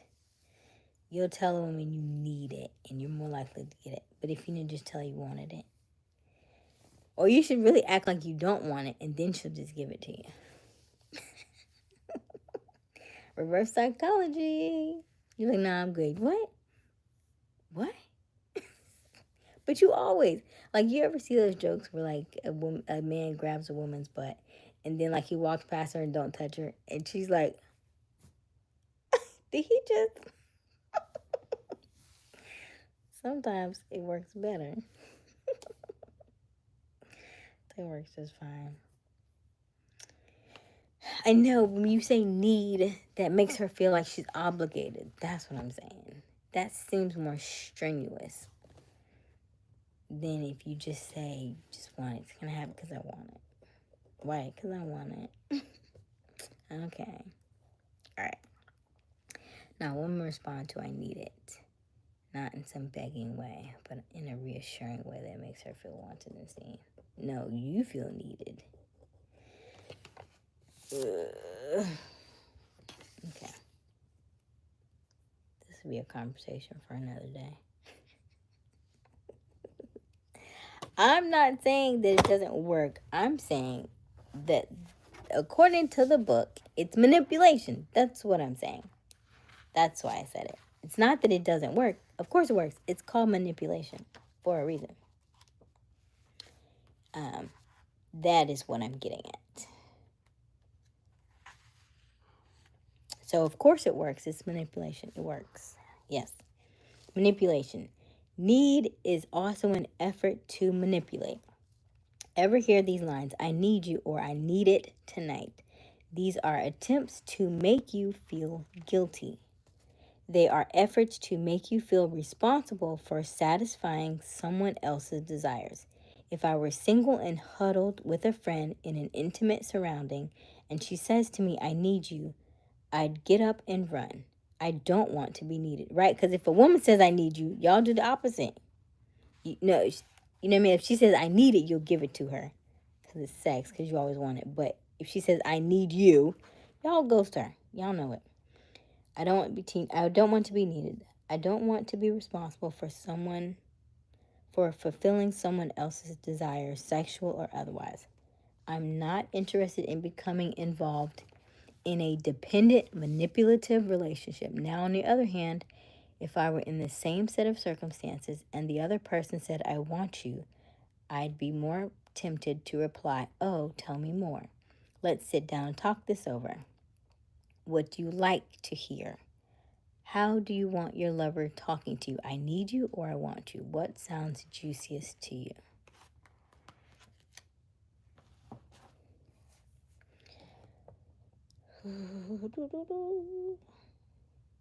No, you're thinking in a different context. I need it can be sexual banter. Okay.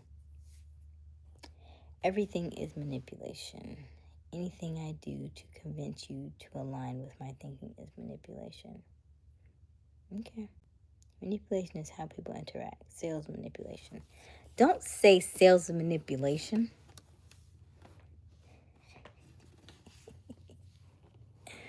You're just getting them, and we're not, if they want something that you have, they come to you. I do warm leads, I don't do cold leads. So they came to me. So we don't convince them of anything. The persuasion, yes, we can persuade them to pick my offer versus someone else's offer. Oh, I know that. We know that all day.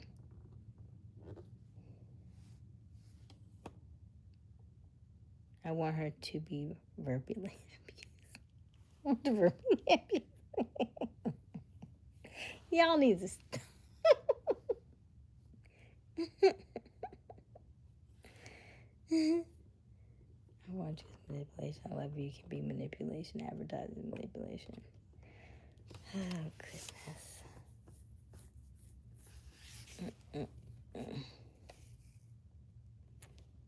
I need you isn't more manipulation than anything else we use in everyday communication. Right. So all our communication needs to be reworded. Without the book you are reading and without manipulation, what do you think is the right way? I think we have to be mindful of our words. But there's so much to unpack. There's so much to unpack. Because we've been doing these things for so long.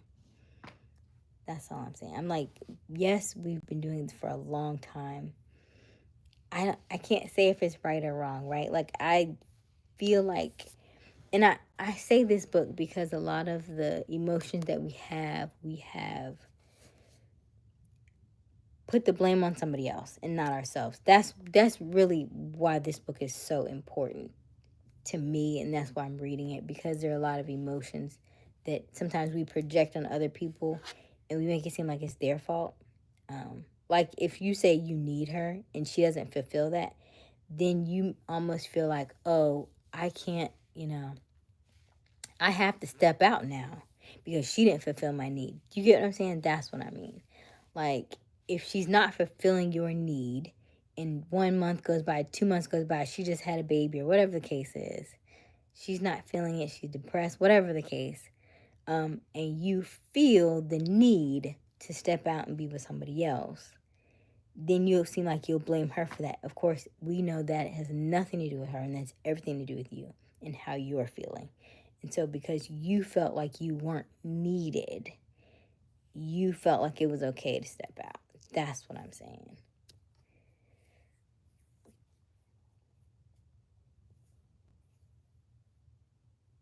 Here's a thought I have with you. Sure. Do you like butter pecan ice cream? I haven't had it in a while, but it's good. LOL. You read self-help and spiritual boons without skepticism, taking their opinions for face value. Why not give the same scrutiny you give the Bible?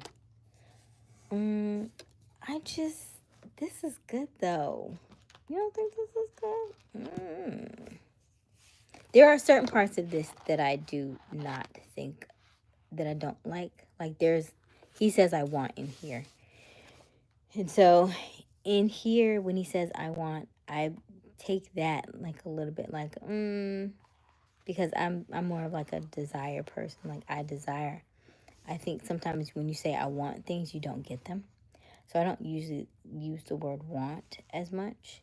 And then there are parts of this where he does say that there is something he says, hold on, let me find it.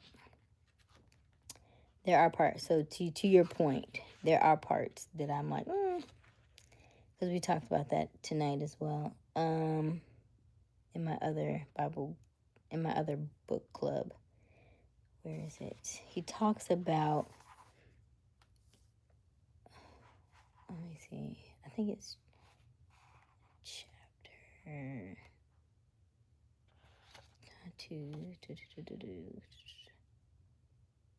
have to, self-limiting, call sick.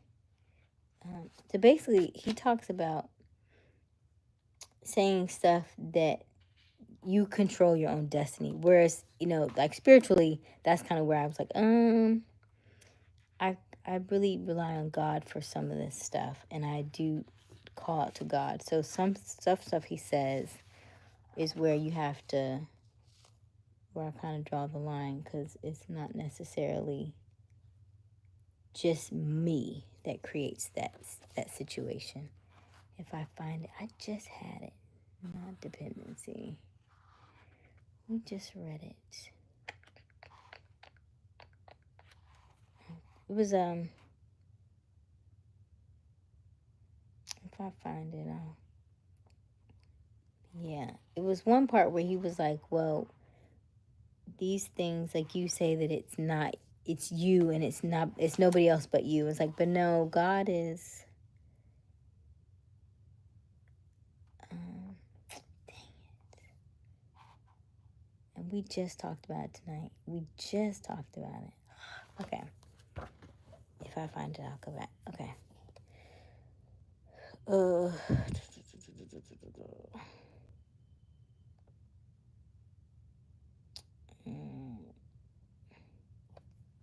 Have you got this book yet, Q? Mm-hmm. But there are some books that I read and I stop. Like, I started reading, what book was that? When I read books, I kind of take what I feel resonates with me at the time. If it's something that doesn't resonate with me, I'll set it to the side. And then, of course, wherever I am in my journey, what I'm thinking right now is kind of where I'm at. And so I already told you that I'm already in a space of the energy where I'm at. I have to be mindful of my energy because I am feeling the judgment. So you would be correct in that. So if you say, Ace, you're hella judgy right now. Yeah, I am. I can feel it. I can feel it. So I'm just talking through it. And if you say something that resonates with me, then I was like, okay, then that makes sense.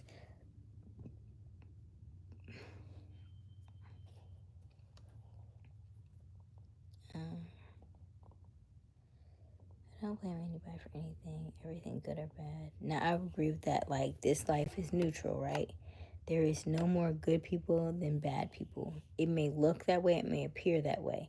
And to me, the way I see it is, if you see a lot of negative things happening around you and you don't see the good people, that means it's time for you to step up. Because they're here.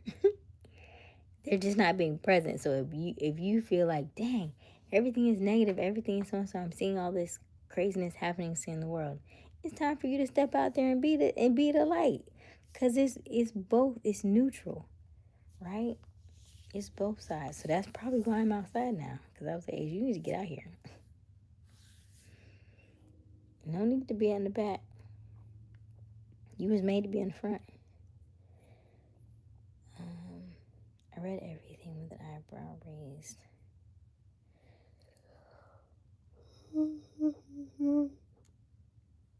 Excuse me. Pepperoni pizza with pepperoni, extra cheese, and maybe some mushrooms. No pepperoni, please. I'll take the rest, but I'm probably peeling off the mushrooms. I like captivated heart and mind better than manipulation. Yes. Lost in semantics, want, desire, same premise. When I do my affirmations, I do desire, then want. Was it somewhere I read? It's like want never gets. Have you heard that before? Want never gets.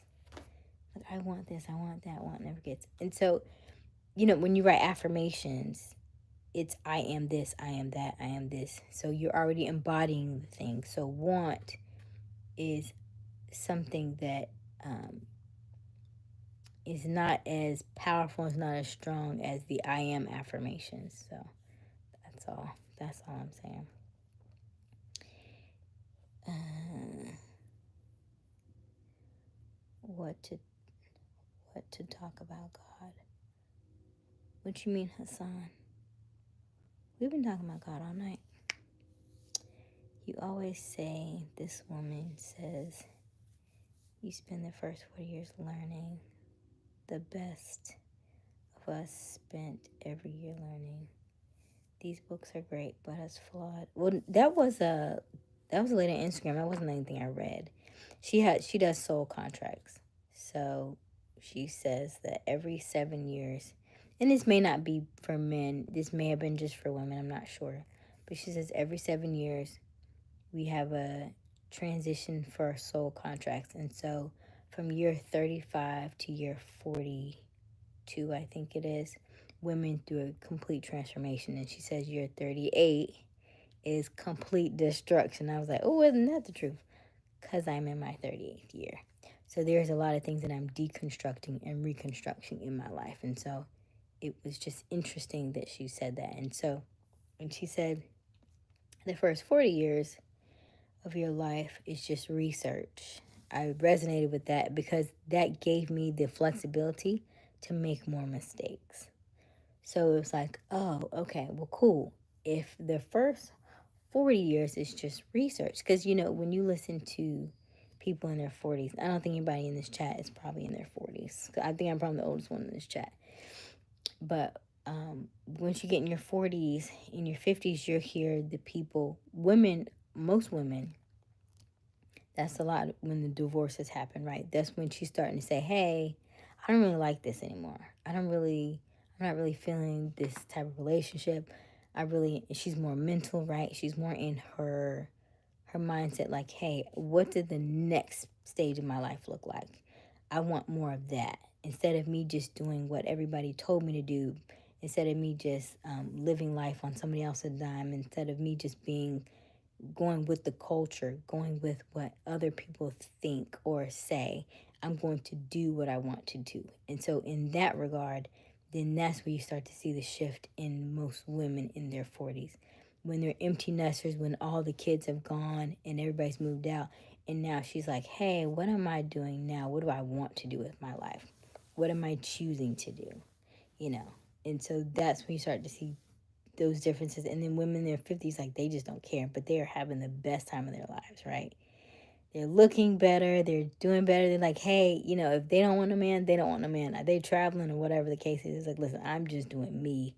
I'm tired of doing everything else that everybody else wanted. I don't care about what everybody else thinks anymore. I'm just doing me. So that's where you see that shift.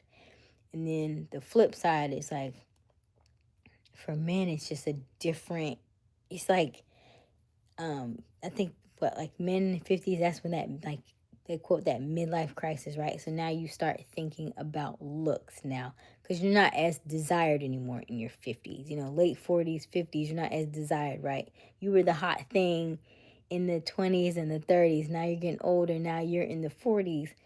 And women are like waking up, right? The women are waking up and the men are like, wait a minute, like, what's going on? So it just, everything changes as we get older. And so we're in different phases. So it's just interesting. So when she said the first 40, in my mind, it just gave me clarity of like, oh, okay, I have more time to make more mistakes. So I don't feel stuck or feel hindered in any of the things that I'm doing now. Like if I do something that I may feel bad in the moment, I may feel bad about some of it that I'm doing, but at the same time, I'm still free to make mistakes because I've never lived this life before. I've never done these things in this manner before. And let's just see what happens, right? And I like to say what I say, best case, worst case, most likely. But I would rather live in the best case scenario. Like, what's the best that could happen?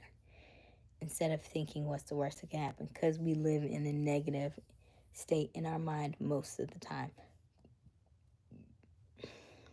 So that's all. So that's why when y'all have these conversations with Mika and all this stuff, I'll say what I want to say, and I'll say these things because I think that they're so valid, and I think that even though you're playing and you're joking, jokes can become very serious things down the line, and you may pretend that it is nothing, and then we all get together and drinks start to flow, and then pretend jokes become actual things. And I know for some people it can just be a one and done, and men can turn that on and turn that off.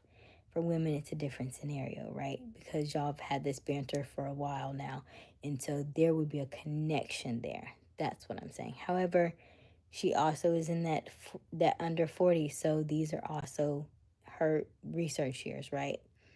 She still has time to do different things. I just like to give people the information I feel like I wish I had gotten, or wish I had remembered. You know what I mean? Like if it crosses your mind and you do it and you feel some type of way, and it doesn't work out the way you wanted to, and then somebody had told you about it, at least you're able to, at least you have the knowledge and you're able to bounce back, I think, a little quicker, knowing that, hey, somebody told me this was going to happen and then it happened. Damn, that sucks. Okay, I can get back on track. Because they did tell me it was going to happen and it happened. Rather than to be blindsided. Because I don't know, like she was born in Japan, right? So I don't know what all her experience is with men, right? Especially Japanese men. And now she's over here. And so it's a whole different culture, right? It's a whole different culture. And yes, she may be um, acting like she knows all this stuff and she's having fun and doing all these things, but that doesn't mean she doesn't know the streets, right? Like you can pretend all day to know this stuff but do you really know the streets? That's all I'm saying. Uh, you just give their words a lot of weight. Desire seems as weak as want. I am is so much stronger.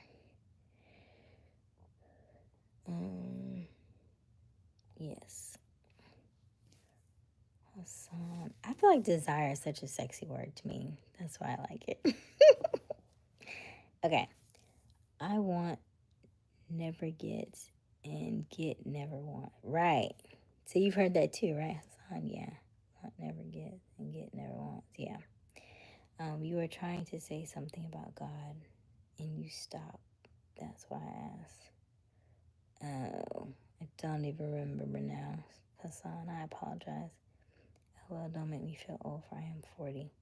No, 40 is not a bad thing. 40 is a good spot to be in because it's like you're at a stage where like, what do they say? Like, was it four score? What is it?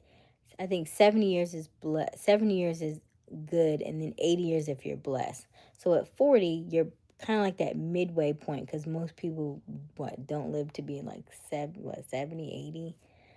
So it's a good place to be, but it's like, okay, now it's like go time, right? Now you really get to live life because you've had 4 years worth of experiences, and so now you get to see what you make of life. Now you've had enough time to experience life and to see that, hey, people are this or people are that, and everybody's just living their life doing anything and everything they want. Don't be so quick to just like take people at their word. Don't be so quick to just do the things that they say that are right. Do your research, try different things, listen to people, study people for a while, and see if you still resonate with them a year from now, 2 years from now, 3 years from now, right? Because I'm in marketing programs where I'm listening to people, and I thought they were doing this and this and this, right? And I got on a call, and the lady said, did y'all do the deal with the museum? And she was like, yeah, I did. She was like, child, the most I got back so far was like $300. And I'm like, what? Y'all invested in a whole museum. And I'm thinking, she was like, hey, y'all, the first round of checks are going to go out today. And I'm like, okay, cool. And I'm listening. And I'm like, $300? That's what we get back? Wait, what? And it was somebody else who said something like that as well. And I was like, ooh, okay, cool. Glad I know that now before I write, like before I put all my eggs in that basket. Just being mindful, like people say a lot of things and they are doing the things, but the things that they're doing may not be as lucrative as you think, right? So just, and I say that even with myself, like I love having these conversations with you all, but I am not the end all be all. And I will promise you, and I will tell you, do not just study me. Like, even if I created a coaching program or anything about the stuff that I'm learning, I would always tell you to do your research. I would always tell you to find another coach or another mentor. I don't want you to be one side. I don't want you to be lopsided and do everything that I say because I said it. I want you to listen to other people as well because we're all on different journeys. And so the things that I'm learning, I learned from astrology, I learned from numerology, I learned that once I started, in the Bible, there are parts of the Bible that I like and things that I resonate with. But there are other parts that I don't resonate with, right? Like when you're not supposed to do, like the astrology part, they don't like astrology. I like astrology. When God said there was night and then there was day, that's astrology to me. So I'm keeping it. I like numerology. I'm keeping it. Um, I like yoga. I'm keeping it because I know it does my body good. So there are certain things like that. There's parts of science that I like. I'm keeping it. So I take what I feel like I need. I take what I feel like resonates with me, and then I put the rest to the side. I'm full, right? I take what I want on my plate, and I leave the rest on full. Okay. All right. Careful what becomes self-fulfilling. You read in your horoscopes not to play small. I saw how you internalized that. What if I told you to play small? Would your actions align with that making it true? So in my affirmations, nothing in my affirmations is small. Nothing in my affirmations is small. I will say so many different things. And so when I saw that, it was more of a confirmation thing to me than anything else. Because I know, like, there was I think it was Sidney Poitier had died. What was the other lady's name? Oh my gosh. The one who was always somebody's great grandma on all the shows. She was around Sidney Poitier's age. It was like three of them who had like died around the same time. And I was like, Aysia, all the icons are dying. I guess it's time to step up. I literally said that to myself. And so as I see these things, I was like, internally where you're supposed to be. Like I used to say that I was supposed to die with a holiday. Like not in the way that Martin Luther King passed, but the fact that you were supposed to be on that level. And I've always just kind of put it to the side. So now I'm like, when I see that stuff, like, don't play small. I know I'm supposed to be here. I know I'm supposed to show up here. I know I'm supposed to be talking to you all. I know I'm supposed to be getting the word out in the way that I'm getting it out. I see myself with millions of subscribers, but it's scary. But I still know I'm supposed to do it. So that's why I said I'm doing it, but I'm doing it I'm quote unquote like creeping when I do it on a smaller scale, but I know I'm supposed to do it. So when I said don't play small, I was like, why are you playing small? Why are you scared to do it? And then then it's the judgment stuff, right? Because I can tell you right now exactly what I feel like I'm supposed to be doing, but at the same time, it's kind of nerve-wracking because it's completely out of my wheelhouse. Let's see. There's no midlife crisis. Men finally get what they have spent their entire life desiring. Now they have earnings to do so. The Corvette, the Harley. Okay. If you're doing you and you're doing right, then you make it blueprint in life.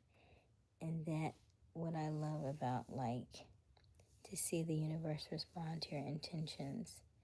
That is amazing about your life. Thank you, Hassan. I like that. Thank you, Hassan. So, yeah. So, what are you meant to do, Hassan and Q? What do you feel like you're meant to do that you may not be doing fully? What are your reservations about life? What are some of your fears that you may have not been open about? I'm just curious how you would respond to your horoscope if it told you something counter to your desires. I mean, there have been some times where it says something a little off, and I'm like, yeah, that's not me, right? I'm like, yeah, that's not me. Not that particular one though. That was not the horoscope though. What I read that you heard when you saw "Don't Play Small," that wasn't my horoscope. That was yesterday, where I talked about that was our astrology chart. Just like the astrology chart that I read for you, that was mine. I just posted that up there. Don't play small, but that was my astrology chart that I read from you all with you all as well. So I'm like, that was my birth date, my year, all that stuff. So that just told me, it was like, okay, you know the inner workings of how my brain works, because all this is in alignment. None of this is a coincidence.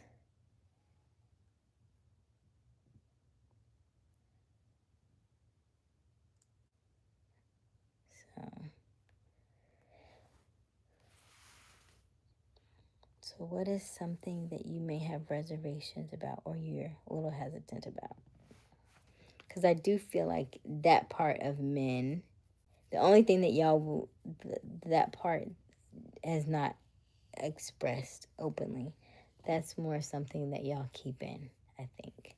The only thing that you will say is that that you don't want to be lonely or something. Like, that's a fear. But outside of that, what are your other fears, right? The only fear is if I don't exhaust all my potential. I genuinely feel I can do anything on a large scale. I've been consciously conservative, and it's time to play larger. So you are feeling the exact same way, that you should not be playing small either. So why are you playing small? Do you think something's going to happen if you play larger?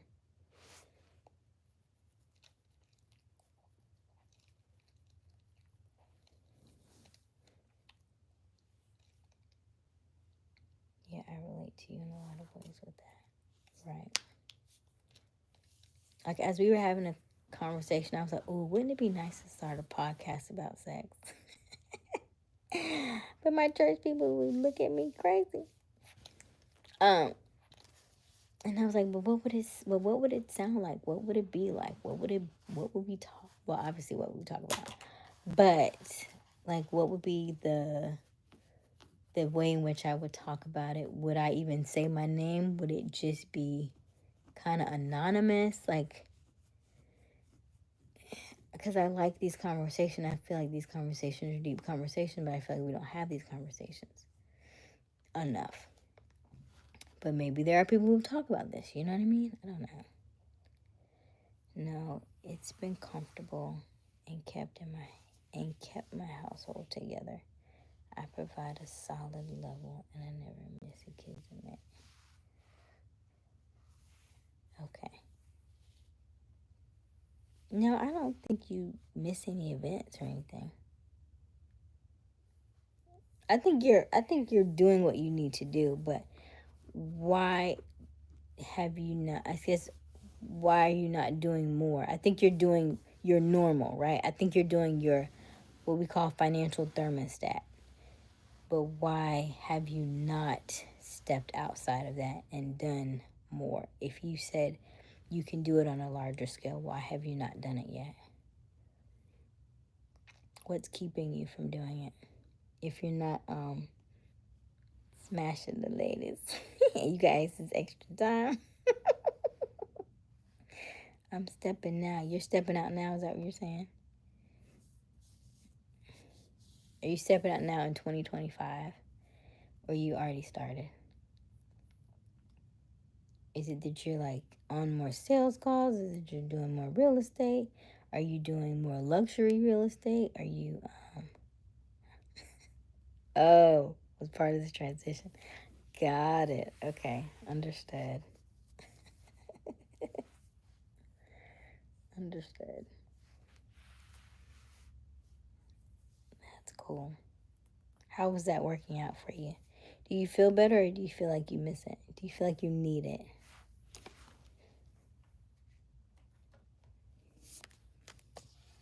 Do you feel like you have clarity without having it?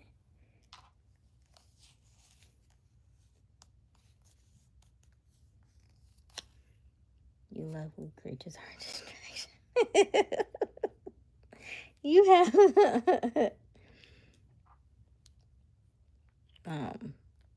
I'm not sure what creatures you are referring to. Are you talking about the ones in your direct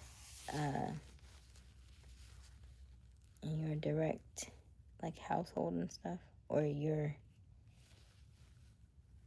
lifestyle? You're one of three.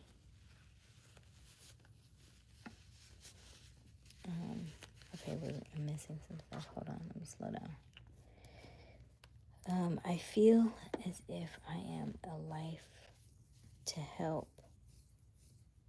people have confidence to understand that the universe speaks and help them see the way the universe speaks and work for them in that individual reality as a human. I need to read that again. I feel as if I am a life to help people have the confidence to understand that the universe speaks and help them see the way the universe speaks and work for them that individual reality as a human. Okay. Interesting. I like that. I love how we all have that kind of understanding, right? I always enjoy these conversations because I think about when I first started this and I was like, I don't really want to go live every night. I was like, I feel like that's too hard to do. That's too much to acquire to. And even though I don't even ask for people to subscribe anymore, like I don't say anything, I just like the conversation because the conversation just gives me more articulation. It gives me better communication skills. We have more conversations, deep conversations. And I have this thing where I think about Jumanji and I say, if you don't show up, people can't find you. I say, but if you show up and you go live every day and you talk to people, then it's like the drums on Jumanji. Like, what's that noise? What's that noise? If you're familiar with the movie, the kids kept hearing the drums, and then as soon as they found the game, then the drums stopped. And I feel like that's just the same thing with this kind of stuff. If I keep putting myself out there, if I keep talking to people, if I keep sharing my message and how I'm feeling, about these things, then the people will show up and they'll find me because it's something that they've been looking for, right? Like having the conversations about leaving the church atmosphere, having the conversation about being afraid to really talk about it because you may feel like ostracized because it's so being in a religion is a very judgmental place, and then if you leave it, they judge you for leaving, right? They judge you for staying. They judge you for like the way you're dressing there. They judge you for this and that, and then when you leave, then they judge you again. So there's so many pieces and parts of that, and I think some of that means maybe that's what I'm supposed to speak to. The fact that it's okay to not agree with everything, right? Because there are some parts of it that sound weird. There are some parts of it that don't align. And so it's okay to take the parts of it that you resonate with and do your research and look into other things and not feel bad about it or not feel like now I'm going straight to hell because I don't agree with this or I don't agree with that, you know. So maybe that's the space I'm supposed to be in as well.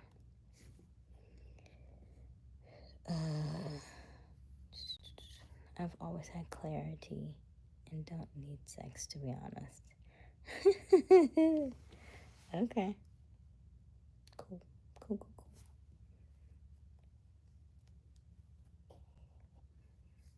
Yes, yes, cute. I have been without sex for 3 years, and that has been really, really good. That's interesting that y'all say that. That's very interesting. 3 years is a long time. I think it's a long time for a male. I don't know. Most men who said 3 years. I don't know that I've heard that.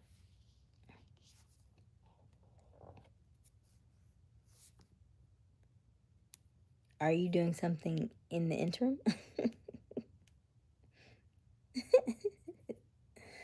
Okay.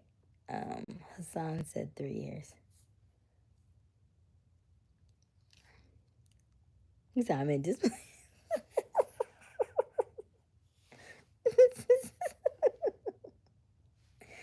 Are you okay?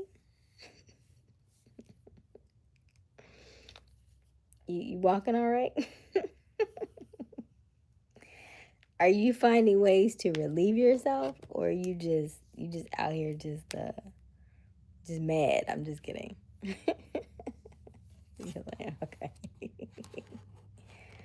So you are taking care of yourself. Okay, yeah. I still think you should do that. I still think you should do that. I think women believe we are far more primitive than we are. Do you? Because I hear so many other things. But it could be age, right? It could be the difference in age. And it could be because you hear so many different things like, oh, men think about sex every minute of every day, you know? Then it's like, oh, they relieve themselves at least once a day. I'm like, once a day? That sounds like a lot. You have to do it once a day? Then you're saying you haven't had sex in 3 years. So, you know what I mean? That kind of thing. So it's like, well, which one is it? And I know everybody's different. I know people are far in different ranges, and I think it's different ages and, you know, preferences and stuff. But it seems like there's just such stark contrasts, you know? Also have to consider that so many women can't even attract a woman. Oh. Also consider that so many men can't even attract a woman to have sex with. These men are forgotten and women thinking, oh, not really women. Gotcha.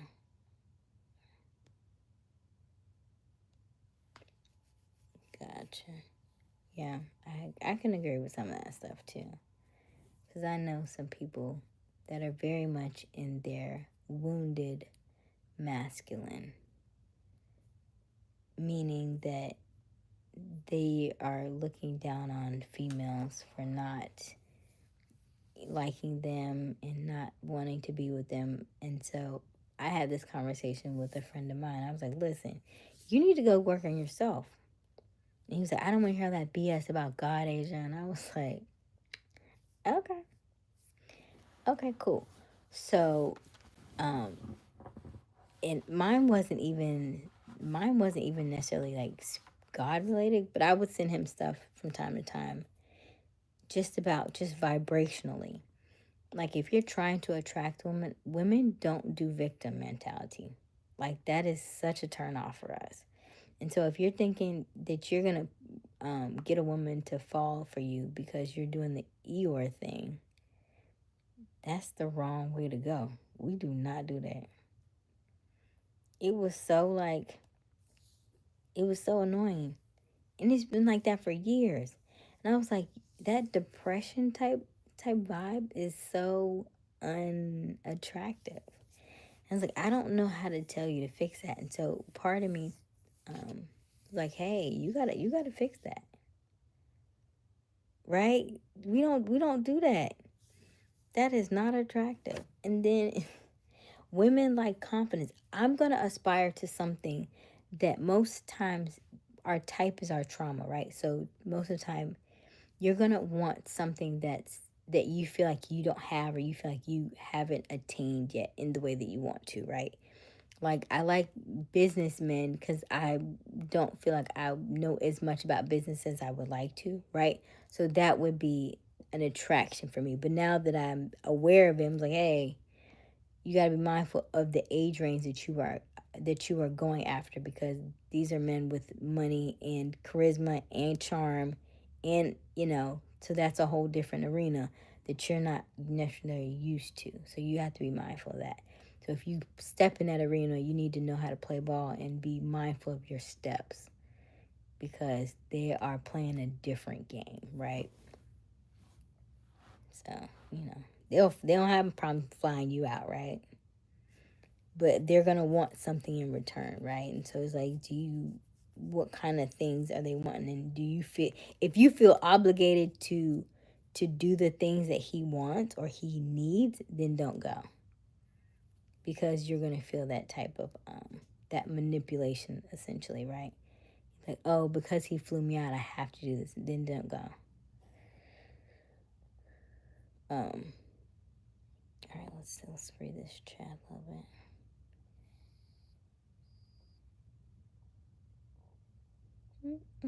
bit. Also consider that so many men can't even attract a woman. These men are forgotten. Okay, I read that already. Not really women. That's nice of you. Thank you, Blue. Hey, Blue, I didn't know you were still on. Who is this guy and why is he a friend? Feels like a son. I mean, we've been friends since like high school, right? Maybe right out of high school. So it's been a long time. You're talking about, almost 20-something years. But it's been like that for a while. And so I also say, just like I say, hey, when I'm here, I'm in a different energy. I say that same thing to him. He was doing better, and then something happened, and he moved back home. And I was like, hey, you need to move, or you need to get a different job. You need to find something that you like to do, something that you love. I say, because the space that you're in is not attractive, and it's causing more harm than good, right? And so he snapped at me, and he cussed me. I was like, stop cussing me. And after like the third time he did it, then I just stopped replying back. So once he would message me, I just stopped replying back, and then so eventually he stopped. But I was like, okay, because I'll take some of it for a little while, but at the same time, listen, you're not gonna just be cussing at me, because I didn't put you in this situation. I read my books, okay? I read my books. I know it's you. It's not me, it's you. So like we can only play that game for so far, until I was like, okay, listen, it's you. Nobody's having a problem but you. So you gotta fix the problem. I cannot fix your problem. And you can't take that neediness and put it onto me and think that because you like me, or whatever the case is, that if I went with you, all your problems would be solved. You ain't finna drown me. Mm-mm. Mm-mm. Go take the time, do the work. Most people don't want to take the time to do the work. It's a lot of work, by the way. Not even gonna lie. Most people don't know how to do it. It takes a lot of time, a lot of work, a lot of dedication to yourself. But you gotta do the work, because everybody has to heal. Everybody has to take the time to do the work to heal. You cannot do it by yourself. I mean, I'm not saying you can't do it by yourself, but it's a process.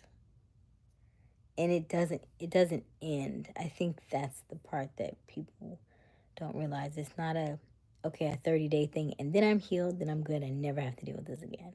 It's like a 30-day plus a day plus a day plus a day. Then you're going to get triggered. Then you may feel yourself going back, and then then you realign yourself, and then you go, then it's another day, then it's a daily thing. It's just an autocorrect that you have to realize within yourself. And then people will bring it out. Like Q will bring it out and say, hey, but you judged me on this. That's fair. I'll take that because I did, right? So it's also the acknowledgement of knowing where you are in the journey and having people that you can have these conversations with that can call you out on your stuff and you call them out, and nobody feel like hurt in the process of it. Like we're all still learning, right? So it's like not trying to make anybody feel bad for it. And I know I can jab at Q because Q is always jabbing back. So it's a different dynamic where somebody else may really may take it to heart, I guess. I don't know. Probably want some pity. He's so silly cute. How is my type my trauma?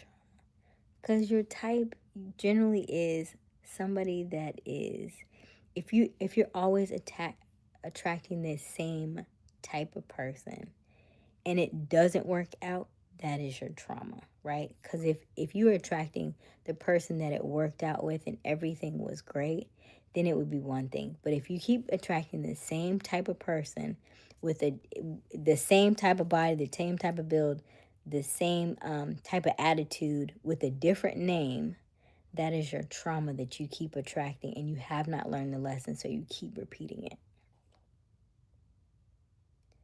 So that's why we call it trauma. That's why you say you attract your trauma. Does that make sense? Give me some hearts if that makes sense. Or give me a 100 if that makes sense.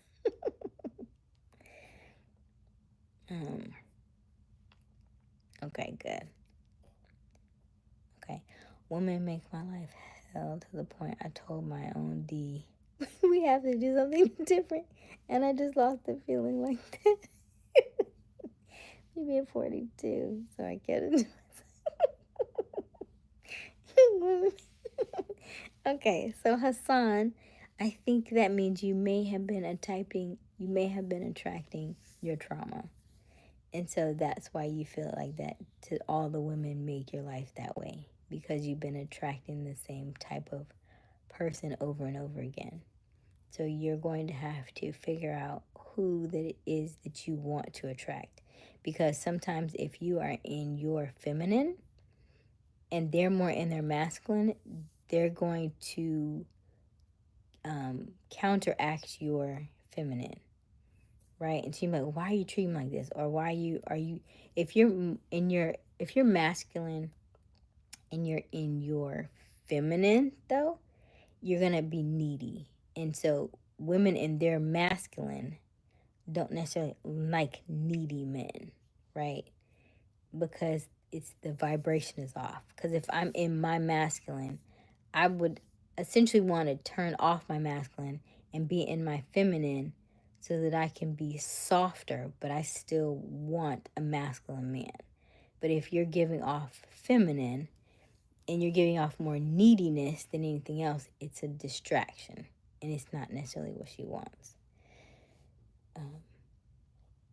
So you just have to figure out what that dynamic looks like, and whatever you're attracting, do the opposite of it to get the person that you're seeking. It's an animal kingdom, of course. A woman is going to choose the best choice that they can make for the strongest offspring. Some men aren't providers anymore. Ooh, that's good, Luke. A little jab. Never hurt anyone. Some men don't like rejection. I've heard that. And I don't think anybody loves rejection, right? Nobody. Nobody loves to get hurt. Nobody loves it. Stings. It hurts. Nobody likes to fall. Nobody likes to fail. You know what I mean? Like it's tough. But you can get over it, you know. Like I like to call my I call them vacation days. Like if I like a guy I'm not seeing the the reciprocation, or I used okay, so when I was in high school, I liked this guy, and I would ask him questions and he would always answer the question. You know how annoying that is? That's a sign, right? I ask you a question, you answer with a question. He would never give me an answer. He would always ask another question. And so I was like, Aysia, that's okay. That's a sign he doesn't like you. And so I would call him vacation days. And vacation days is really simply just me not calling you, not having any contact with you. And so, the first week, day one vacation, day two vacation. Hey, we're on vacation. We are out of town. We are, you know, enjoying our life. We are enjoying a different so and so. We don't have time because then when I'm on vacation, my phone is off. I can't talk to you. I can't be bothered. And so day one, day two, day three, by day 26, I'm usually over it. And I can go on and I'm good. So, you know, that's that's usually how I kind of handle those situations. Usually like the first 7 days are the hardest, by day 8, day 9, we on a stride. And now here's the thing. That day 24, them Negroes coming. Hey, beautiful. Hey, love. Hey, son. He's like, ah, leave me alone. Because they can feel it. I think when you have a good woman and she has good energy, and you can feel that, and so you can start to feel her slipping away. Because you can play these games all day, like, oh yeah, let me not, let me detach from her so she can like me. And then you like, oh, she ain't wait a minute.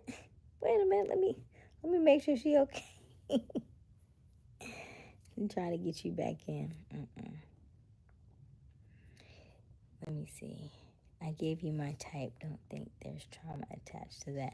Well, I'm not sure, because here's the thing. You are still with the same person.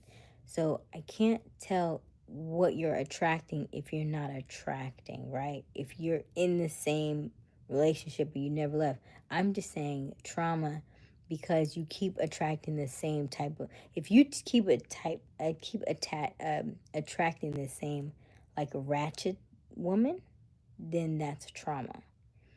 If you keep attracting the woman who's loud, pops off, snaps at you, wants to argue, fuss and fight and hit you and stuff like that over and over again, and the relationships don't work, that's trauma.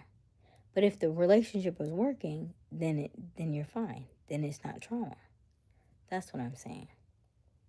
You may say you want something, but if you're settling for something else, then your wants are not being met, right?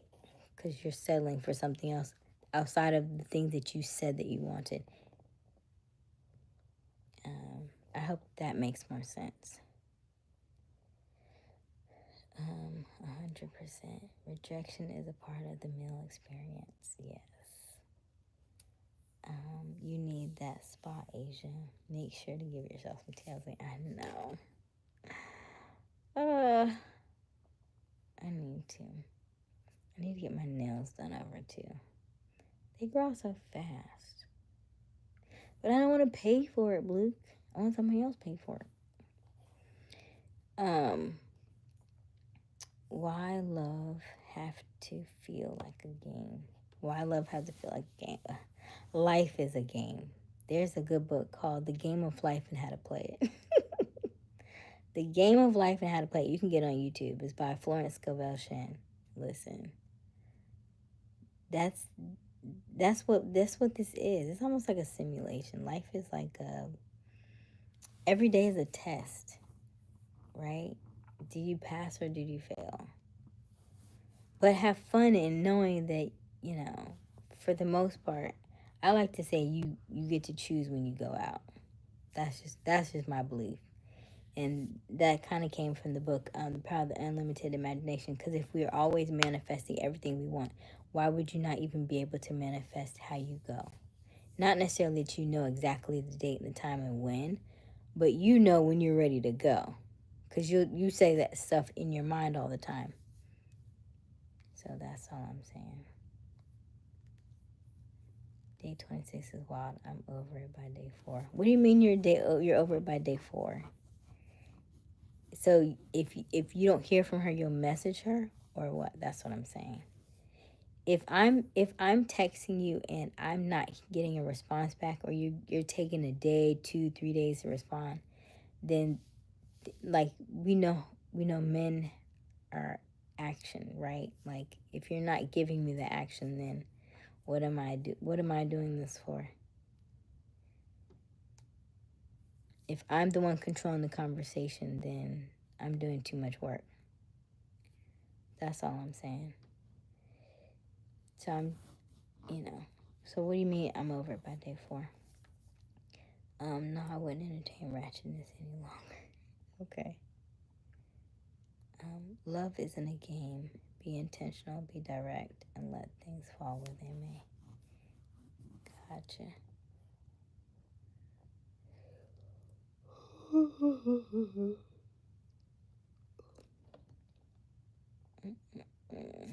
I think he said feels like a game. Yeah, if you're taking days to respond, you aren't interested regardless of gender. Right. Exactly my point. Exactly my point. So, it is what it is.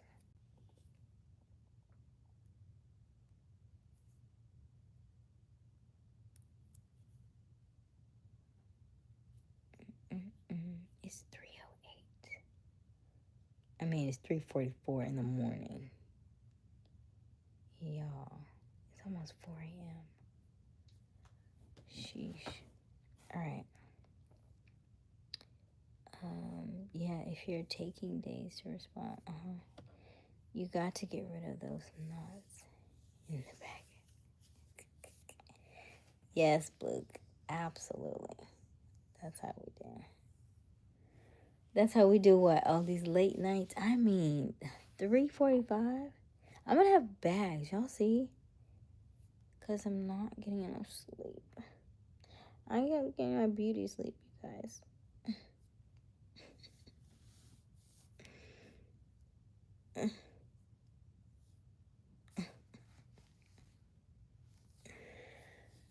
Oh goodness, yeah. So that's where we are. That's where we are. You're too pretty. You got no bags. Thank you, Luke. Yeah.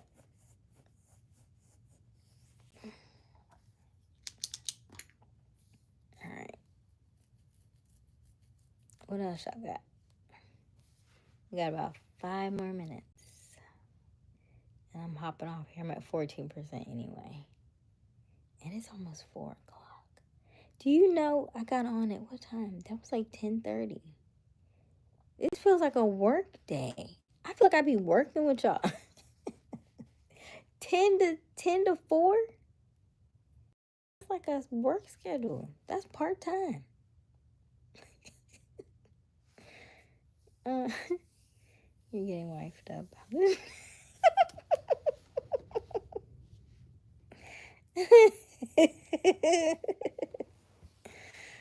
Oh gosh. Count sheep 1, sheep 2, sheep.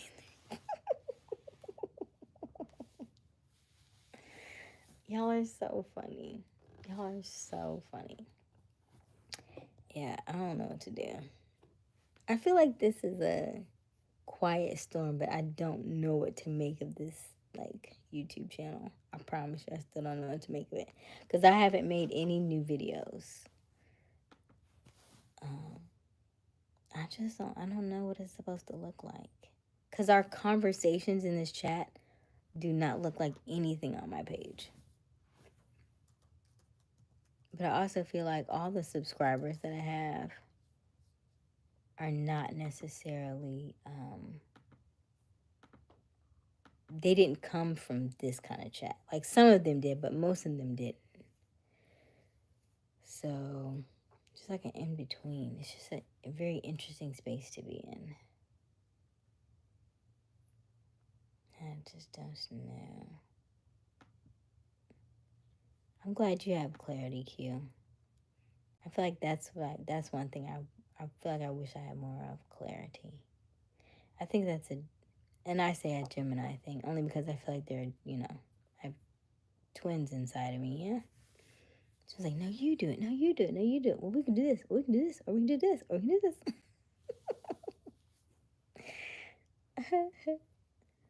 Or ADHD, I'm not sure. Okay.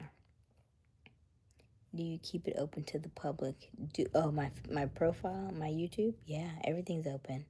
Because I'm not monetized yet, so I want to keep it open. And I have a while to go. Like, we're doing okay, but, I mean, we'll see what happens after tonight. But I have a while to go. And see, what I think is interesting is I will have, if I don't go live, I'll get a lot more shorts views. But every time I go live, and at the end, we go off, we get off and everything, they don't show any of my videos because I think they're trying to promote the live, but then nobody watches the live. Nobody really goes back and watches the live replays, probably because they're so long. They're like 4.5 hours, y'all. This is 4 hours in. Like, I would love if y'all go back to watch these videos, but they're so long. I can't even. If you don't go back and watch it, I can't even fault you for it because they're just so long.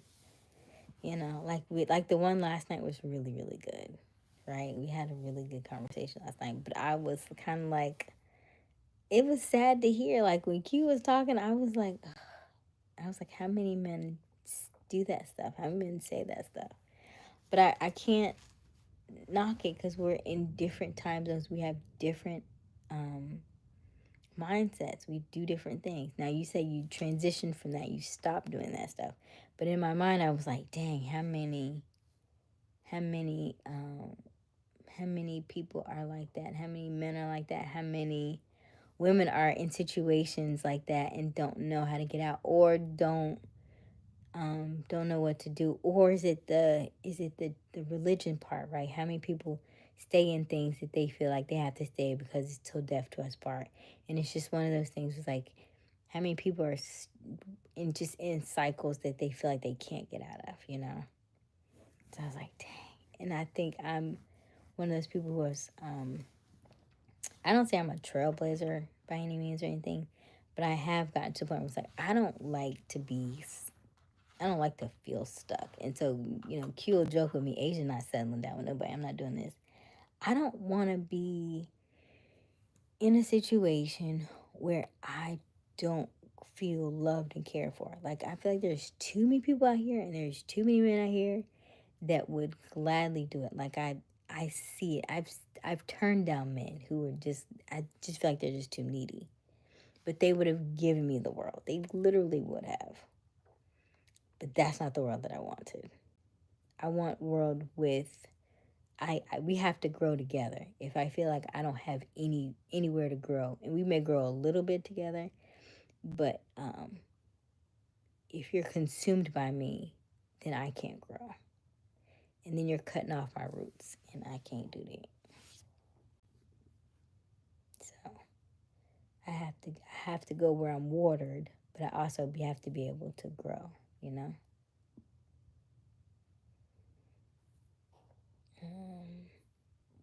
Your greatness takes time. You can rush your time. Your greatness takes time. You can rush or take your time, but the results may vary depending upon the ideas that come to mind. Yes, Blue, absolutely. So, Blue, you are a Gemini. Do you feel like you have absolute clarity, or do you feel like you're kind of in your head as well? Twin.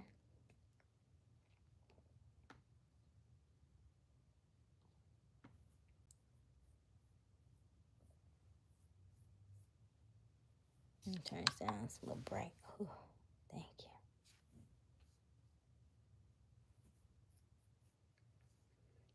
you. I just think you'll be bored of anyone in time. I don't see you settling down long term. You have a natural inclination to run.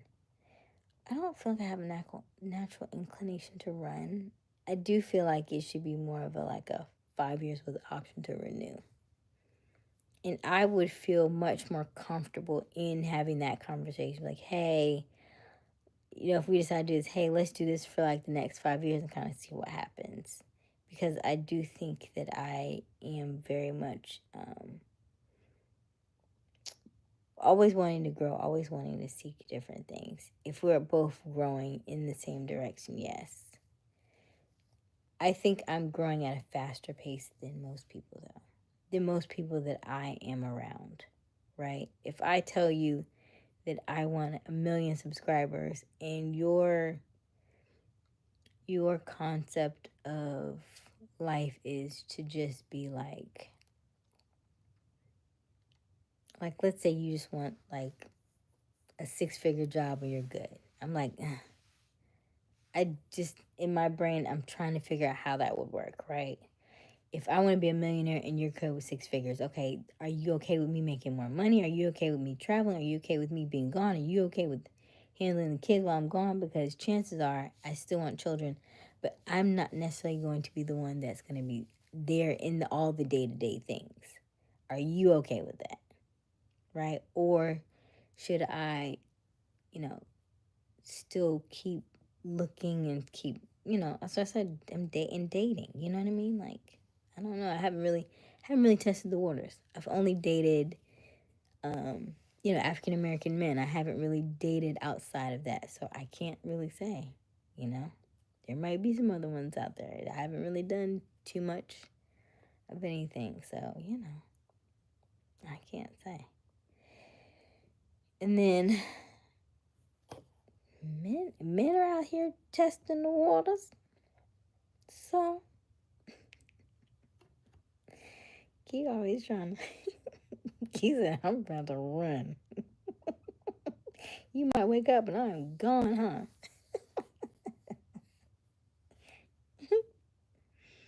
Which is always interesting to me. I was like, you don't have to not talk to me. I was like, because chances are I'm not gonna stay long anyway. Right? You don't gotta lie. You don't gotta do none of that stuff. We could just have a conversation. But I do think that I wish people had better conversations. And I think it's hard to figure out how to have these conversations within, you have to be face to face, I think, in most of these conversations that we have. I don't think you can have these over text messages, right? Because it doesn't read right. It doesn't have the same effect, doesn't have the same flow. So you would have to be in somebody's space. And so because I'm traveling, I don't necessarily get these deep conversations in my chats and stuff. These would be more face to face. But when you see somebody face to face, it's not that you're quick to have these conversations. You're more doing the friendly banter with a little bit of mixed in. They don't necessarily get this deep, especially if you haven't seen them in a while, right? You don't go straight to boom, these kind of questions.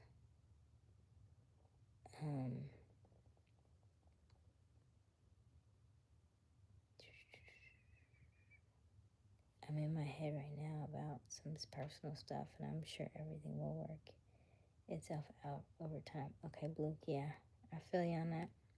Also, your tendency to overanalyze. You'll look for the flaws in the man in the relationship and compare him to the idea of a man, an idea he can never live up to. Not necessarily. Not necessarily. I don't look for flaws. I'm more so in my own I'm more so in my own space of like where I am.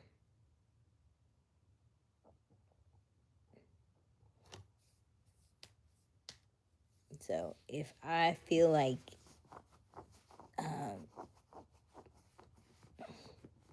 he's latching on too much in a different in a different space.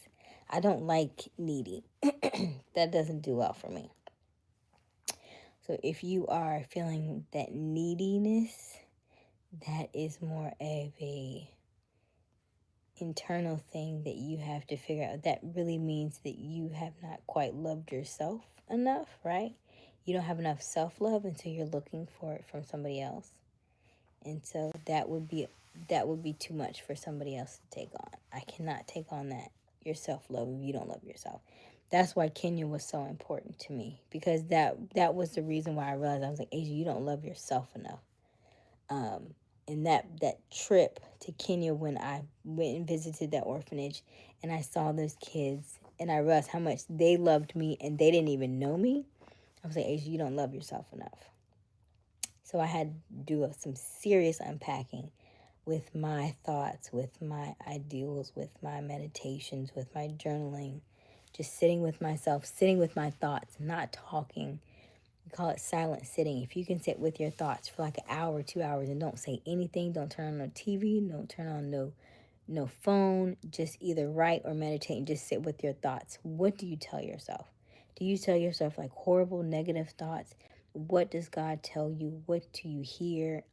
I make sure I do meditation. I still do water fasting, where if I don't, I told you, if I have not eaten by 4 o'clock p.m., I'm not eating for that day. I'll just do a water fast and I'll see what comes up for me. What does God say to me? What do I hear throughout the rest of the day? There are so many different things that I've done in that time frame to make sure that I'm really loving on myself, that I'm nurturing myself, that I'm taking care of myself. So that way, when I get into a relationship or my next relationship, that I've done the work on myself. But that does not mean that I am going to not not ask him to do the same thing of himself, right? You can want to be with somebody, but if you've done the work and if you're actively healing yourself and you see that they're behind you and they're only going to kind of pull you back because they either have not done the work or do not plan to do the work because they think they're okay and they think once they get a partner it's going to solve everything, then it's going to be lopsided. And so it still does not serve the same purpose. And it's hard to explain that if you're not in the space to receive it, right? If you think it's like, oh, once I get a female, once I get a companion, everything's going to be perfect, then you're in the wrong mindset because you have not done the work. So I disagree with you on that part, Q. Don't be scared to test the waters because at the end of the day, everyone is responsible for their own happiness. Absolutely. Your personal desires are why I don't shoot towards you as accurately as I could, because I would need a woman in that day-to-day role you aren't interested in. You are in a whole thing. You have a lot going on, Q. You have a lot going on. And then you are, Mika. Yeah. So I don't even, that whole thing, you know, that whole thing. Because it was one thing, and then it was the, the living with the lady, and it was okay. Then there was that. Then it was the extra stuff. Then Mika came in, and I was like, yeah, I'm just gonna sit that over here. And I'll just let y'all do that thing over there. And so,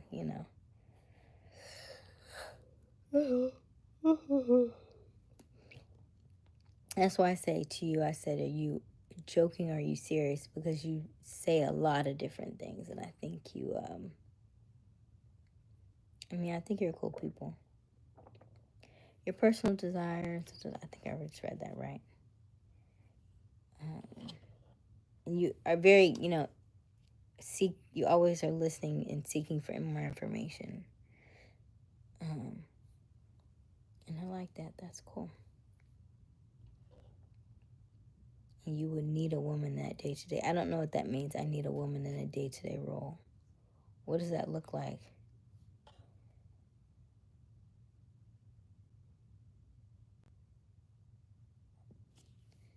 Because you say that it does not appear that way though. I would like time to, and I want to look in 2 or 3 years and see if she's still the homie. And I would be curious because you do not lie. If we all get together and meet up, and will you tell me? You won't even have to tell me if y'all have been intimate together, cause she'll say it. You'll be able to see it in her delivery. Cause if you're not giving her that attention, then I'll know it. Or because if you're not on, she's not on. I'm surprised now she's getting to the point where she's like, okay, I'm going to sleep. I'm not feeling well or whatever. I'm going to sleep.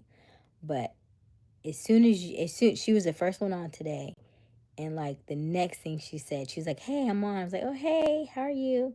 And then Sean got on, and then she was like, "I'm texting you."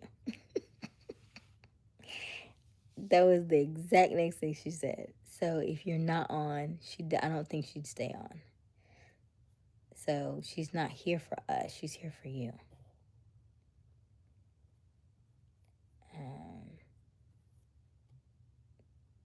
Because I guess it hasn't been a time yet that she's texted you and you haven't been on and have not come on. But I'm curious to know if you never came on, if she texted you that day and you didn't come on, would she stay? Or would she be like, I'm out? You're not done much, but what you done is quality. Thank you, Hassan. Feeling sleepy, sleepy, baby. You get ready to go to sleep, Hassan? I understand it's late. It's 4:04. Oh my gosh. Tell me, you okay, buddy? Never mind my whole thing. Mika's a homie, but I can clear out the situation. So Mika's the homie, but I can clear out the other situation. How can you clear it out? Let it rain. Clear it out. Let it rain. Clear it out. Chicken noodle soup. Chicken noodle soup. Chicken noodle soup with a soda on the side. All right. You said if you had a kid, you couldn't be in the day-to-day role. Oh, yes. So the day-to-day role. I would probably do the first. I feel like I would be in it, but I would still want to travel. Meaning that like the first year or two, probably yes, but I still see myself being like public speaking. Somebody else today said they could see me doing retreats in various countries. And so I was like, well, I like the sound of that too. I could see myself doing retreats in various countries. So it could look like one weekend a month or one weekend every other month. I'm, hosting a retreat in a different country or something. I'm not saying that I'm gone every night, but I definitely do see myself still traveling. And so that's why I said the day to day. So it could be that I think I said when I was envisioning, I say if I would ever like get somebody who is more like a homebody, I was trying to figure out, I was like, how would I make that work? In order for me, and this is just the way I'm thinking, because I love to travel, and if I were to get a homebody, if I were to date somebody who wanted to spend more time at home, he'd still have to be business minded in some way, shape, or form. We still would have to have some kind of business together, I think. And then I would want land. I want acres of land because I want a garden. I want to be able to have my own food, to be able to cook. And then I would also want some type of landing pad because I almost want like a little private jetway. So that way, if I am traveling in this regard this often, I would like a little jetway not far from the house that I can land, private jet, to land, drop me off, and honey, I'm home, and I could be home, and not necessarily be not that I have to own the jet, but just to get me to a quick thing in a different country or whatever, and then I come back home. So I would do something like that.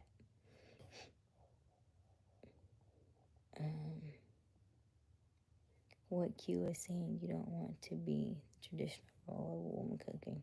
I love cooking. That's what homies do. I could see joining a commune in Honduras or something. Loving yourself and doing for yourself is how the universe know you in love with existence. So I am with you about loving yourself, and loving yourself create pure intentions. For that way the universe listens. Yes. So yeah. I don't mind having a garden, being able to get food in the back and stuff, having fruits and vegetables, and being able to cook a couple days, being able to go out and have a quick flight and fly back in, or even a quick family flight or whatever the case, fly back in. Yeah. But I would like something intimate like that. Like, I think I would make that work. Then me just being a homebody and him just being a homebody. I think that wouldn't last very long. Because I think it would be more so of that would be me playing small. That would be me playing very small. If I was just at home, being like a mom, I think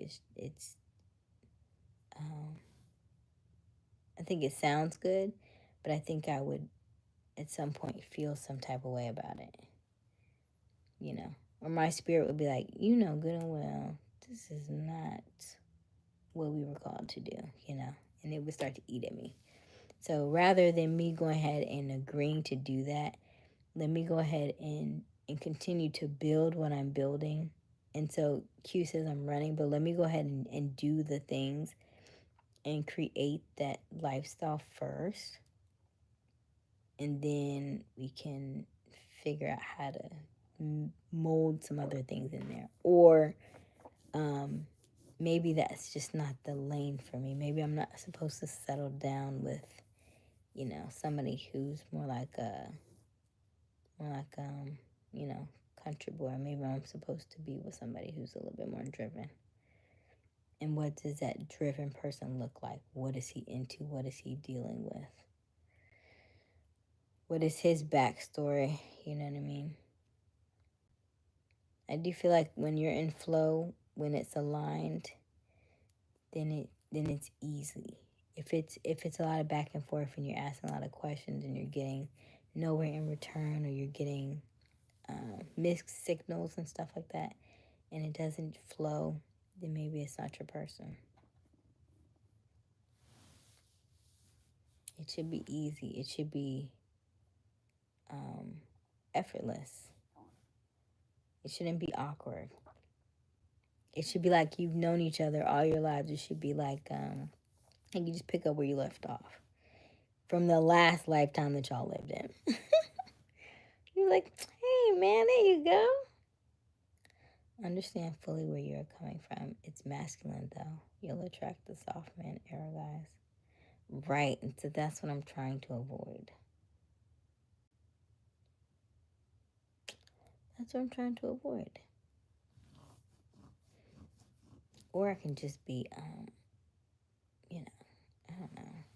Because I thought I was in my feminine. You don't think I'm feminine? I think I'm feminine. However, when it comes to money, there's like a in between. You have to be like that nice little balance of masculine and feminine.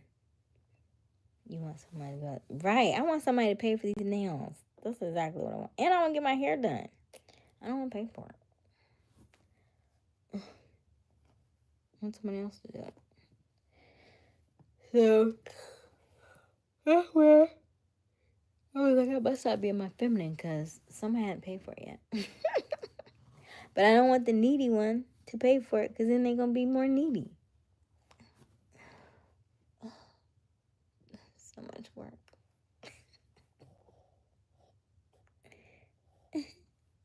You're feminine, but then...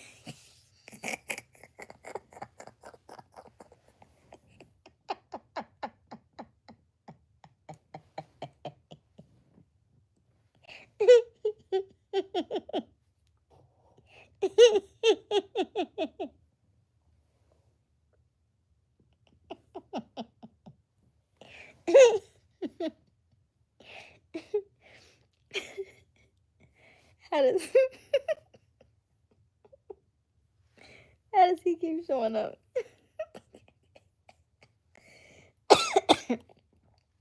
How does he keep showing up, Q?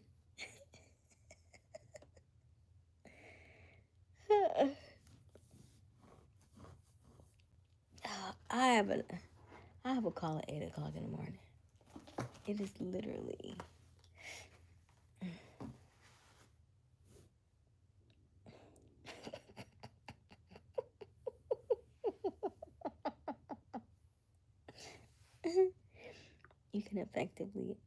you can effectively affect your own reality then. No need to play small, play it big with pure intention to work out. Thank you, Hassan. Trying to build an empire.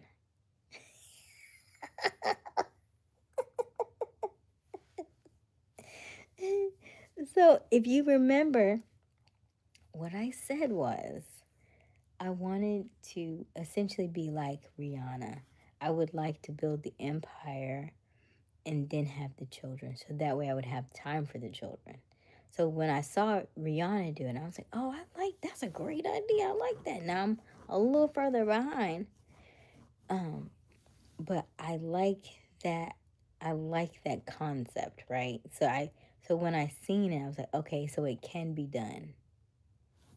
Right? You seen the way he leaped over to her?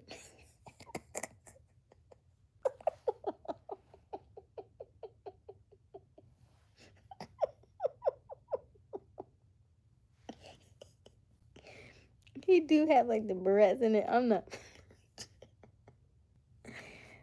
not following you up, Q.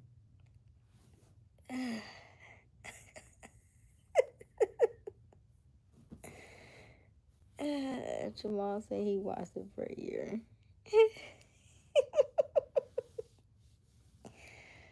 Oh gosh. I'd be torn between. Have you seen? Is it Nan and Conan? Is it Conan and Conan? I don't know. It's a lady on Instagram, and her boyfriend, and she's like the golden retriever type boyfriend. He is so sweet on her. He is all over her, but he doesn't. He gives like he loves her, and he's like they're like all over each other, but he doesn't give needy in a needy way, if that makes sense. They're cute for each other. And I like their vibe, but I also like the DeVals. Are you talking about DeVal and Kadeem? You know what I'm talking about? Like if I had to put a kind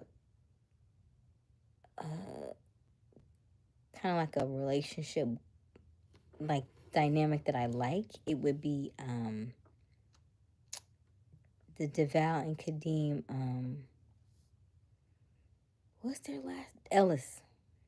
DeVal Ellis and Kadeem Ellis, and he's on Zatima. He's from Tyler Perry, and he used to be like a ex-football player or something. But he said when they were younger, he said he wanted to be an actor. She said, okay, well, how are we gonna do that? And so he was like, oh, she believes in me. He was like, well, I'll ride with her. And so now they've been together for like 20 years. They got 4 kids together. You know, that kind of thing. Yes, that's him exactly. Zatima, yeah, that's him. So I follow them on Instagram, and so I like their dynamic. So if we're like that kind of couple, that kind of dynamic, I like that feel. Yeah.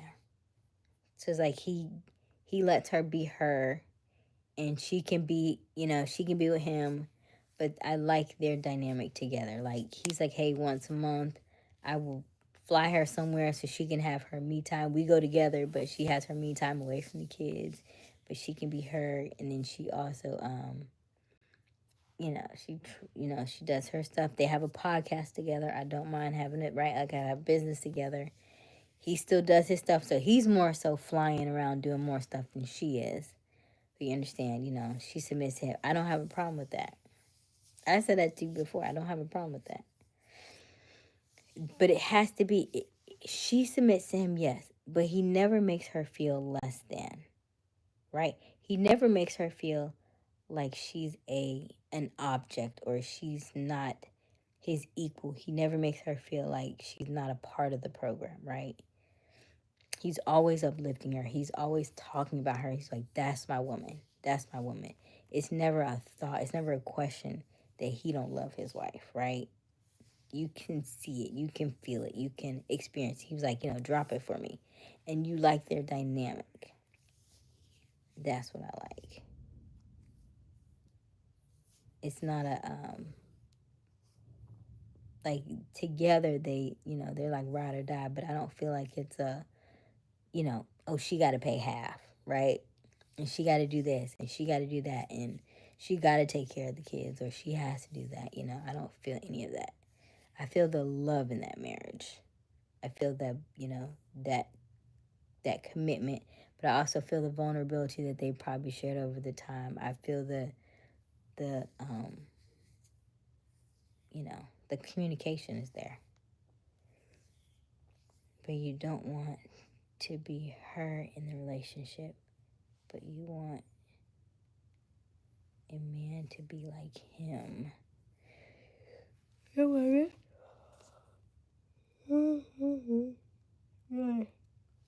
excuse me. You said, I don't want to be her in the relationship. I didn't say that. I like the fact that she is taking, like, modeling. I like the fact that she's doing, like, modeling and stuff. She probably doesn't travel as much as he does. I still would like to do the one.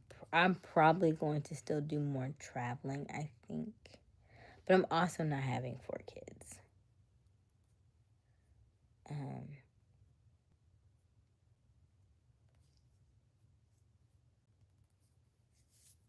But I would like to be. I like their delivery, and I'm not saying I have to do it all the time. Like, if you remember when I started this, I think I said I like the idea of hibernating in the winter. I like the idea of doing what I need to do during the year, streamlining my stuff, delegating so that I'm not out all the time. But I do like the idea of hibernating through the winter. So just like I'm talking to you, January and February, I would like to only be at home, not necessarily traveling or doing any of those things. Like, those 2 months, you got me. The other ones, I'll travel maybe 1 weekend, 2 weekends out the month or something like that. Or, we'll play it by ear, see what it looks like. Either he's traveling or I'm traveling. Maybe we travel with the kids, because, at this point, this is what I've not said. I probably would homeschool my children, or we would have a tutor or something. I probably would not even put them in public school. So we ain't even got to worry about that part. So the kids can just come with us at this point. We can all go. We'll make it work. But I'm not doing conventional stuff.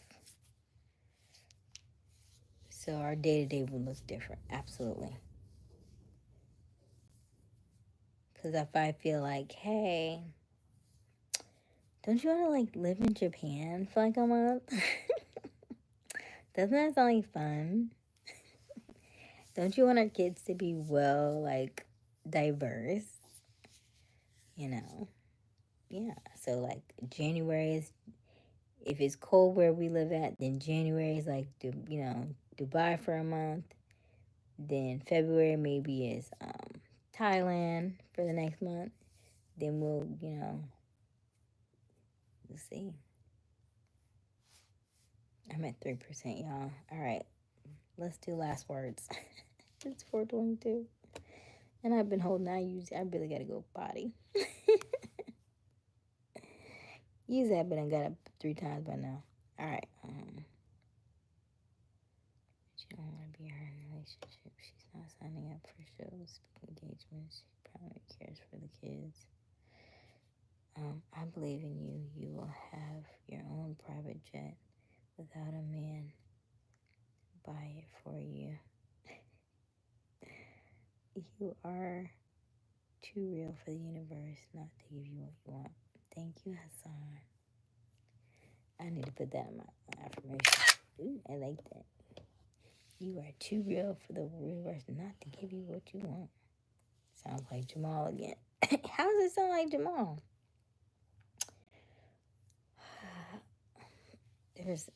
Do you agree with the educational system? That's a question we have not had yet, and that might be too much to unpack for tonight. So a yes or no will suffice.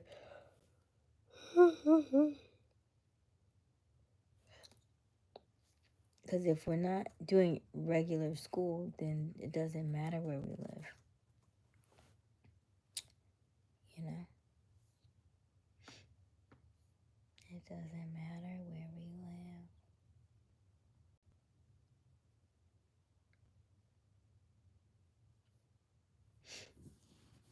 So, based on what I'm saying, are you saying that repels you? Q, is that what you're saying? Or are you saying I'm just going to get a little softy man?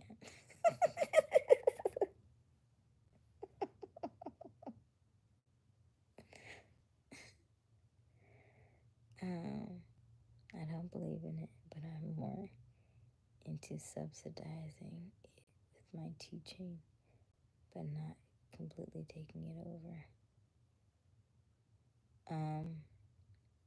Oh, okay. So you mean like the educational system, subsidizing it? Yeah. Because, kids learn a lot of social development in school. How to work in team sports, how to deal with rejection, bullies. Do they?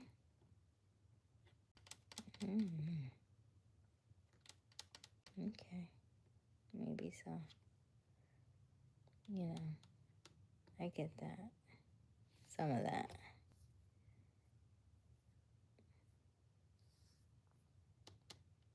I get some of that. Repel is a strong word. You be sounding real. Did I say repel? You be sounding real Brody like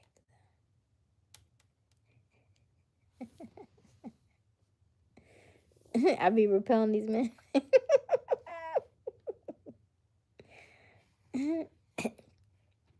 Tell you that's that independent. I told you. What I tell you my mama said? She said, well, she didn't say I had to leave. I had to go back and think about that too after I said that.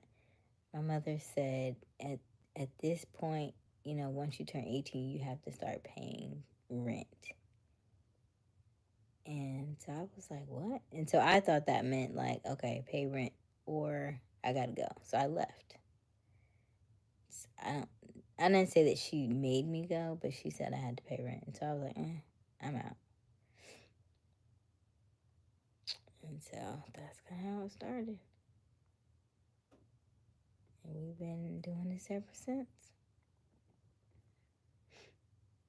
So it's kind of hard to turn it off. It takes time. That can create Jamal. Independence created Jamal. Independence creates Jamals. Needing to feel safe and secure created Jamal.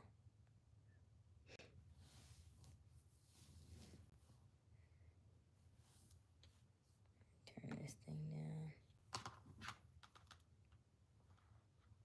Well, no, I didn't say it created him, but the independence created that.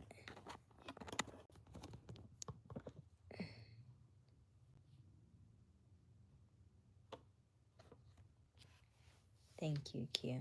I appreciate that. You know, it's a lot to take on.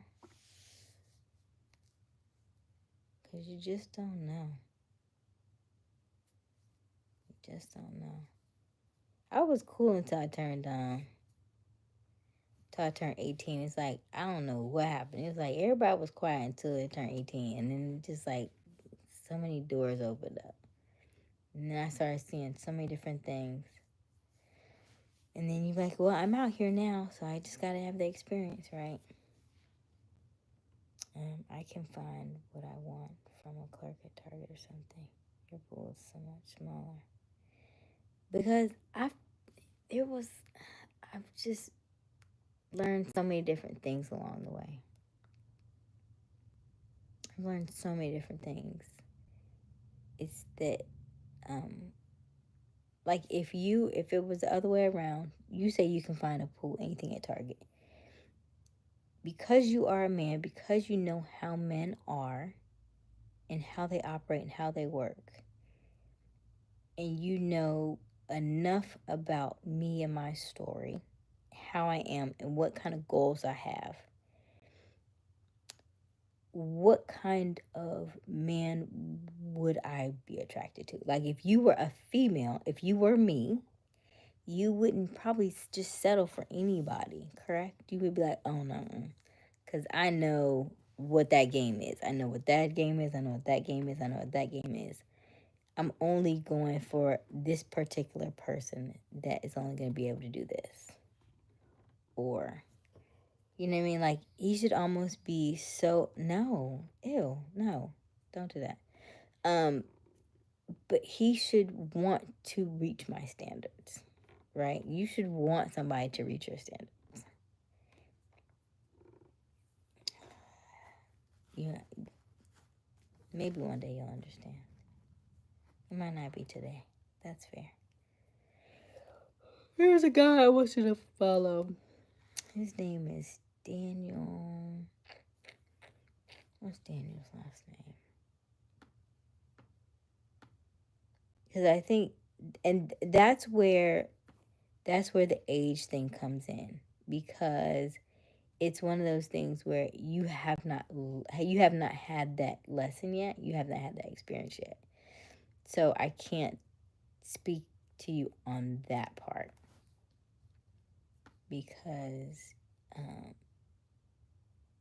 I know the power that women have, and I know our energy is very magnetic, and I know what we can do, and I know what I can create. Like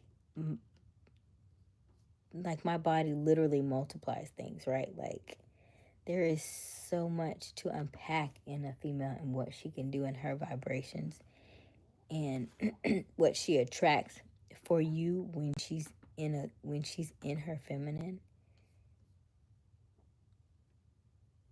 If you were in a relationship that you wanted to be in, that you were loved and cared for and nurtured, and you had all the things, you wouldn't have even said that to me. You would have been like, I will do whatever she wants. He was like, just her presence does something to me. Like almost like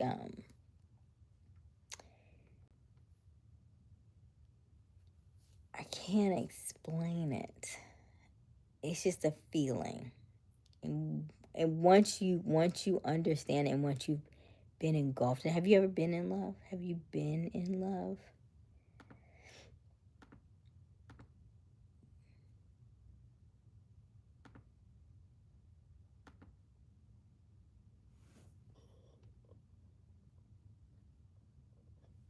To think we all learn lessons at the same time in life is misguided. If that were true, our grandparents would have every answer. I think age does a lot. I think we learn a lot of things at different ages. So, you know, because there was some of my sweet friends, and he's an older gentleman, and he said, "Man, he's like, Aysia, if I had what you have," he was like, "Do you know what I would be doing? Do you know the men that would be like begging me and crawling to me and doing all these things?" And I'm like, "What do you mean?" I was like, "I don't know what you're talking about. I don't know what that means." And so that's what I'm saying to you, Q. Like, because you know what a like the essence of a woman and what she does and what she provides, and in her feminine what she can do, because this is the things that you ask for. What kind of man would I what kind of man would you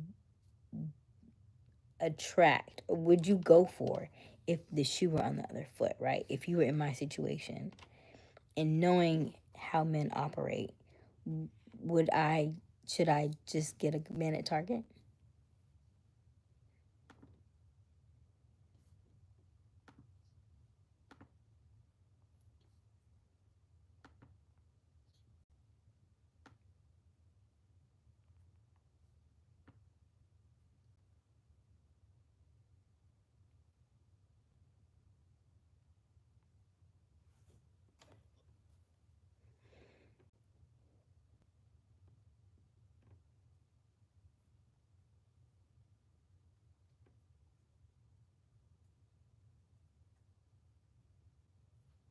No, you shouldn't just get a man at Target.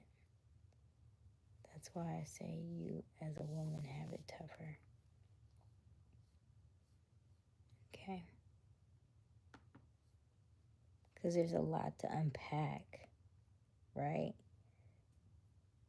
Because even just off of our conversations here, you know, I'd be looking for someone with the qualities that I have with less baggage. Mm. And where would we go to find somebody like that, Q?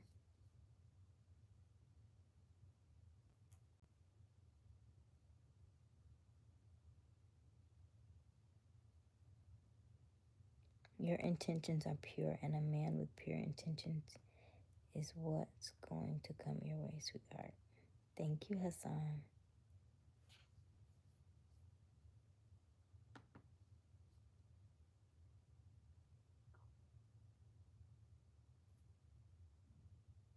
If I had that answer, I'd be right. So I still have to go searching, right? I still have to put in the time. You say I put my running shoes on, but chances are most of them are not gonna be the one.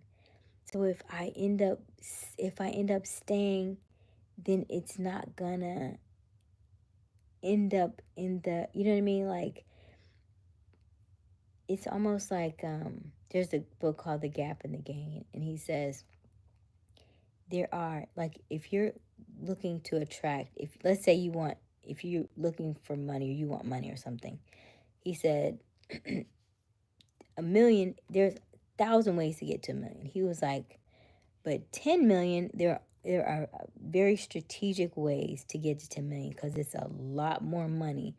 So you won't go all these different ways to try to get there. You're going to have a much more succinct, direct path, because you want 10 million. So you're not going to focus on the 80% of just, $5 here, $5 there. No, you're going to focus on the 20% that can give you large chunks at a time, that you can give you 50K, 100K, a million at a time, instead of you trying to do all the little pieces and parts to get to a million. If you want 10 million, you're not going to settle for all the regular stuff that everybody else does. You're going to figure out what gives you the most bang for your buck, and you're going to go for that. And so instead of me just trying to just stay with anybody and everybody, I have to be very mindful of what I'm saying, what I'm doing, and the questions that I'm asking.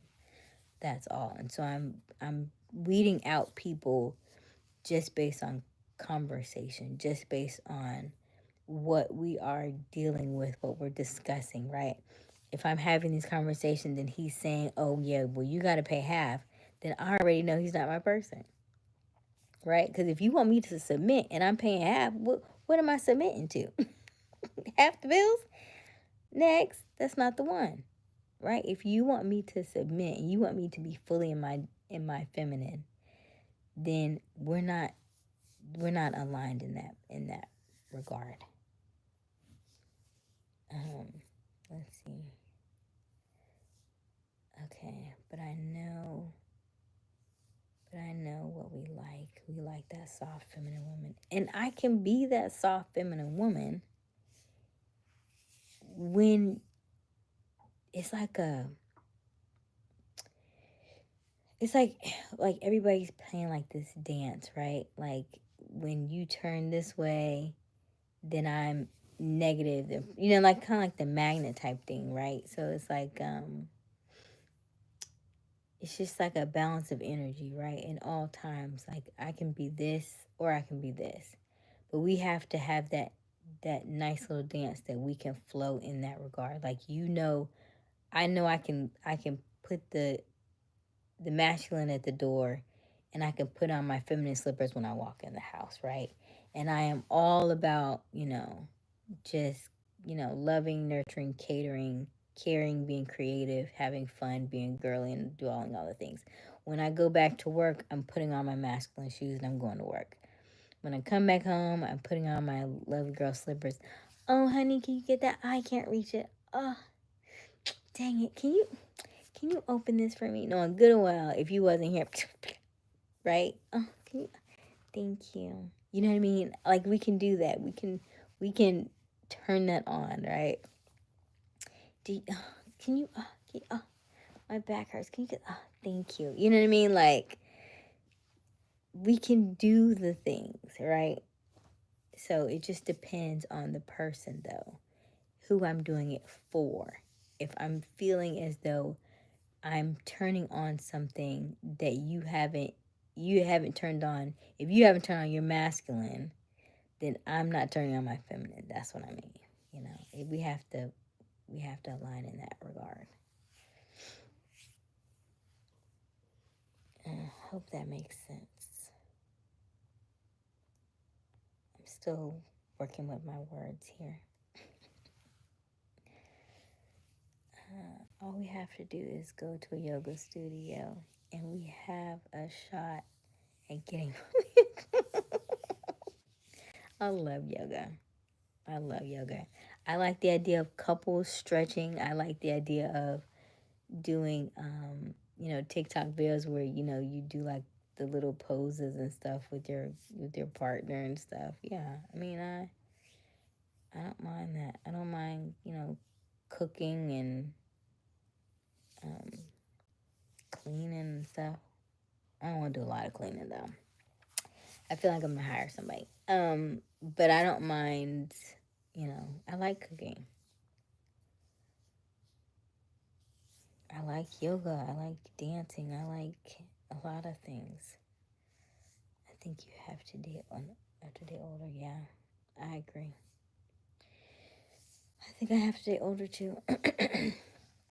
Imagine me saying I can be a masculine man when I find the right woman.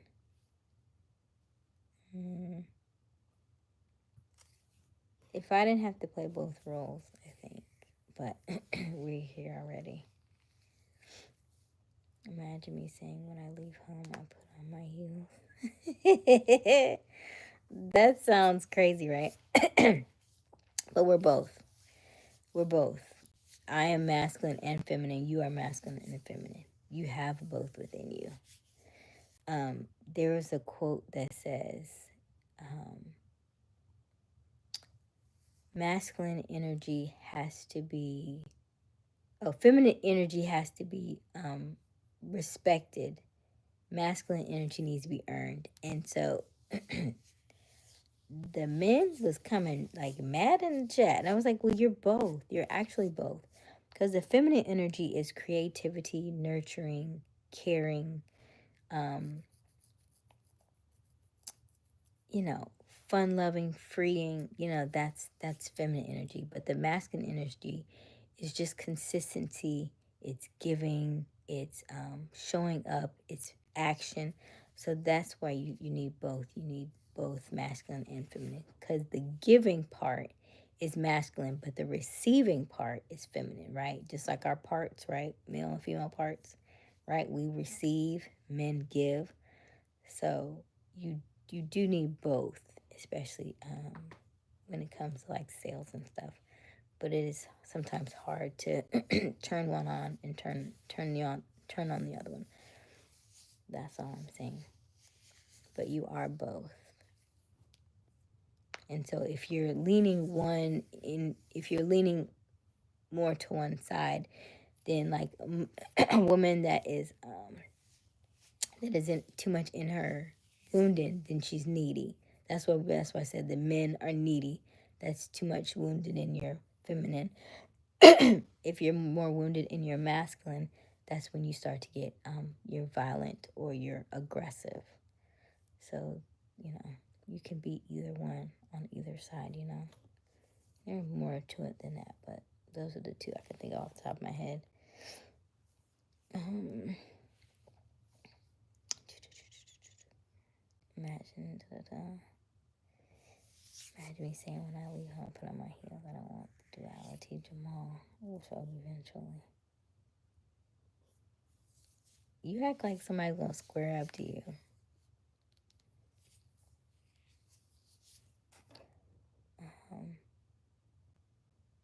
One thing that makes me listen to you and enjoy listening to you is like I am having the greatest opportunity to listen to a woman that is real with her words and not using her words as a manipulative game. Thank you, Hassan. I appreciate that. And to be real, you really help some of us men to understand the insights of a woman as one, but from both sides. I appreciate that. I like the way you worded that, Hassan. Thank you. I like having these conversations.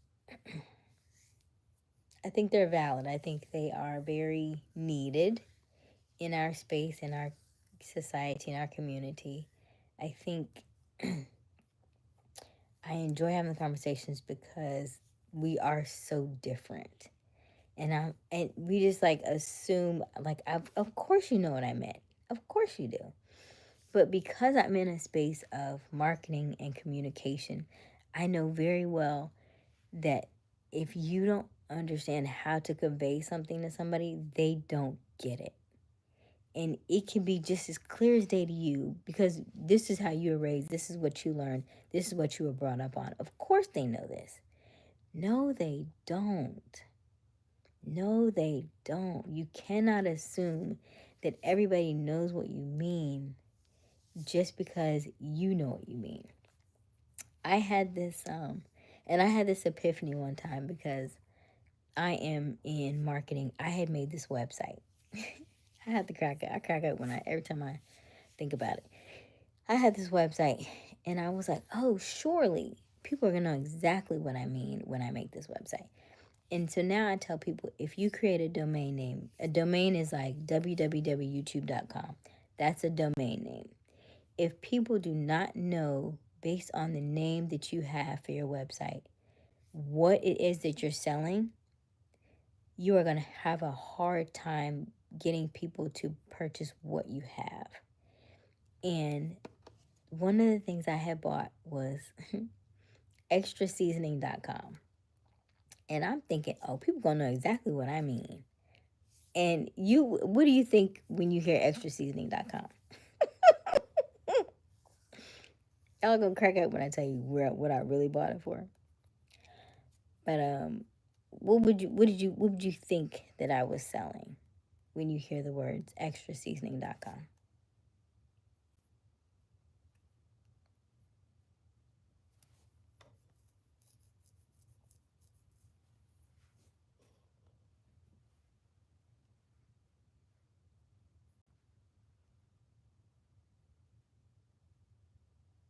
Sounds kinky. No, it does not. It does not. What is the first thing that comes? Okay, thank you, Hassan. Something for food. Tell me why. I crack up every time I think. It sounds like something for food. Hello, Mahandra. When I made it, I was thinking that because, so you don't know this, but I have I'm staying with my grandmother, right? I'm visiting my grandma. I have a really passion for senior citizens. And so when senior citizens would be like, I'm so old, I was like, you're not old, you're just seasoned. So I made extraseason.com for senior citizens. Who was gonna make that connection? Who was gonna make that connection? And I said, you're not old, you're just seasoned. And so I literally was like, okay, I'm gonna make extraseason.com for older people so I can help them, with their websites and learning how to do, like, they would ask me, how you do Google, how you do so and so. With Bible study, they were having so many different, problems.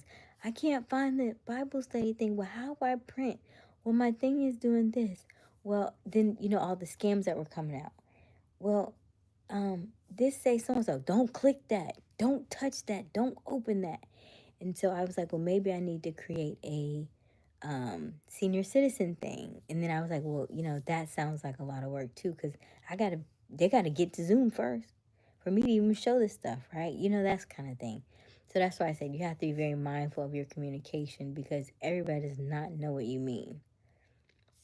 So I cracked up when I started thinking about that. I was like, Asia, you don't even need that website because you wouldn't.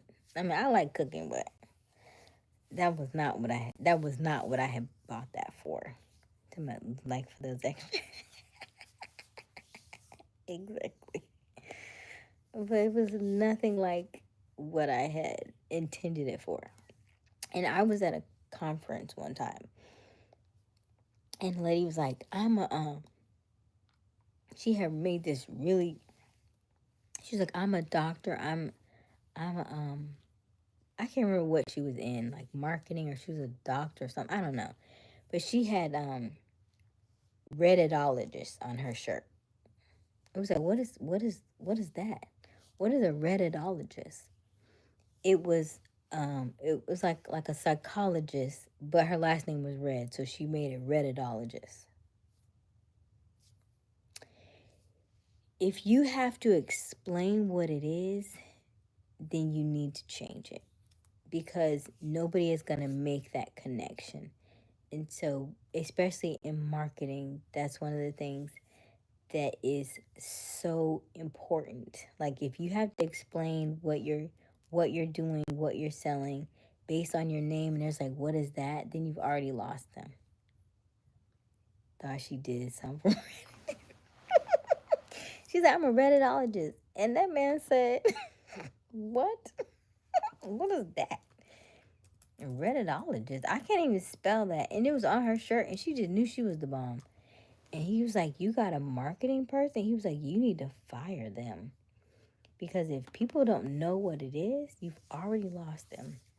And I was like, ooh, from now on, be mindful. Whatever you sell, whatever you're promoting, the name and what you are doing needs to be within what your delivery is. If it's not in there and people have to guess, you've already lost them.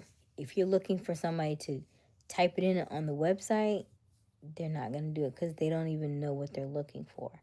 But if they type in, I need a psychologist or something, and Red does psychology.com, that's a lot easier sell than Redditologist because we don't know what that is.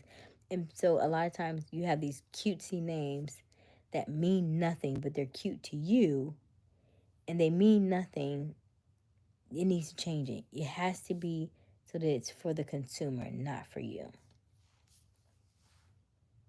Open package. Oh, people back page. Drop ship some lorries off the side or something. I know. I end up letting it go. I should have kept it, right? I was like, dang it, you should have kept it. Extraseed.com. I don't know who got it. Somebody go buy it. I don't know how much it is now, but I didn't keep it. I should have though. But yeah, I was like, note to self, Asia, you could I could have done something with it. So now I'll be thinking, okay, Asia, I still have tons of websites that I need to put something on. did you change the name? So I never went through with the website. I let it go, and I didn't do anything with the senior citizens because over time I started to think, Asia, what does this look like?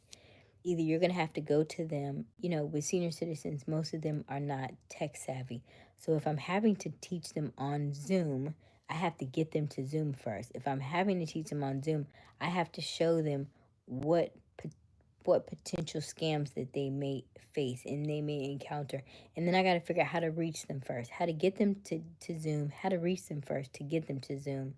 And so it was a lot of pieces and parts. And I was like, unless you want to do something in person, that would be easier because you would be hands on. But I was like, I didn't want to do things in person because that would be more time consuming than I would like to be. And then also, if I'm thinking about what I would like to charge in terms of stuff, I was like, senior citizens usually have a set income, right? So they're not necessarily can pay for a lot of things. They're usually on a budget and certain things like that. So it was a lot of pieces and parts to it. And I was like, okay, based on this, I would rather probably not do this because this may be more of a hassle than a help because there would be too many different open-ended things because I don't know the level in which they know, right? Do they know about Microsoft Word? If I'm teaching them Microsoft Word, they're going to have the same questions over and over because I've taught senior citizens in the past. And I thought about how long it took when the church transitioned from COVID. It took a good 2 years to get them to go to Zoom, and then the church was like, "Oh, well, we're already paying for Teams, so I think we should just go to Teams." And I was like, "You know how long it took us to get them to Zoom, and now you want to go to Teams?" But it was like, "Well, they'll learn." I was like, "You know what? Let me." Okay. So that's why I said you have to be. If you force somebody to do something, I guess they'll change. But I was like, I wasn't a fan of Teams, so I don't really care too much for Teams, but it is what it is. People give that advice, but the biggest brands don't correlate to what they do. Right, but those are brands that can put money behind it, and it's not that it didn't correlate, but they've done the work, right? They've done the work, they've done the research, they've and their branding is very specific, even though it might not sound it right, but they've done the work. They've spent millions of dollars on the things to build it. If you're just starting out, that's not the way to go. Over time you can change it, and now from back then till now it's a completely different ballgame, right? Because now it's more personal branding than anything else. The brands are good, but the person behind the brand, more. Like the person behind Apple, the person behind Amazon, the person behind those brands more so than you even know about the company itself, right? Like we talk about Bezos all the time, we talk about Steve Jobs all the time, right? They're even bigger. If you had said Tesla, right? We know the Elon Musk and stuff. Those are their brand, their names and brands are bigger than the actual companies. So now it's like personal branding is even better than the company brand. 2 syllables and distinguishable is the ticket. The rest is marketing, creating brand awareness. Blue Ribbon didn't take off until Nike. Oh, I missed one. Why y'all don't tell me I missed one? Let's see here. Oh no, I missed one.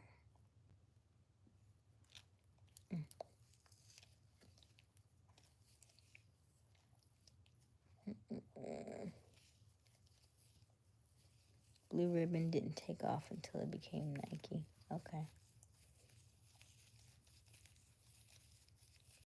So yeah.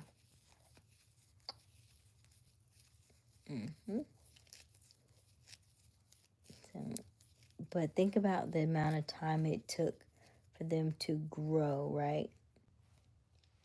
once they understood the proof of concept, right? Because what Blue Ribbon, is, the only Blue Ribbon I'm thinking of is a tax company. But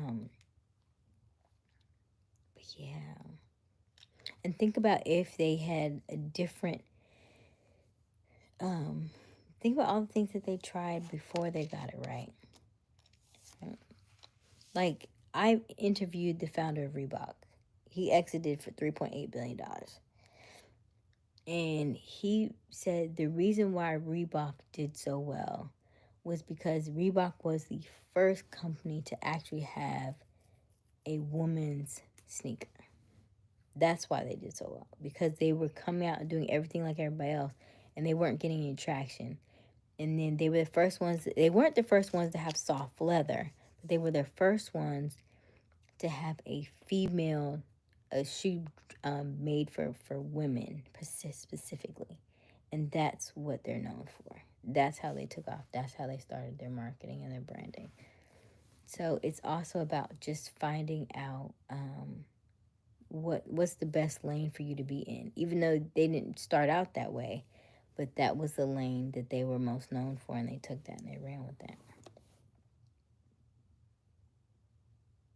So. Oh God, it's 5 o'clock. Okay, I love y'all. I've got to go. All right. It has been a long conversation. It's been a long.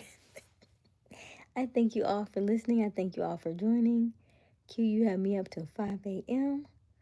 Goodness gracious. Whew, this almost, okay. All right, you can leave something out here that the world can use for generations upon generations. That's what I see your eyes radiating. Thank you, Hassan. Y'all make sure y'all like and subscribe. I come on every evening, usually around 10:15, 10:30ish Eastern Standard Time. And yes, and so we will continue. We'll do this again tomorrow. We'll see what tomorrow looks like. Good night. Love you. Bye. Or good morning.